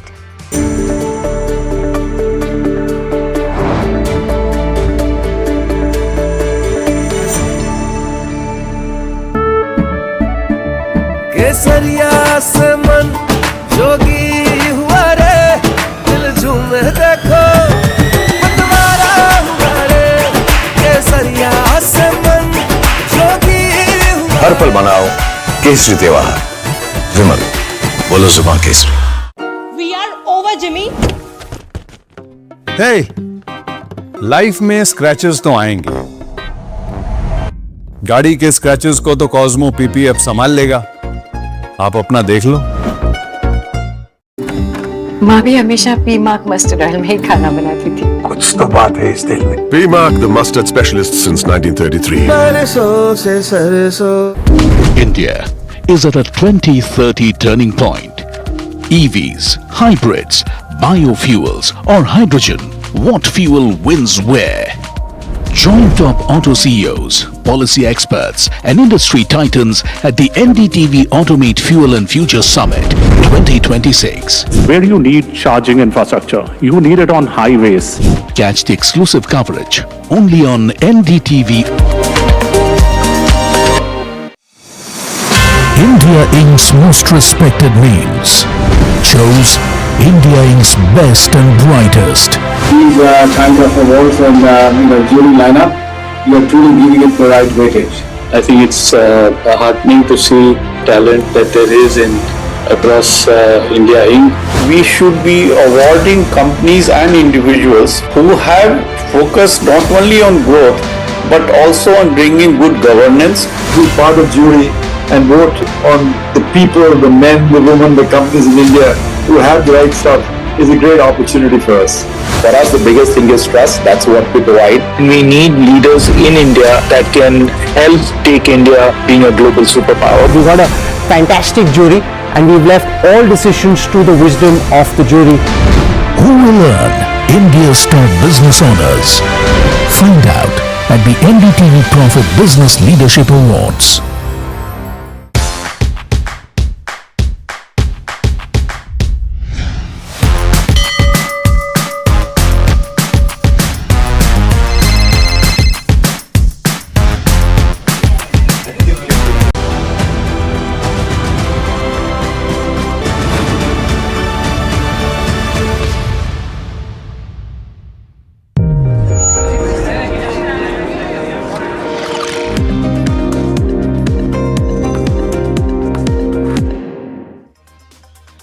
Good afternoon, you're watching the second edition of Ask Profit. Now if you look at the market, the Nifty is below one of the crucial levels of 23,900. But we have managed to hold down to the 23,800 levels. Now do remember that the Nifty is trading very close to its 50 and 100 DMA. A big fall could open a downside to around 23,650 as per the technical analyst. Now if you look at the bench sectoral indices, is the Nifty Real Estate and the Nifty Bank Index, which is the top sectoral losers in trade, while there are only two sectoral indices which are gaining, that's the Nifty Media and the Nifty Auto Index. Both are up close to around 0.8% in trade. On the F&O side, the key stocks that have been gaining is Hero Moto, Nuvama Wealth, Bajaj Holding, Cochin Shipyard, Bajaj Auto up anywhere between 2 to 4% in trade. Eternal also, after reporting its numbers, is gaining close to 1.5% in trade. On the losing side, we have SRF down around 8%, IndusInd Bank down around 6% on the back of couple of downgrades that have come in from CLSA and Kotak. And then there is Nippon Life, Petron LNG, G Vernova, Petron LNG down anywhere between 3 to 4% in trade. But let's get on to our actual segment, that is the query segment.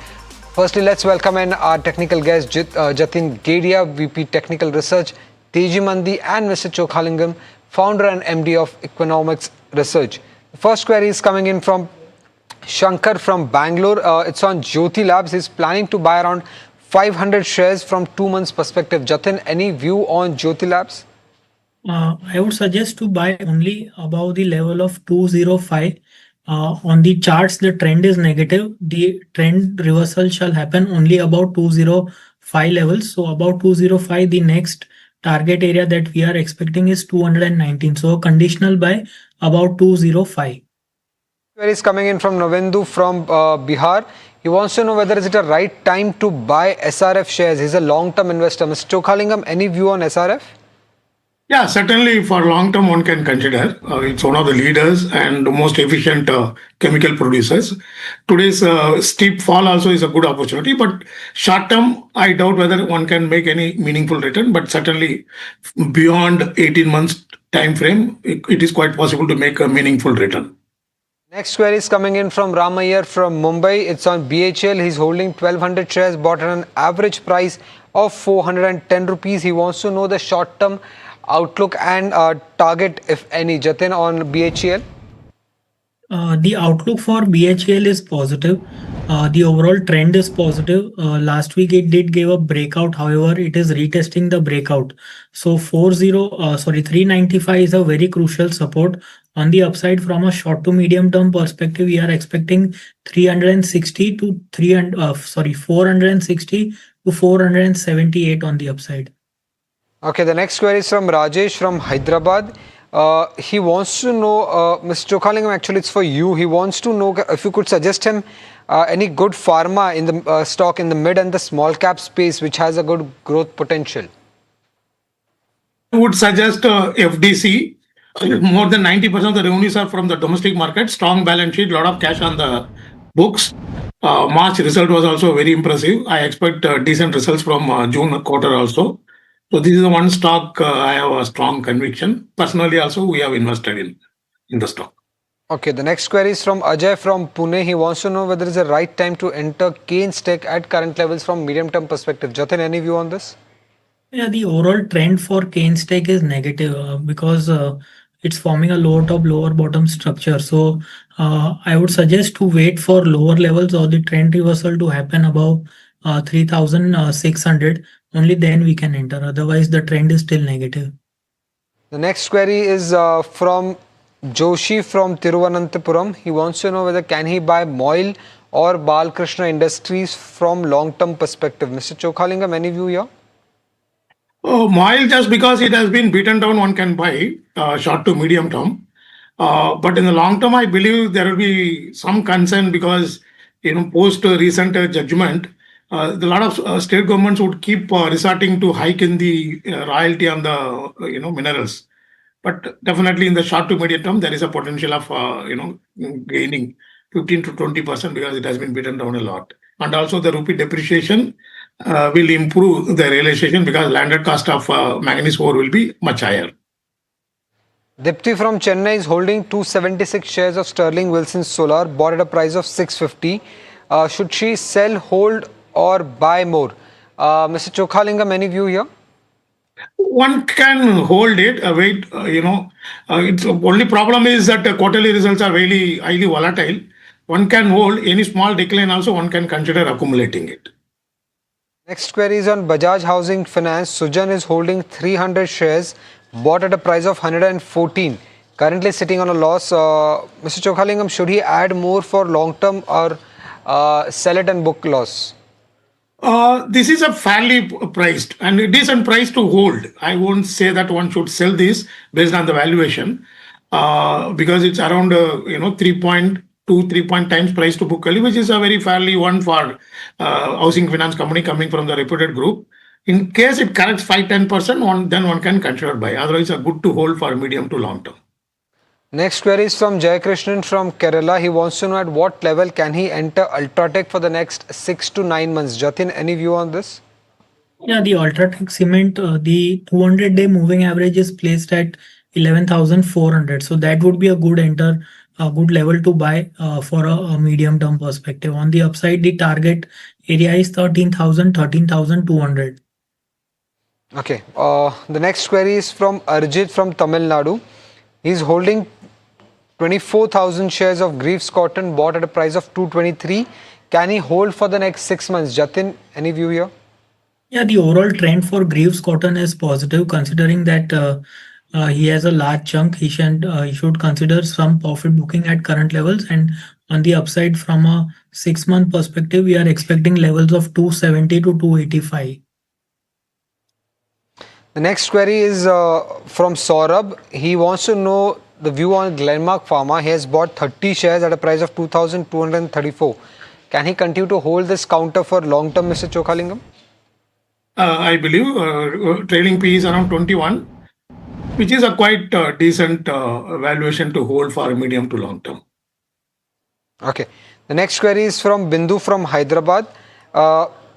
Is it a good time to enter transformers and rectifiers for long term, Mr. Chokhalingam? Definitely yes, because the government proposal to increase capital expenditure on power transmission projects is enormous. So these kind of companies would definitely the beneficiary of that. So for long term, yes, it's a good to buy and hold for at least 2 to 3 years.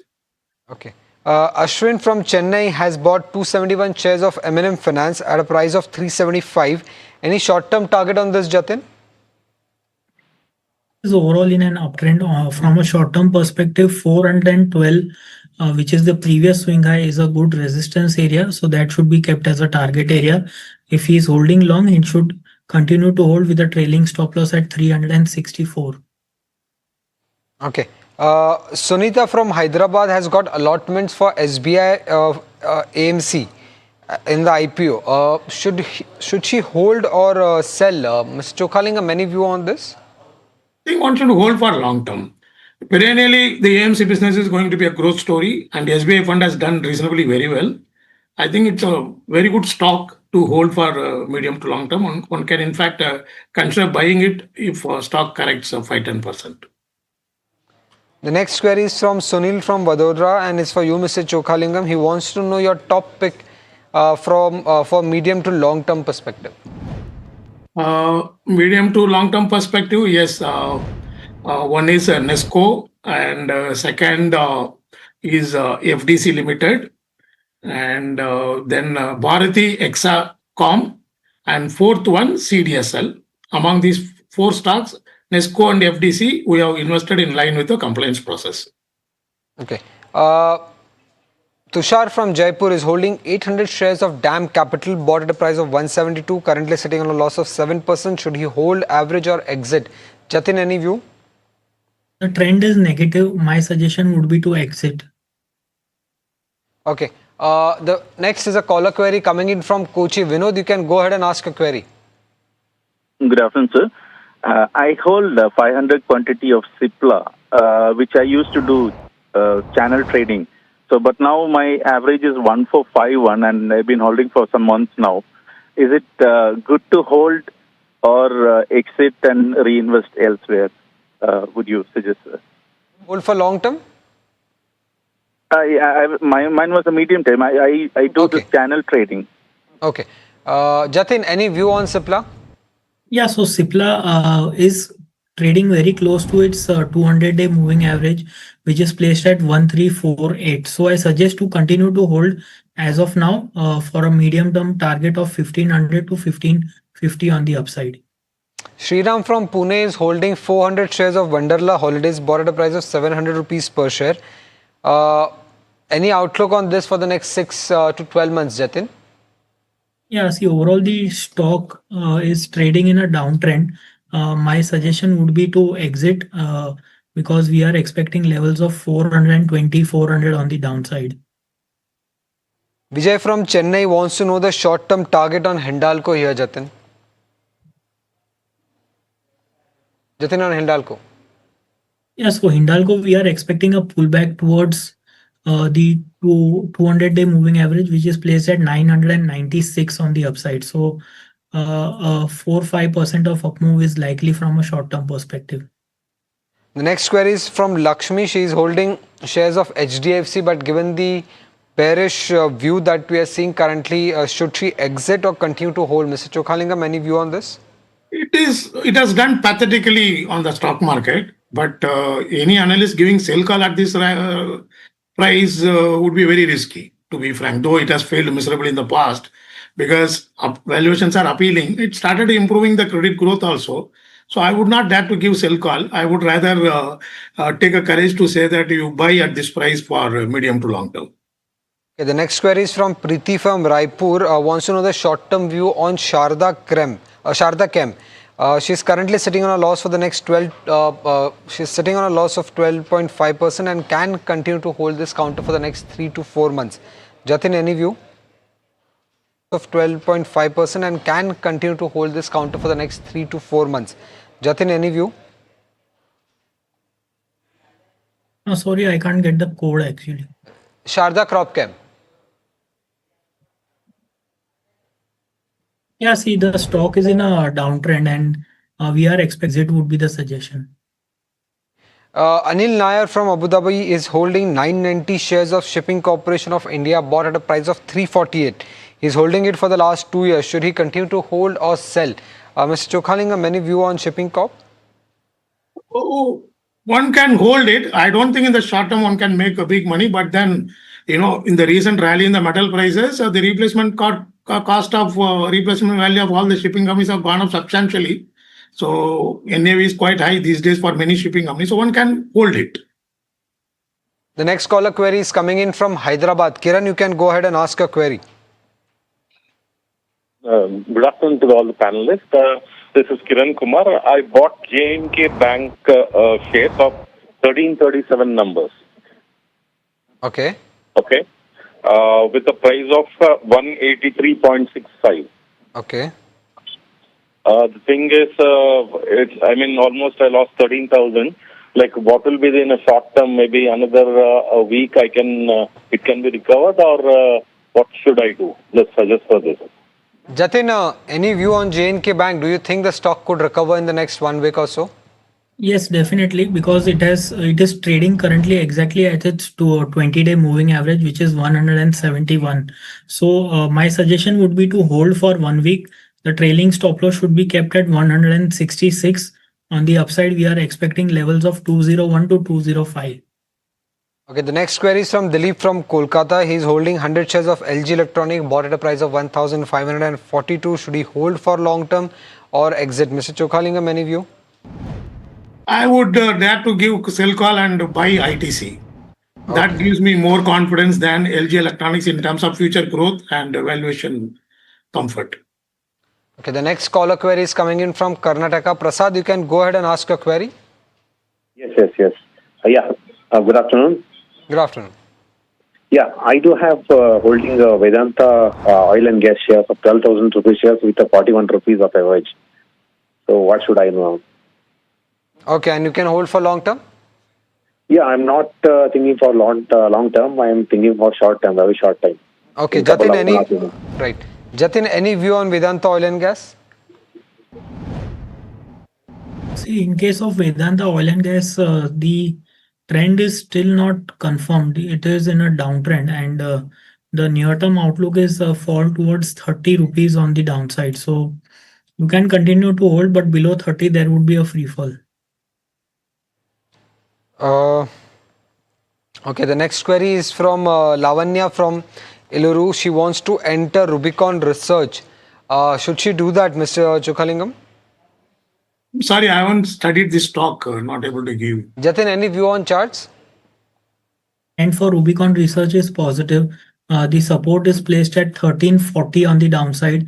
Immediate resistance is around 1660, where we have the weekly upper Bollinger Band. So the view is positive on Rubicon. Okay, Ashwini from Chennai wants to know the long-term target for CSE. She's holding 1,000 shares, bought at a price of 197 rupees. Should she hold or book loss, Mr. Chokhalingam? Stock name? CESC. Okay. One can hold for long term. Okay. The next query is coming in from Uma from Bangalore. It's on CDSL. She's holding 152 shares bought at a price of 1,194. Can hold for long term, Mr. Chokhalingam? Certainly, yes. In fact, we have a buy recommendation. I am extremely bullish on CDSL because the kind of IPOs coming in and the small mid-cap segment also started recovering. And this still has a 80% market share. And also large IPOs are coming, NSE and Geo. So the business prospects for CDSL look very robust, both in the short term as well as for the long term. So I would maintain a strong buy on the stock. Well, with that, let's enter our rapid fire segment. Mr. Jatin, Mr. Chokhalingam would request your answers to be short for this segment, specifically starting off with Padma from Bangalore, currently holding Canara Bank 280 shares at a price of 126. Should she continue to hold this, Jatin? The trend is negative, exit.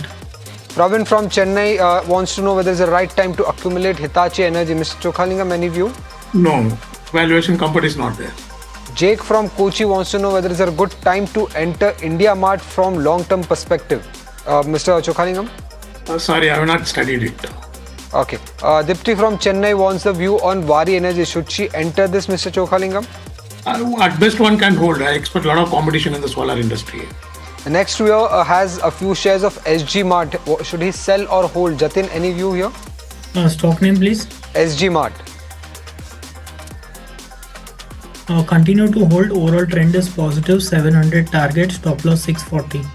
Ram from Mumbai is holding shares of Vedanta Iron and Steel around 4,000 at an average price of 31.5 rupees.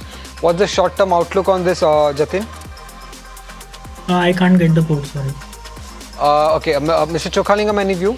Yeah, one can hold. Iron and steel outlook looks good in the short term. Sunil from Bangalore wants to know whether should he continue to hold Netweb Tech. He has already few shares at an average price of 4,450. Mr. Chokhalingam? Only the risky investors can continue to hold at this price. Okay. Jhansi from Chennai is holding Ola Electric shares 200 bought at a price of 88.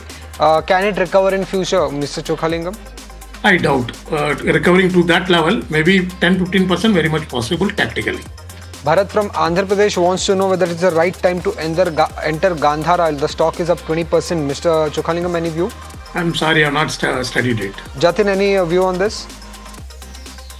Yeah, it's up 20%, but the risk reward is not favorable for entry at current levels.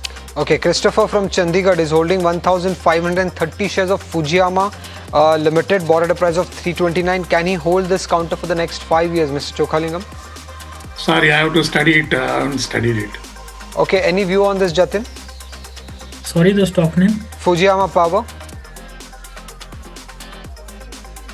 Okay, let's move on to the next query. It's coming in from... okay, the viewer hasn't mentioned its name. It's on L&T. He's holding 330 shares, bought at a price of 2,100. Should he hold this counter for the next 1 year, Mr. Chokhalingam? Certainly, yes. One can buy also at current price. Okay, the next query is... Okay. The next query is from Ms. Jaya from Tamil Nadu. She is holding few shares of HDFC Life. Can she hold this counter for the next 1 year, Mr. Chokhalingam? Yes, opposed to correction, valuations are attractive. Definitely good to buy also for 1 to 2 years. Well, that was the last query that we could take on this edition of Ask Profit. Stay tuned and keep watching NDTV Profit.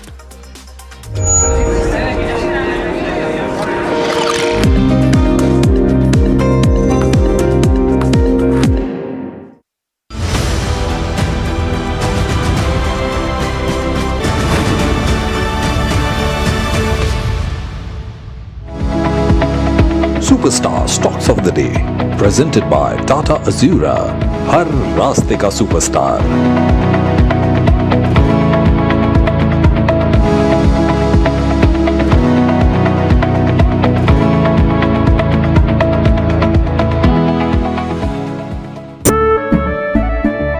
केसरिया से मन जोगी हुआ रे, दिल झूमे देखो मतवारा हुआ रे, केसरिया से मन जोगी हुआ. हर पल मनाओ केसरी त्योहार. विमल, बोलो जुबान केसरी. We are over, Jimmy. Hey, life में स्क्रैचेस तो आएंगे. गाड़ी के स्क्रैचेस को तो कॉस्मो पीपीएफ संभाल लेगा. आप अपना देख लो। पर जब इंसान प्रकृति के साथ सामंजस्य को आत्मसात कर लेता है तो वो मधुर और लालन पोषण करने वाली बन जाती है। पी मार्क सरसों के तेल ने प्राकृतिक तरीके से सरसों के तेल को बनाया है शुद्धता और गुणवत्ता के साथ। The mustard specialist since 1933. बरसों से सरसों। कुछ तो बात है इस दिल में। India is at a 2030 turning point. EVs, hybrids, biofuels or hydrogen. What fuel wins where? Join top auto CEOs, policy experts and industry titans at the NDTV Automate Fuel and Future Summit 2026. Where you need charging infrastructure, you need it on highways. Catch the exclusive coverage only on NDTV. India Inc.'s most respected names chose India Inc.'s best and brightest. I'm delighted to be chairing a committee of such distinguished fellow businessmen, bankers. It's lovely to be back on this NDTV jury. I have been a fan of NDTV for a long time. Many of the nominees are extremely close together in terms of what they've done. I think it's also important that how they are reshaping the industries, commercial activities which they are into. And it's a very judicious mix of people to choose from. My compliments to the team. Who will earn India's top business honors? Find out at the NDTV Profit Business Leadership Awards. India Inc.'s most respected names chose India Inc.'s best and brightest. I'm delighted to be chairing a committee of such distinguished fellow businessmen, bankers. It's lovely to be back on this NDTV jury. I have been a fan of NDTV for a long time. Many of the nominees are extremely close together in terms of what they've done. Gender parity to be reflected while we choose leadership as well. It's also important that how they are reshaping the industries. We got a fantastic jury and we've left all decisions to the wisdom of the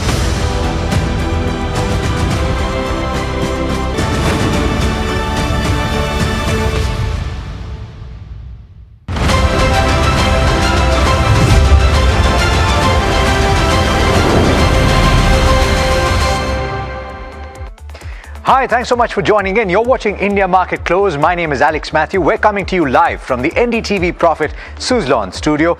It's another dull day for the Indian equity markets, and really this is par for the course on account of geopolitical tensions that have risen over the course of the last 12 days. And there's one factor that's having a bearing on the sentiment for India in particular, and that is crude oil. You have Brent crude that is spiked. So before we take a look at the internals of the Nifty 50, take a look at this number, because you have Brent that is once again above 98 to the dollars to the barrel. And you know what that means. That's going to have a bearing on India's current account deficit. It's going to have a bearing on inflation down the line. It's also possibly going to have a bearing on several companies that have crude related products that they depend on. Say, for example, the consumption space, the FMCG space, you had quite a few of them that had to take price increases over the course of Q1, and that might just continue at this point with crude having gone up. So what's happening today? You have the benchmark that has fallen to a low and recovered just a tad bit. You are seeing buying at those lower levels, and so we're hovering very close to that 23,900 mark. You stayed above that for quite a bit, and then you saw a breakdown. Let's take a look at the internals for the Nifty 50 and see what's moving the needle today. You have more green on the screen than you did at the start of trade today. In fact, you had just about 10 gainers or so at the start of trade. You have more at this moment, but at the bottom of the screen you have Adani Enterprises, Nestle, where there seems to be a little bit of profit taking coming through. You had a few brokerage notes that came out and said that the numbers that they posted in the first quarter were incredible, with a 24% increase in top line and significant improvement in margins as well, or margins held pretty strong. But at the same time, they said that the valuation comfort is just not there. And so money being taken off the table for Nestle. Shriram Finance, you will notice, is a stock that has a pretty high beta. And so whenever there's a move in the benchmark, either one way or the other, this is a stock that moves pretty sharply in that direction. So it's down about 2.5%. Adani Ports also losing 2%. JSW Steel, Grasim, Indigo, Dr. Reddy's Laboratories actually having come off quite substantially from the low point of the day. Quite a few earnings reactions as well, and a few reactions to oil having gone up as much as it has. Bajaj Auto continues to gain ground, and this is on the back of a pretty strong set of numbers. It was a belated move for Bajaj Auto yesterday. It gained 5%, but it's building on those gains. Eternal also reacting to numbers to a certain extent, and so therefore is one of the stocks to watch in trade today. SBI Life, M&M, TCS, Eicher Motors, and then you read down the list. Take a look at the contributors chart for the Nifty 50 just to see what's really contributing, and you will see similar names. HDFC Bank has made it to this list quite a bit over the course of the last week. It's lost even more ground today. Reliance Industries, ICICI Bank among the heavyweights that are posing a little bit of a challenge for the benchmark Nifty 50. M&M, Eternal, TCS, Bajaj Auto among the top contributors on the upside. Take a look at the broader markets as well. The mid-cap index also having gone through its share of fluctuations through the day, now trading not too far away from the low point of the day. Remember, it had a pretty weak start, but it actually gained quite a bit of ground, went nearly there to the close from yesterday. So too for the small cap index, both of those indices losing a tad bit of ground. In the past, we've seen a little bit of buying come through from those lower levels, and one wonders whether the last hour of trade will see that as well. The advanced decline ratio, as you can see from here, it's mirrored in the way those indices have moved at that point. They had that sharp tilt downwards. The advanced decline ratio is simply telling you the same story. Pull up the sectoral heat map and you will see that most sectors are indeed in the red. Just media, and this is a sector with very few stocks, and those two have a significant bearing on that.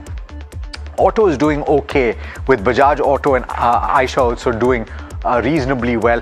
IT is just about flat. Among the losers, you have Realty, which as a pack has done incredibly well, and then you have Energy, you have the Nifty Bank that is losing about 1% or so on account of those private sector banks losing ground. But let me go across to Kunal Rambia as well as Pankaj Pandey joining us this afternoon. Gentlemen, thanks so much as always for taking the time, and good afternoon to you. Quite a few stocks to talk to you about on the earnings, Pankaj, but first, before we do that, let me go across to Kunal on what he thinks the benchmark move will be, because Kunal, that 23,800 mark is proving to be a crucial support, and for now at least we seem to be holding above that. Absolutely, Alex. Good afternoon. Thanks for having me on the show. So as far as Nifty is concerned, as you mentioned correctly, 23,800, this mark is held on by Nifty 9 times since 8th April. And if you look at the 15th June till now, it's been 5 times Nifty has bounced from the same level itself. And I think it made the low near that level for the day also. So I think this bounce is likely to continue. Unless it breaks 23,800, this decline can be considered as a buying opportunity. Got it. I do want to go straight to my colleague, Shreyansi, who's joining in to put into perspective, Pankaj, what is happening on crude, because the first question I have for you is related to that. So right now, and you saw that headline, the fact that crude oil, Brent crude, has crossed the $98 per barrel mark. But what's the move over the last month or so been, and why is it going up as much as it is? Shreyansi. Absolutely, Alex, and it's a whopping 31% so far this month. And just when you talk about the last 10 days as well, you're looking at a 14.6% uptick coming in just the last 10 days itself. And when you talk about some of the street forecasts, the street in fact is quite surprised. It's been blinded by that escalation really coming in. When you talk about some of the forecasts as well, you do have most Q3 forecasts that have been breached thus far.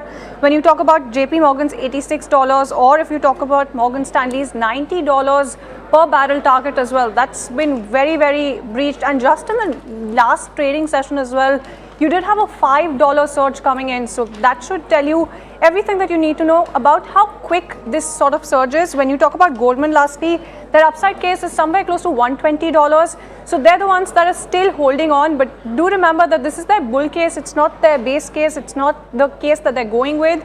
this is what they had suggested if the escalation persists. So right now, you do have the bears really that banked on that de-escalation, and that's really surprised them, at least on the forecasts. It sounds odd when you say bull case for something like crude, because from India's perspective, it's always negative. You're not a commodity trader, of course, you're a consumer of crude, and a buyer of crude will always be worried when the prices are going up. Particularly, and Mahima joining in. Mahima, say hi. Hi. But particularly for packs like, for example, the FMCG pack, where a bunch of these companies had to undertake price increases. HUL, we were seeing practically every other week. Even the paints companies, Asian Paints and the others, had to undertake price increases to keep up with that increase in crude. And once again, that is coming through. Yeah, that is. And, while we were talking about those price hikes, the overall impact is something that would have been recorded in second half. And now that will spill over probably in the first half of FY28, which could be concerning because of this rising prices. So paints, your consumption, because FMCG companies use around 25 to 30% in terms of their overall raw material pricing comes from crude.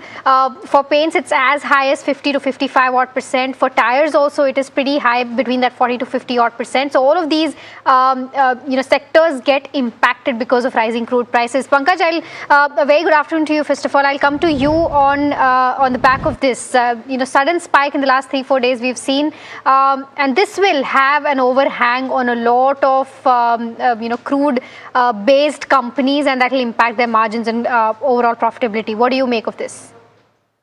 Yeah, hi, good afternoon. Thanks for having me. I think crude obviously directly, indirectly will impact most of the sectors. And I think, just to sort of put one number, last year we imported somewhere about 11 lakh crore worth of crude oil, and first quarter import bill was somewhere about 4.5 lakh crores. So in a way, it is going to exceed the overall capex what we are going to do. Now, coming to sector specific, for example, cement companies came out with decent set of numbers. Now again, if the fuel prices were to sort of go up, the challenges are going to be there for them. Similarly, you look at auto companies, especially two-wheelers. Companies like Bazaar Auto have taken a price hike and also have absorbed the cost of 4.5% and managed to still give a stable quarter-on-quarter margins. But further hike from here on is going to pose challenges for a lot of sectors.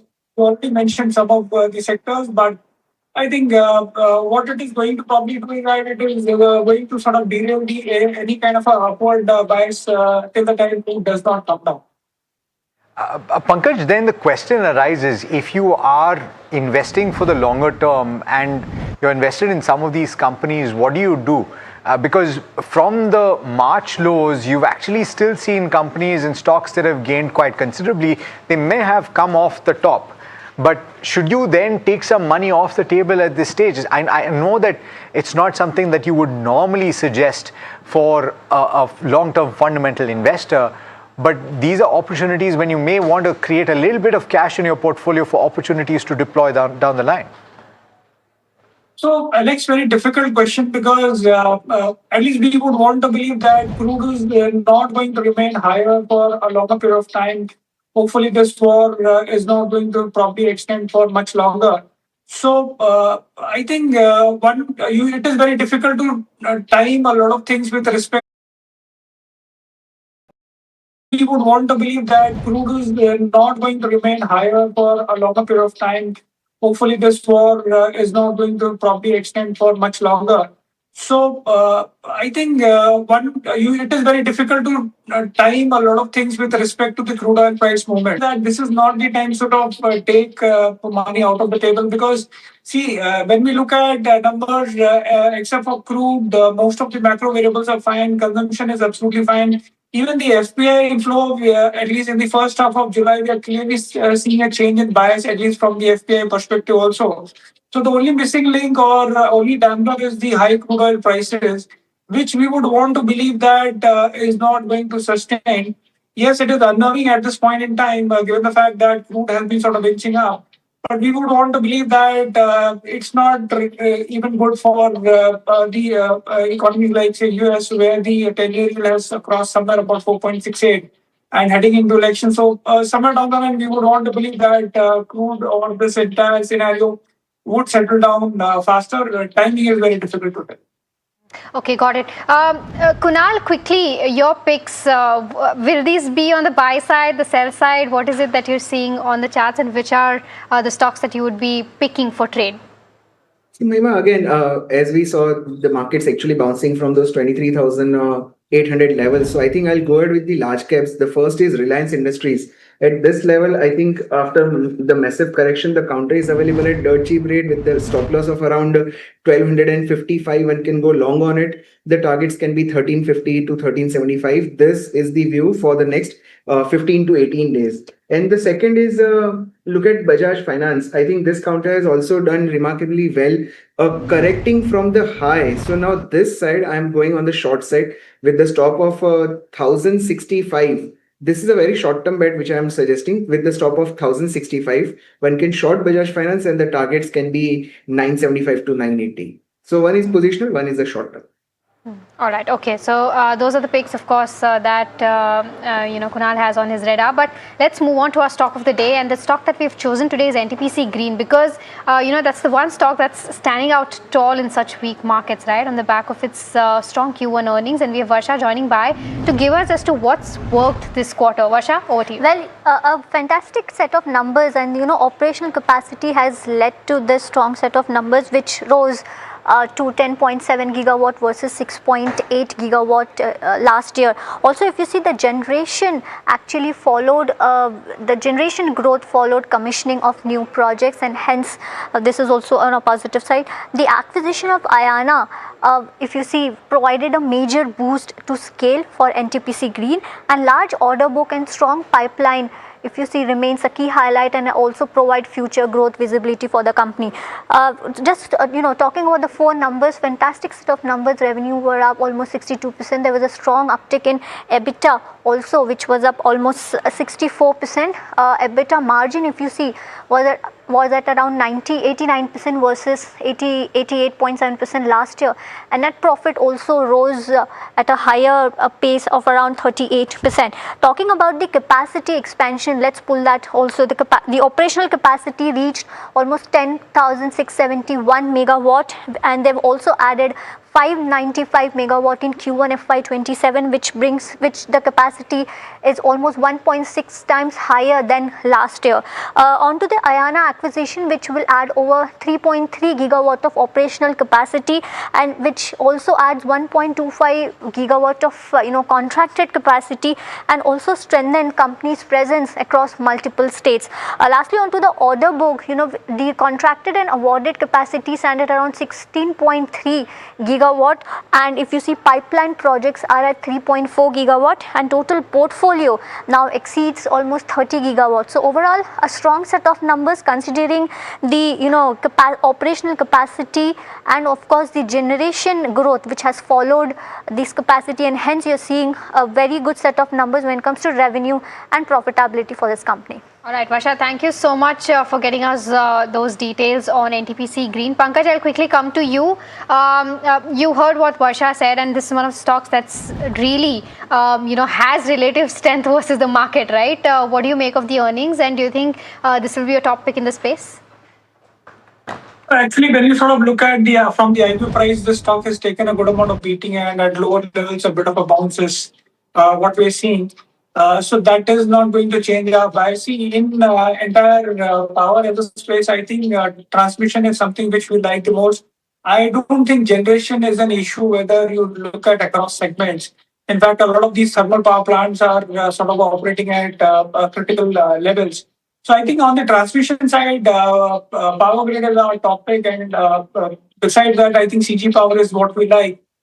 So transmission is something is a bigger bottleneck at this point in time, and that is where we feel the most of the opportunities will come from. Got it. Kunal, on the charts for this broader list of stocks, they've been through chop and churn recently and pretty volatile moves, right? So how do you trade them? Yeah, again, Alex, to be very, very honest, because the markets are choppy, the stock specific moves are likely to continue. Just taking an example of NTPC Green. Now, this counter has just reversed from 91.92, but if you look at the behavior of the counter since listing, this counter has taken multiple times support near 85, 87. So, I will not be keen to buy at the elevated levels. Rather, I'll wait for the bargain buying opportunities in most of the counters. This counter, one of them being an example of it. Okay. One of the stocks of the day, actually, Gandhar Oil. Pull up the chart while we're talking about it, and it's at upper circuit as things stand right now, and for good reason. The numbers look particularly good. We're going to be talking with the management in just a bit, but before we do, let's head across to Parth. Parth, I want you to give us the top 3 or top 5 takeaways as you see it. That's right, Alex. Gandhar has reported a bumper set of numbers, and here are the top 5 key takeaways from them. The revenue has seen a growth of 92% year on year, while PAT has also jumped 7 times to reach a record level. The second takeaway is that EBITDA has also seen a growth of 6 times, while EBITDA margins have expanded to 16.2% versus just 5.1% year on year. The third takeaway, gross margin spread has increased 3.4 times year on year, which was led by better product mix and stronger realizations.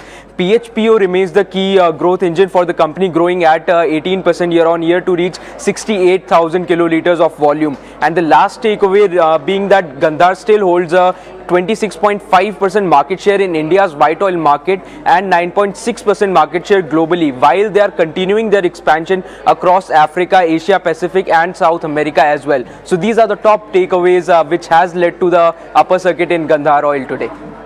All right, thanks for that quick takeaway link. Let me head across now to the management. We've got Ashlesh Parekh, Joint Managing Director of Gandhar Oil Refinery India, joining us. First of all, Mr. Parekh, thanks so much for taking the time, and congratulations for what looks like a great set of numbers. 7x jump in PAT is certainly something that got the street to stand up and take notice. So first, how did that come to pass? What are the factors that led to it? Seemingly this PHPO volume uptick has helped in a big way. Yeah, thank you so much for inviting me on the call.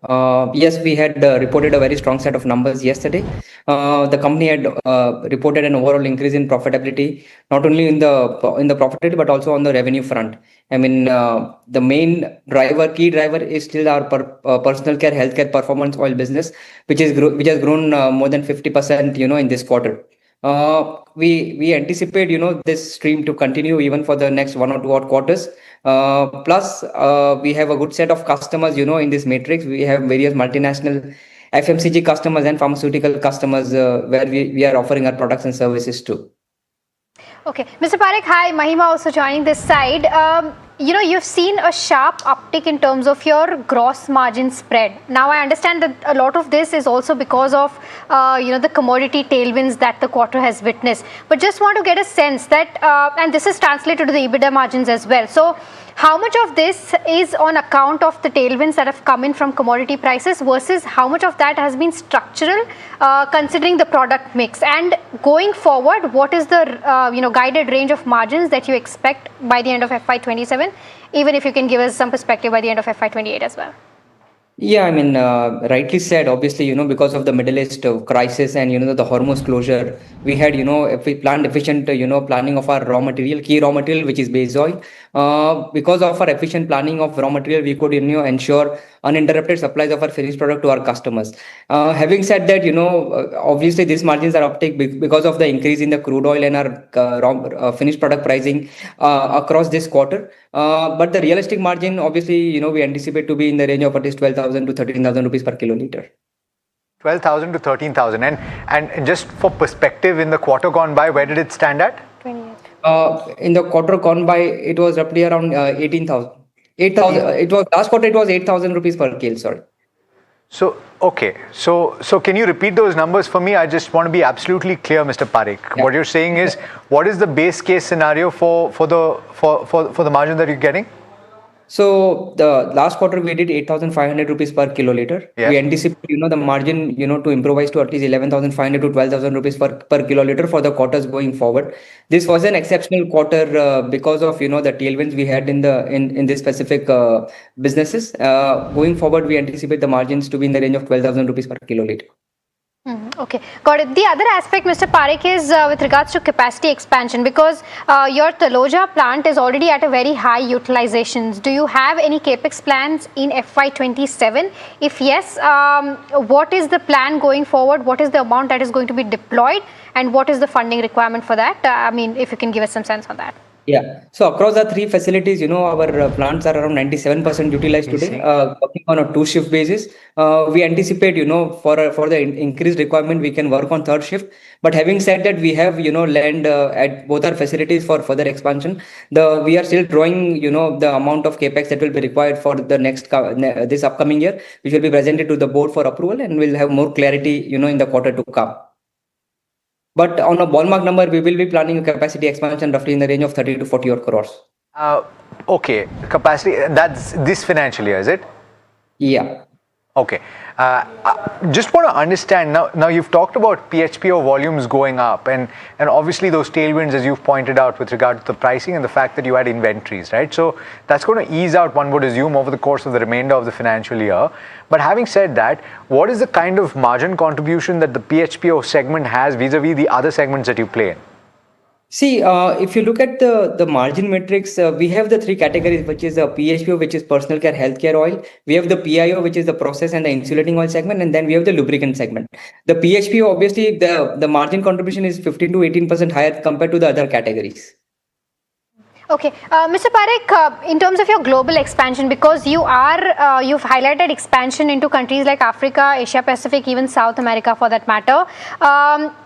Just want to get a sense as to what's the plan here, because do you expect this to be distribution led? Do you expect this to be in terms of partnership, local manufacturing, and in terms of the contribution that's coming in from international markets? How much will that rise by the end of FY27, and what will the mix look like? See, we have recently set up, we have just taken an approval from the board for setting up, an office in South Africa, which going to do it in this quarter. Having said that, there will be some local partnership in place where we anticipate, to manufacture certain finished products out there. The revenue numbers are still being worked out. Obviously, it's little too premature for me to give you the exact numbers on, what will be the revenue mix.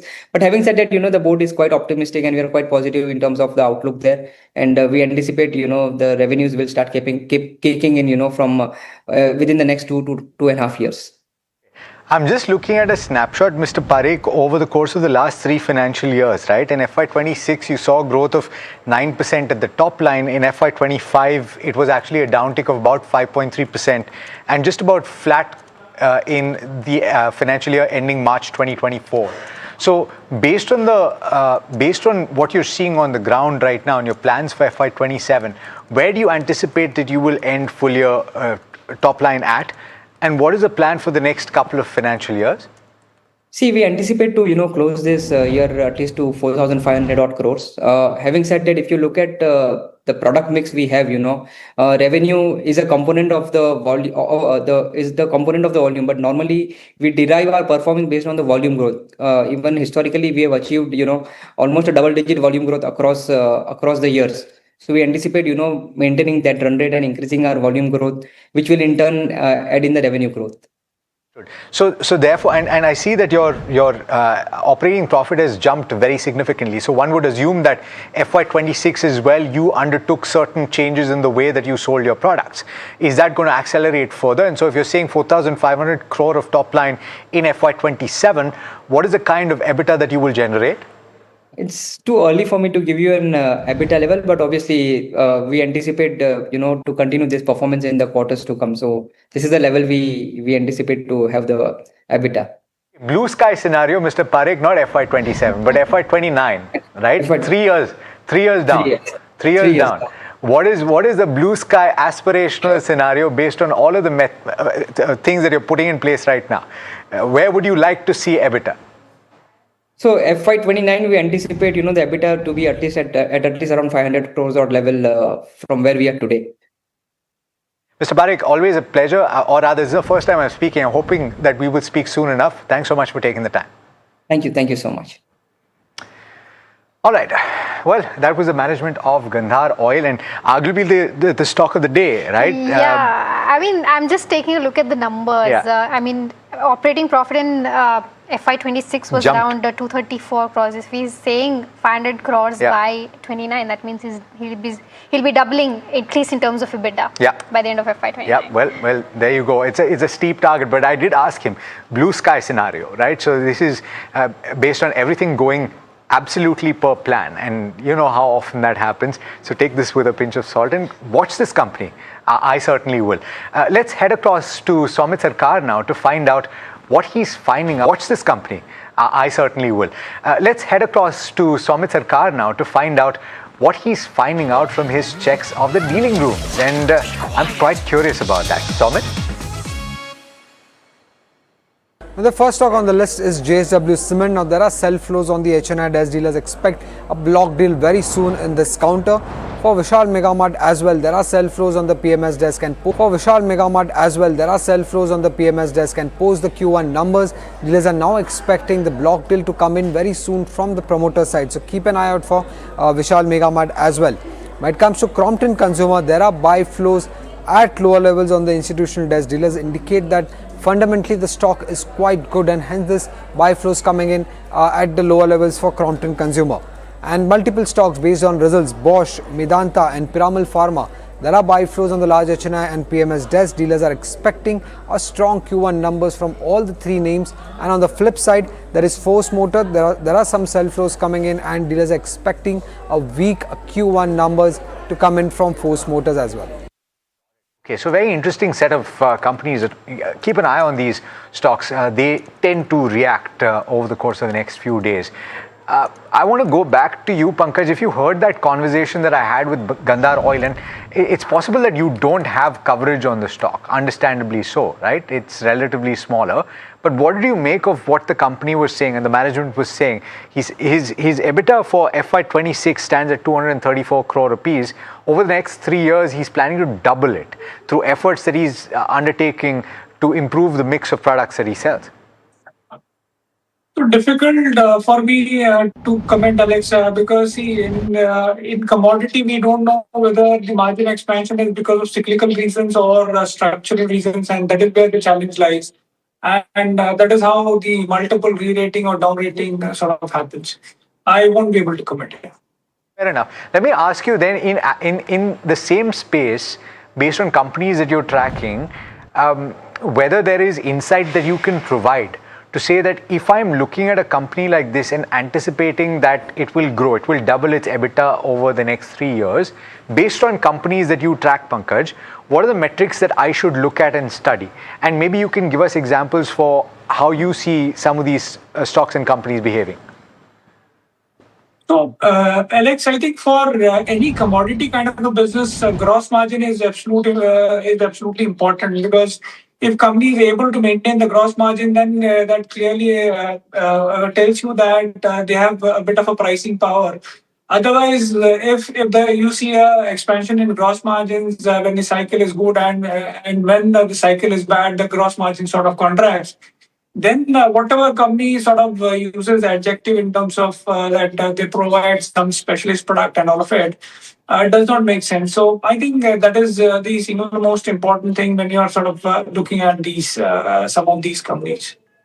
All right, okay, fair enough. The other one which is surprise today is Ujjivan Small Finance Bank, because the stock was down 4%, post which the investor presentation came out, and where the management has gone ahead and raised the guidance for FY27, and we saw the spike coming in the counter as high as almost 7%. So recovered significantly from the day's low point on the back of rising guidance by the management. And we have Shivam joining by to give us more details on what's actually excited the street, and what has the guidance been like, and what has it been raised to? Right, yes. Ujjivan Small Finance Bank has seen a strong recovery from the day's low and has been up around 11%. So there are multiple reasons that has led to this recovery, and starting with the first key reason, the management has upgraded the guidance on FY27 return on asset and has revised it upwards to 1.8% to 2%, and also in terms of credit cost guidance, that has also been upgraded to 0.9% to 1% of the average total assets, while it was earlier earlier 1.4% to 1.5% of gross loan book. In terms of operating expenses too, the bank is investing in the AI technologies and also the analytics capabilities, and has stated that they will spread these expenses in FY27 overall. So in FY27 to operating expenses can reduce to 6.4% of the average assets. In terms of the results highlights also, we have seen that the net interest income stood at quarterly highest levels, and the loan disbursement has also gone up by around 40%, and which was led by gold loans. In terms of operating profit too, we have seen those operating profit at quarterly highest levels, and in terms of profit growth, that was mainly supported by the stable credit cost and also lower OPEX. In terms of return on asset, we have seen a slight improvement of around 1 basis point, and in margins have also been stable sequentially. In terms of asset quality, we have seen a substantial improvement, and that was due to lower slippages, and also the credit scores have declined so much. So that was the key reasons the Ujjivan Small Finance Bank have recovered this much. Got it. Okay, Kunal, you're used to this, so I'm gonna do this with you. You've done this on different shows. We're gonna do a rapid fire. 3 stocks for me, 3 stocks for Mahima. I'm picking the top gainers. So let me throw this at you. Are you ready? Yes. Okay.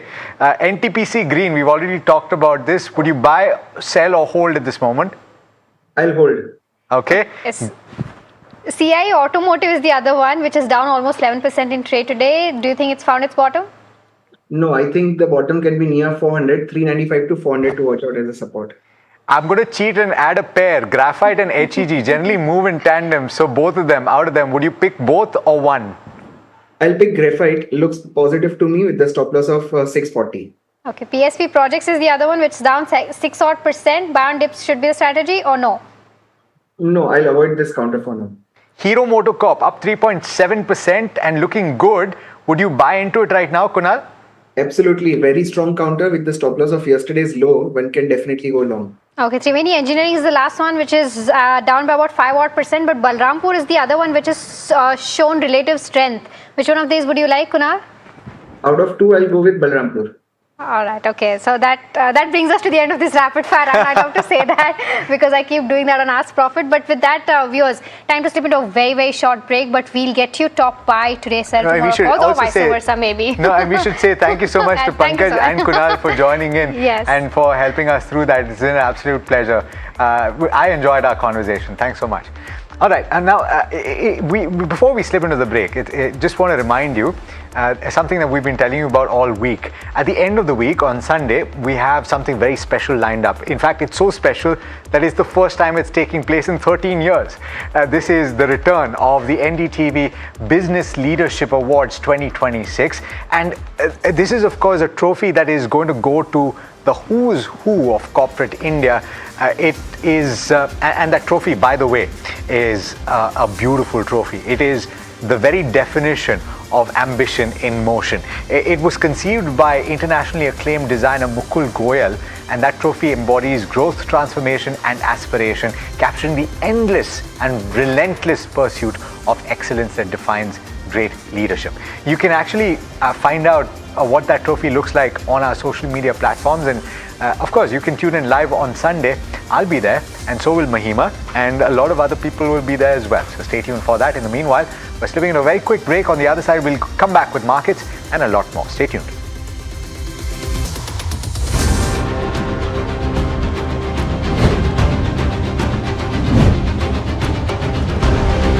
As a country, the way we are growing, the way we're going forward, I think we have made great strides in the last couple of decades.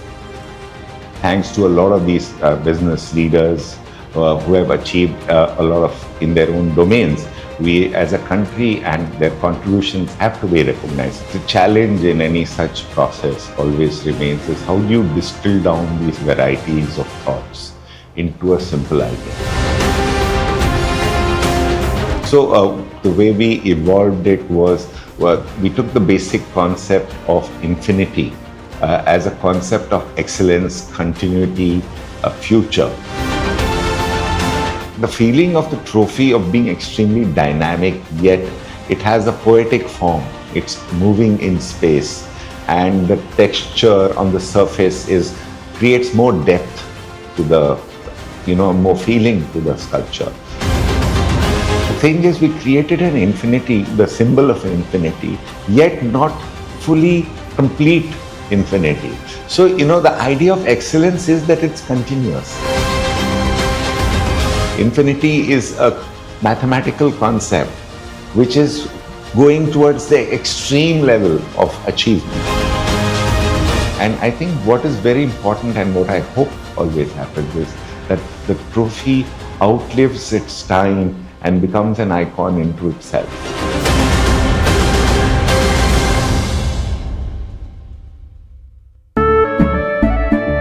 केसरिया से मन जोगी हुआ रे, दिल झूमे देखो मतवारा हुआ रे, केसरिया से मन जोगी हुआ। हर पल मनाओ केसरी त्योहार।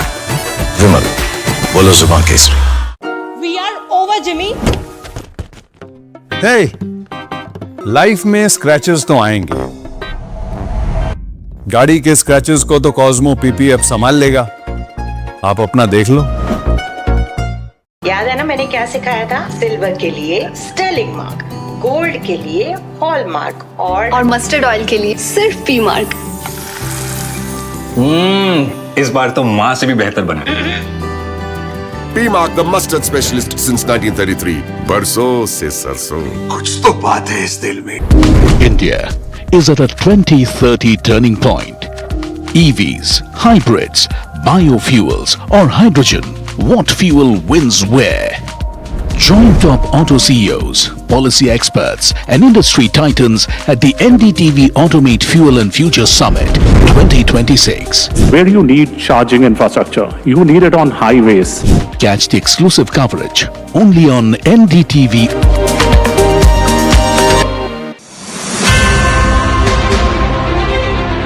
From a PwC standpoint, we actually set up criterion for each of the categories that we discussed with NDTV.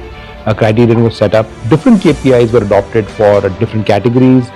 These are of course discussed, internally.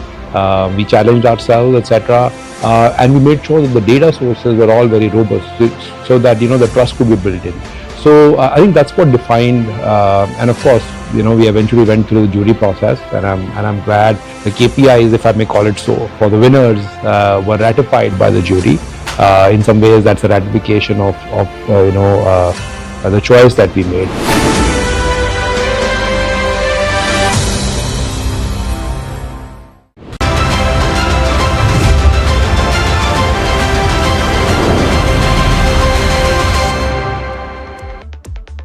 Welcome back. You're watching India Market Close here at NDTV Profit. Of course, a quick take as to how the markets are doing at the moment and try to pull the Nifty 50.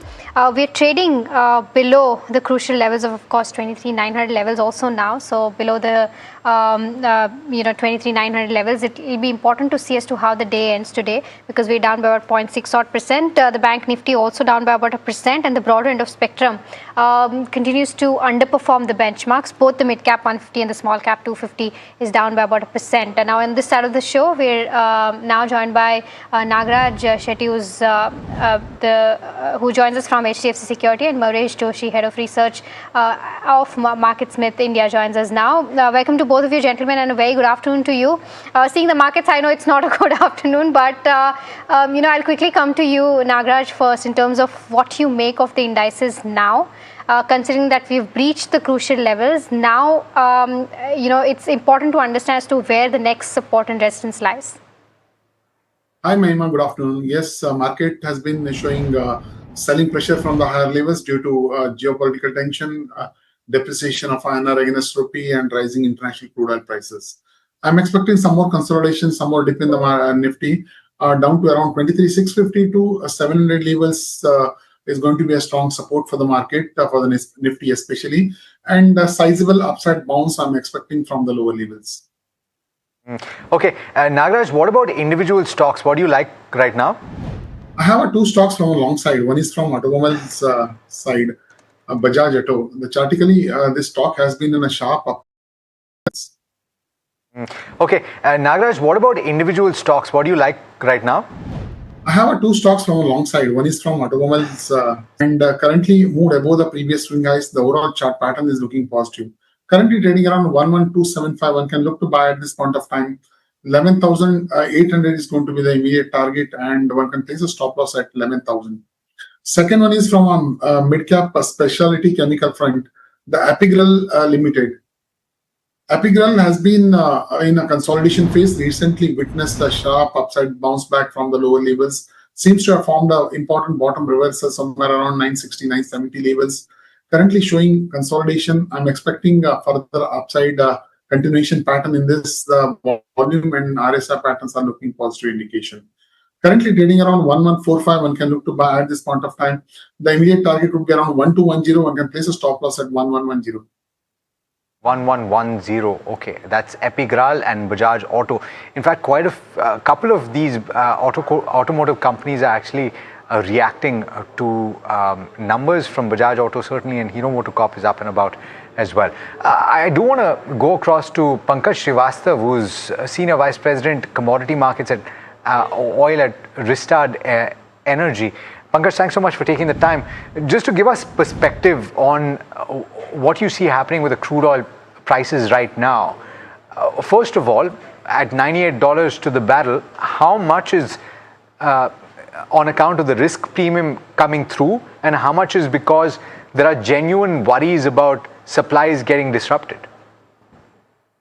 Okay, so the supply issue is becoming, I think, one of the major constraints as far as the flows are concerned, because we observed that the flow through Red Sea is getting reduced on the 7 days average. It is now coming close to the 1 VLCC, which is basically 2.5 million barrels, which earlier used to be close to 7 million barrels. So if you are talking about the risk premium, we are seeing close to $10 to $15 a barrel risk premium in this price. And if these situations persist and we don't see any flow from Strait of Hormuz, and the Houthis are also able to control the Red Sea, the prices are going to be close to $110, $115 by end of the month, and then the our August forecast is it might go up to $140, $145 per barrel, and it's still if the issue persists, both the routes are blocked. The December prices will be in the range of 130 to 125.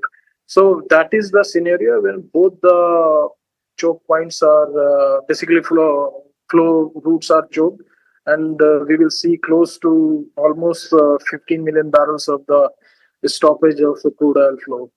And I do want to ask you to explain this a little bit more so that my viewers understand exactly what you're talking about, right? So if you were just talking about the Strait of Hormuz, it's roughly 20% of global supply, and just when we saw crude oil prices go all the way down to about $72, $73 to the barrel, I'm talking about Brent here, that was when there was a considerable flow through the Strait of Hormuz. Yes. Now put this alongside what goes through the Red Sea route. What percentage of global supply do these two account for? Yeah, so if you're talking about, we have to talk in terms of what is currently happening. Yes, the 20% flow was happening through the Strait of Hormuz. Red Sea route was not being very particular. There we used to see maybe 3 to 4 million barrels of the flow. But because of the Strait of Hormuz choking, we have seen close to 7 million barrel, almost half. Almost 10% of the flow started happening from the Red Sea. And now if both are stopped, so obviously the overall flow was close to 20%. It will be in the range of 20 to 25% flow will be stopped through both the choke points. So one choke point at this point of time, you can assume 50% is being contributed from Strait of Hormuz and 50% from the Red Sea. So total flow used to be 15 million barrels, and then we see 7 million barrels is coming from Red Sea, and if Strait of Hormuz opens, again 7 million barrels. So combined both will be 20% only. With regard to buffers, right, if you have some information or knowledge of this, there was a little bit of a lull, and so large importers like India, like China, would have shored up buffers, right? So assuming that this settles down over the course of, say, 2 or 3 weeks, and one hopes that that does take place, countries will have the ability to tide over a short-term disruption, correct? Yes, that is right, because what has happened before this ceasefire was broken, everybody was not anticipating that the things will come to such an extent. And the people have already prepared upfront. Like the countries like India, they have a pretty much crude oil supply buffered up till month of August. And the other South Asian countries also planned for that, all the importing countries.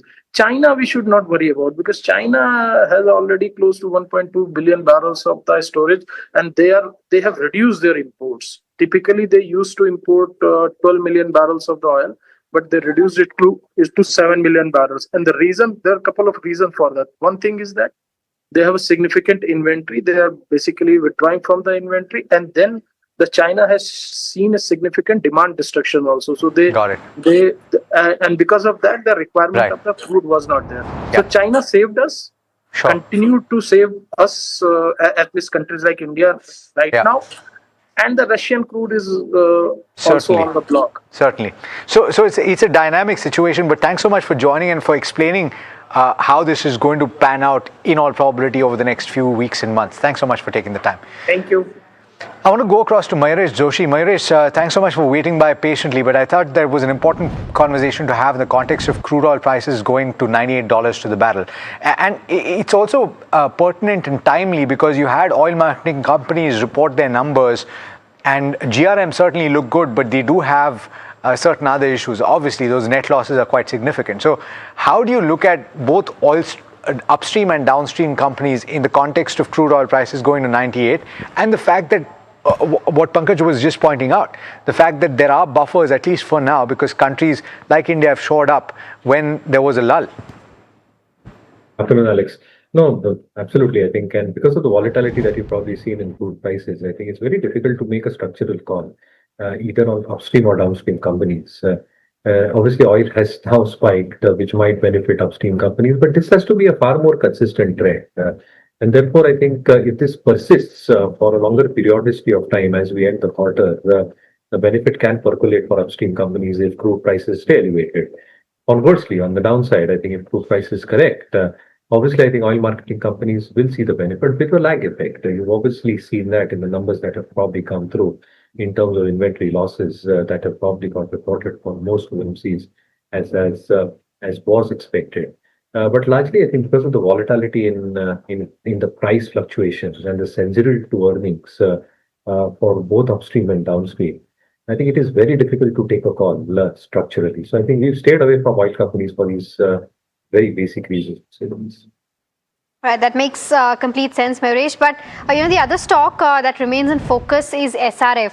Good set of numbers for sure, but I think guidance is where the real problem was in the con call today, and that's why we've seen that downtick coming in on the counter. Let's take a quick look as to how the bull versus bear case stacks up for something like an SRF. In terms of Q1 earnings, like I mentioned, EBITDA was up almost 61%, PAT up 76%, so stellar set of numbers. But what the management has told in the con call today is that Q2 and Q3 could be weaker than Q1, and that's something that spooked the street, and that's why we're seeing pressure on the counter. The second aspect is with regards to the chemical business that saw a growth of almost 26% this quarter, but chemical business is expected to grow anywhere between 15 to 20% only going forward. So it's not going to be in that range of over 25 or 26 odd percent, and that's something that probably the street is also not like. The third aspect is with regards to the performance films segment that saw highest ever quarterly numbers and results this quarter,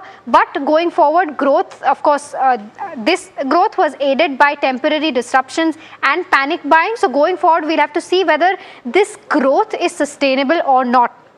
The third aspect is with regards to technical textiles EBIT, which surged around 186% year-on-year basis, and this was on account of better demand, but largely this stack up and this overall margin uptick will normalize as markets stabilize, because there was a stack up happening in this entire segment because of geopolitical crisis. The last one is for fluorochemicals, where it delivered a strong set of volume growth across markets, but input costs still stay vulnerable according to the commentary coming in from the management, and this is due to the Middle East tension that's been the case so far for the entire segment. So this is the overall bull versus bear case for SRF. Mayuresh, I'll quickly come to you on the chemical segment also as a whole, right? Because the pack as a whole has been doing very well. Would you be a buyer of any of these stocks, and any quick take on SRF as well? No, so afternoon, Mahima. So I think the chemical business is still the bulk for SRF as the market sees it. And therefore, I think the kind of commentary that has probably come through in terms of Q2 and Q3 being muted largely would mean that the chemical business and the chemical EBIT is still the bulk for SRF as the market sees it. And therefore, I think this is concerned. Both the refrigeration and the propellant business has done exceedingly well. The performance oil business has performed well as well. And also the need in terms of understanding the capex that they've probably done in terms of the rocket plant expected to be put up to 25,000 MTPA capacity at 250 odd crores, assuming what China does and the demand supply dynamics. This is one brave announcement that probably SRF has done. So again, I think reaction in terms of how commentary probably was. For the space as a whole, my own sense is that niche chemical players will still continue doing well over the next few quarters structurally. Maybe a quarter or two, because of what is seen in the West Asian region, might affect a few of the supply chains for a few companies as we speak. But structurally, I think they're in a good trend as we see it. I think Navin Fluorine remains one of our top picks and one of our top holdings as far as chemical space is concerned, based on the thesis that the refrigerant business, the MPP business, and the super specialty business, and the capex thereof, and the asset turns that are expected will lead and shall lead to significant revenue growth with better growth and EBITDA. All right, so keep Navin Fluorine on your list. Nagaraj, let me ask you about this pair of stocks then. SRF, it's probably at the low point of the day. I did see that chart, right? It's over 8% lower, so it's taking a bit of a knock. And Navin Fluorine, that Mayuresh said, is his preferred pick in the space. I think SRF chartically is breakdown. It is a faster retracement on the downside of the last 4 or 5 weeks. The chart pattern is certainly not good. And at the lower side, I'm expecting 2550, 2500 is going to be the support for the stock price in the year to come. Let's cut across to the ongoing Cipla conference call. They're speaking about the numbers. They weren't too good, in fact. Let's listen to what the management has to say. These are relatively smaller in terms of size, but appreciable launches in any case. We are expecting, other than Ventolin, we are expecting 3 launches on respiratory this year. And there is one big peptide that we're also expecting. So those are large opportunities that we are quite, hopeful about. But in terms of supplementing this, we continue to beef up our R&D so that we can file almost 45 to 50 products in the next 3 years. So that's something that we've not taken our eyes off, because in the US, for that matter, in any of our markets, pipeline is the core to grow. So we continue to keep our foot on the pedal in terms of investing there. Thank you. Thank you, Rishika. We now have Vishwanath Pilla from Money Control. Vishwanath, you can go ahead. Yeah. Hi, Achin. Can you hear me? Yeah. Hi, Vishwanath. Hi, sir. All right. So that's the management of Cipla. By the way, just in case you were wondering, pull up the numbers for Cipla. You had margins that came in at 16.7%. and significantly below the comparative period, 25.6%. It was expected to be a weak quarter, but this is weaker than anticipated. The EBITDA coming in 33% lower at 1,192 crore rupees, and that's had a bearing on the PAT as well. The PAT number coming in 39% lower at 789 crore rupees. You're probably wondering why the margins have fallen as much. There are a couple of factors at play. Of course, raw material costs have gone up quite significantly. There's also been an increase in employee costs, and there's R&D investments that have continued to rise, and the US revenue decline has hurt profitability mix as well. Very quickly, I want to go across to Mayuresh Joshi just to make out what has happened with Cipla on the one hand and Dr. Reddy's Laboratories as well. Both of those stocks actually reporting numbers over the course of the last 24 hours or so, and both disappointing quite significantly. In fact, they were expected, Mayuresh, to disappoint, and they've done worse than that. That's precisely the point, Alex. I think the expectation was worse, and they're worse than that. So, Dr. Reddy specifically, I think what's happened in terms of the expectations as far as the Revlimid phase also were concerned has obviously started playing out. The semaglutide related costs and the expectations in terms of new key launches is something that the street will probably look out for. Weak numbers expected. Dr. Reddy's probably had a weaker set that came through. For Cipla, I think what you raised is absolutely correct. I think if you probably look at the P&L, I think the input costs have now become almost 37-38% of the top line. On a comparable basis, this was close to 30 to 31%. So you've almost seen a 6 to 7% jump as far as input costs are concerned for Cipla in the quarter gone by. And therefore, I think the stark difference that you're probably seeing in terms of reported numbers, 16% versus 23%, along with the rise in employee costs, which are marginal on a year-on-year basis, but yet still a significant one, and R&D still being elevated at 6.8%. With the fall in US revenues, the management is very hopeful in terms of new launches expected to come through. They've done quite a number of pictorial presentations in terms of their PPT as well, in terms of what they've probably launched, and 48 launches expected. Now, how does this all play out in the coming few quarters in terms of recoupment of margins is something to be watched out for. I think all these factors probably contributed in terms of the underperformance that Cipla probably for. All right, okay. Of course, so that's the view coming in on Cipla. But, let's get in Parth now to take a look at some of the stocks that are buzzing in trade today, either on the back of news flow or on the back of volumes. Parth, what's there on your list today? Yeah, so there are three companies that are buzzing right now. The first one is Tanla Platforms, which has reported a good set of Q1 numbers with revenue growing 18% and PAT seeing a growth of 20% year on year as well. The stock has snapped a 4-day losing streak, gaining over 10% today. It has touched the highest level since October 2025, and volumes today are 14 times the 20-day average as well.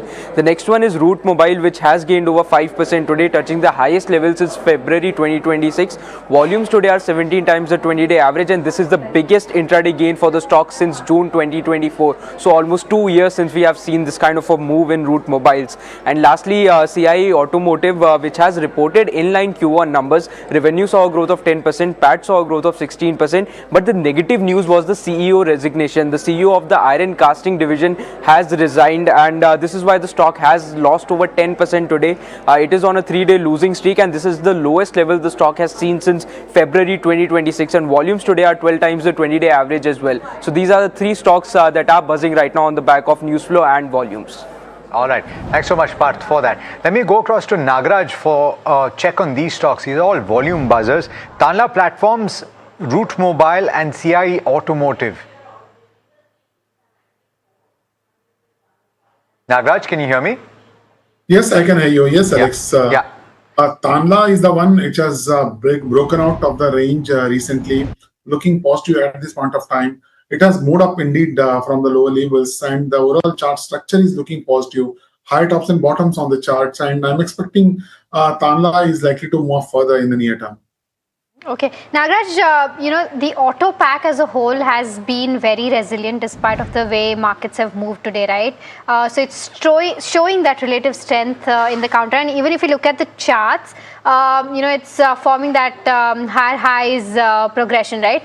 In the space, if you're liking anything and you think that this could be the right counter to make an entry into right now, what would that be? I think whole host of the stocks in the auto sector is moving up, and I think the Bajaj Auto is the one which is looking very attractive at this point of time. broken out decisively, outperforming in the space in the pack. I'm betting on this as I discussed about the levels recently, and one can look to buy at this point of time. Currently around 11288, and I'm sticking with the immediate upside target of around 11,800 levels with the stop loss of 11,000. 11 in a stop loss of 11,000. Okay, I do want to draw your attention to PVR Inox. The numbers came through not too long back, and a pretty good set of numbers. The net profit coming in at over 56 crore rupees compared with a loss in the comparable quarter. Revenue uptick of about 12% or so, and the EBITDA has actually risen quite substantially. The margins have expanded on a year-on-year basis as well. Remember, this was likely on account of Dhurandhar 2, as Mahima is reminding me. But it's not just that. It's also this quarter that's going to look pretty good, because if you look at the first 6 days collection of Odyssey, which is the latest Nolan movie, it's coming at over 80 crore rupees, and if you assume a share of about 60% for PVR Inox, then those numbers, at least in this quarter, look particularly good. And of course, Spider-Man also looked forward to. Mayuresh, a quick view on PVR Inox based on what you're seeing? So I can say a line of Dhurandhar for PVR Inox. Hausla Indian Varo Badla Do. So I think that's clearly what PVR Inox is doing at this juncture. Yes, I think the rub-off of Dhurandhar 2, Odyssey is a fantastic movie. I think if you've not seen it, you go and see it. It is probably creating the numbers that and the margin performance at the box office. Mayuresh, so I'll leave it at that, but let me get a check with Nagaraj on PVR Inox. It's up about 1.3%. Would you buy into it right now? Right now, I'm not that excited with this, not as like as Dhurandhar. PVR is showing consolidation sideways range, though it has moved up today, bounced back, but erased its gains. The 200-day EMA is acting a strong resistance. Previously also, we have seen whenever the stock has moved just above the 200-day EMA, failed to sustain after that and declined. I'm not in the favor of buying at this point of time. Right, more excited to watch the movies, I'm sure. Nagaraj and Mayuresh, thanks so much for taking the time. Pleasure speaking with you as always. Have a good evening. All right, let's take a look at the markets and see how we're closing. We're likely going to be closing very close to that 23,900 mark. In fact, we've made a bit of a comeback towards the end of trade. Pull up the intraday chart and you will see likely a bit of a pop towards the end of trade, and you will take that. I mean, at least we're not closer to that 23,800 mark where the significant support has come through. Yeah, I think there is expiry also at its place, so that also needs to be kept in mind. But if you take a look at the Nifty 50 heat map, it will be interesting to watch out for as to what are those counters that have probably contributed to that slight uptick coming in. Green. SBI Life more green, yes, almost slightly more than 50-50, but SBI Life topping that chart, followed by second day in a row. Bajaj Auto has done very well. M&M also doing fairly well, and TCS, Tata Consumer, ahead of earnings, doing very well. But I think on the flip side, you have Nestle, where this profit booking coming in. The Nestle South Africa has really fallen today. On the back of that, we're seeing pressure coming in on this one. Shriram Finance, Bajaj Finance, Adani Ports are some of the other names that continue to be under pressure. So that's the Nifty 50 heat map. The auto pack as a whole has done incredibly well today, yes. right? So it's Hero MotoCorp also doing reasonably well. You have Eicher Motors that's up and about, Bajaj Auto. In fact, pull up the sectoral heat map and you will see exactly that. On the top of the screen, you will see the auto pack that is up about 0.7%, followed not closely, but followed by IT, which is up about 0.2% or so. So not too much in the way of sectoral winners today. In fact, the big loser is the Nifty Realty, which has outperformed in the recent past, up about 1.6% or thereabouts. I do want to take a check of the broader markets, the mid cap and the small cap indices, if you can, because they probably they have ended very close to the low point of the day for the small cap and the mid cap index. In fact, the small cap index is in fact at very close to the low point of the day, down 1.2%, and as a result of which the advanced decline ratio will likely be at the widest point. There you go. Perfect estimation. There you go.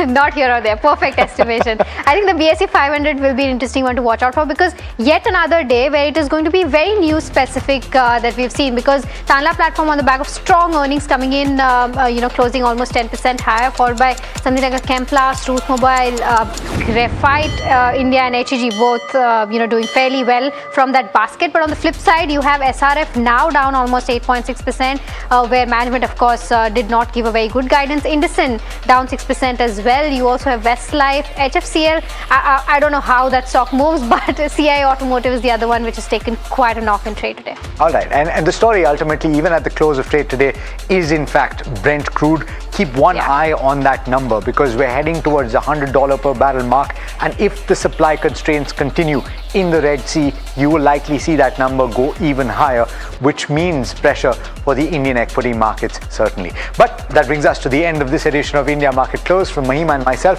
and the team that put the show together, thank you so much for watching. Stay tuned. This is NDTV Profit.